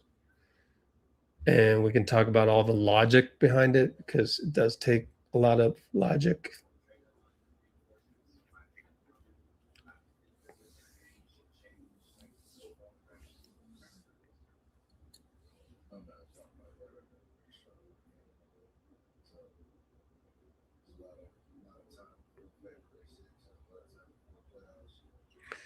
Steph just said, I don't want to talk about it in terms of trade deadline question.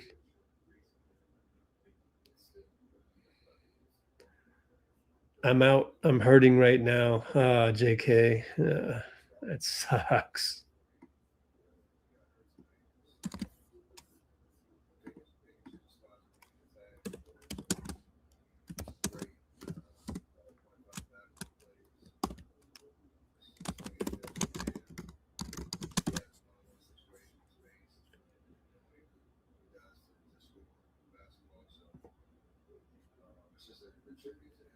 That's tough. This is type of stuff that should be put into the main feed. So I'll go do that right now. Actually, better on this phone. Wait around for 10 minutes, see if the Melton video shows up, as well as the Steph Curry one.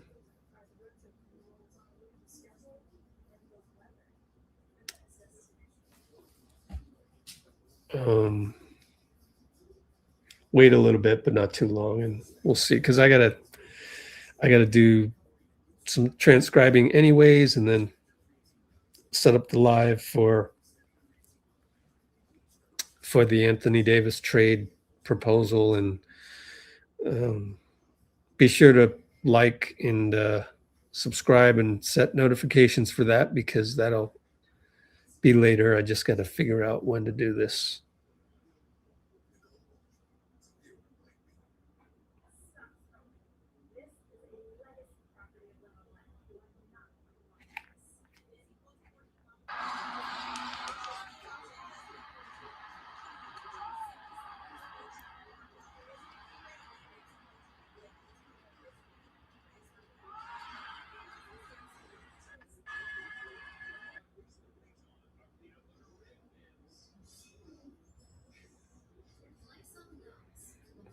There's a Steph one. Here's a little peek at Steph from Joseph Dikis. Make sure we didn't skip anything. I got a little DeAnthony Melton too. So Joseph Dikis really going to bat for us today and getting some good content. Here it is, DeAnthony. Yeah.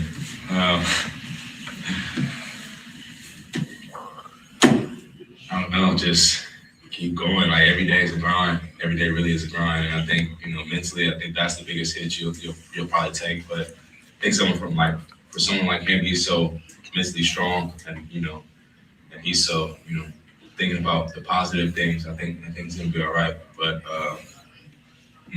my advice to anybody in this situation or whatever it is like the mental side of it is the toughest part. You know what I mean? Especially taking away something that you love. You know what I mean? Now you just gotta sit at home and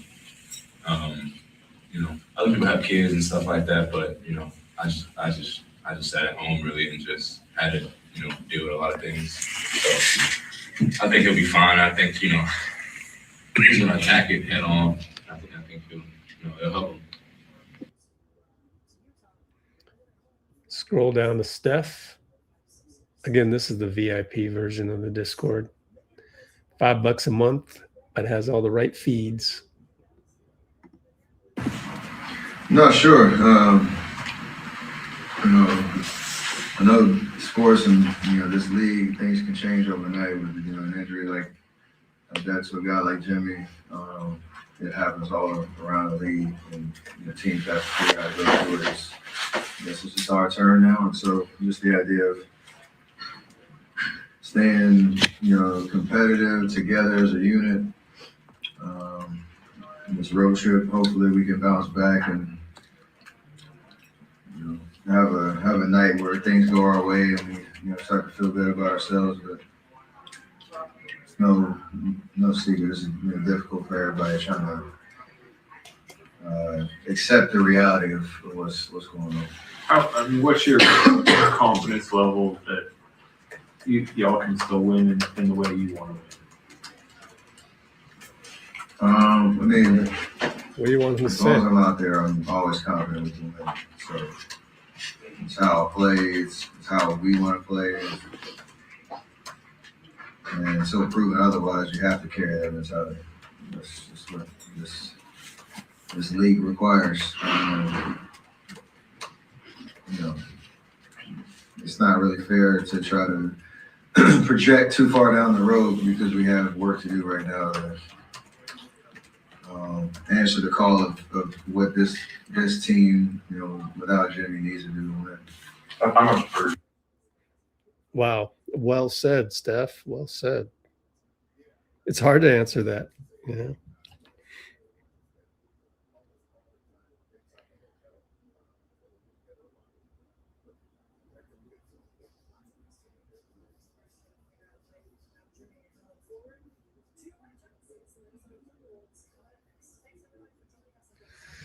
I got a little bit of D'Anthony Melton, so we'll look at that.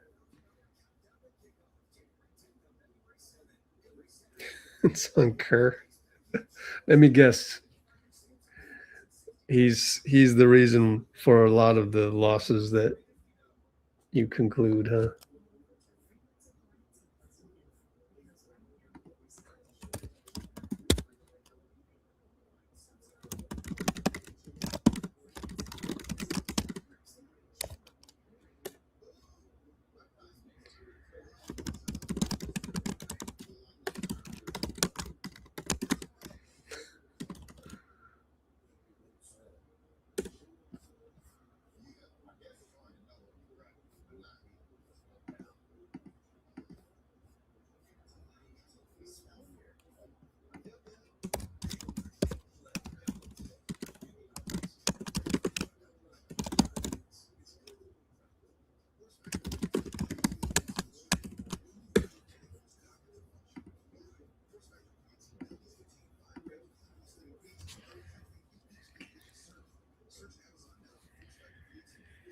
Oh, man.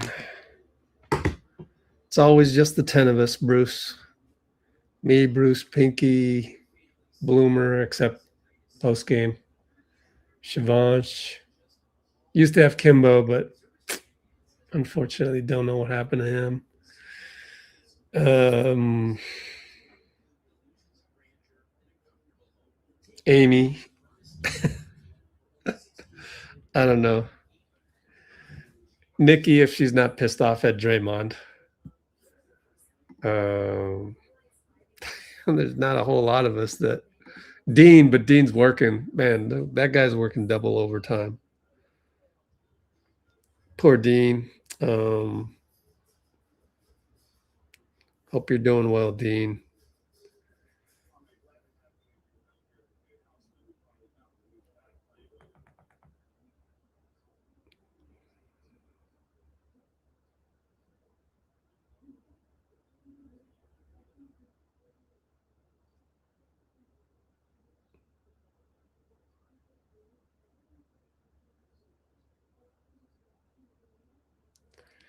Yeah.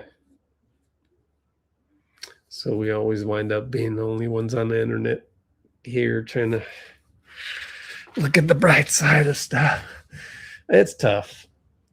But too bad you missed the recap, because when I did the recap, we actually played pretty well for what was it? We actually played pretty well until the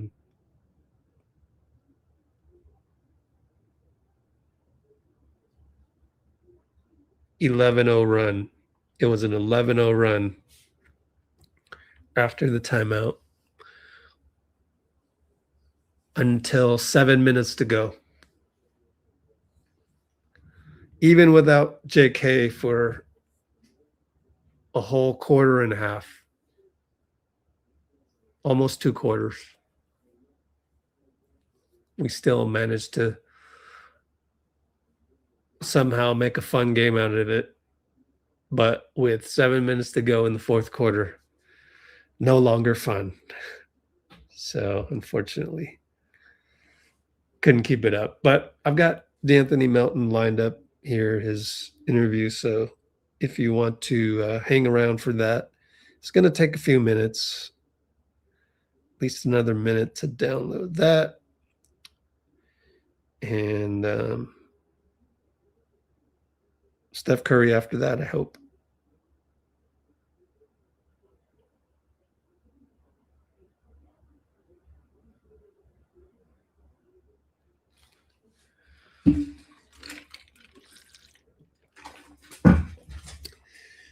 You know what I want to do is actually go look at the pregame. And then later on, I want to add this comment here. We're gonna do another live in about maybe an hour. Give me some time here. I got to order some food too, so might need to leave you. I hope I still can. What day is it? Thursday? Let's see if I can get lucky.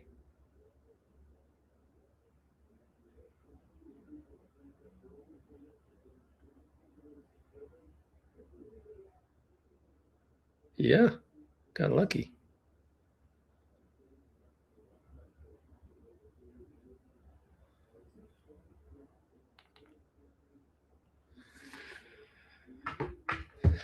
Okay, let's try and get Melt.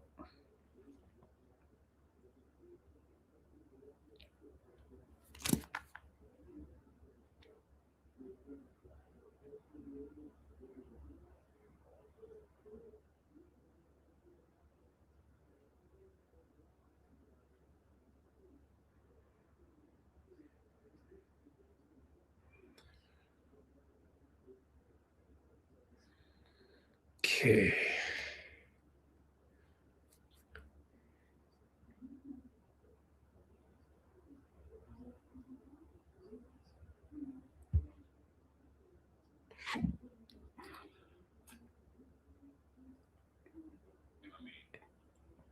Here we go.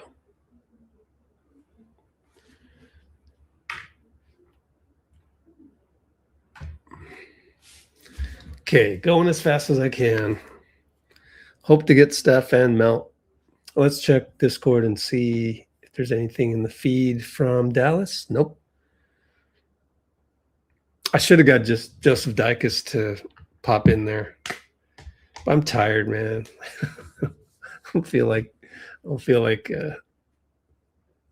texting him. And 8:47. All right, let's just call it a night.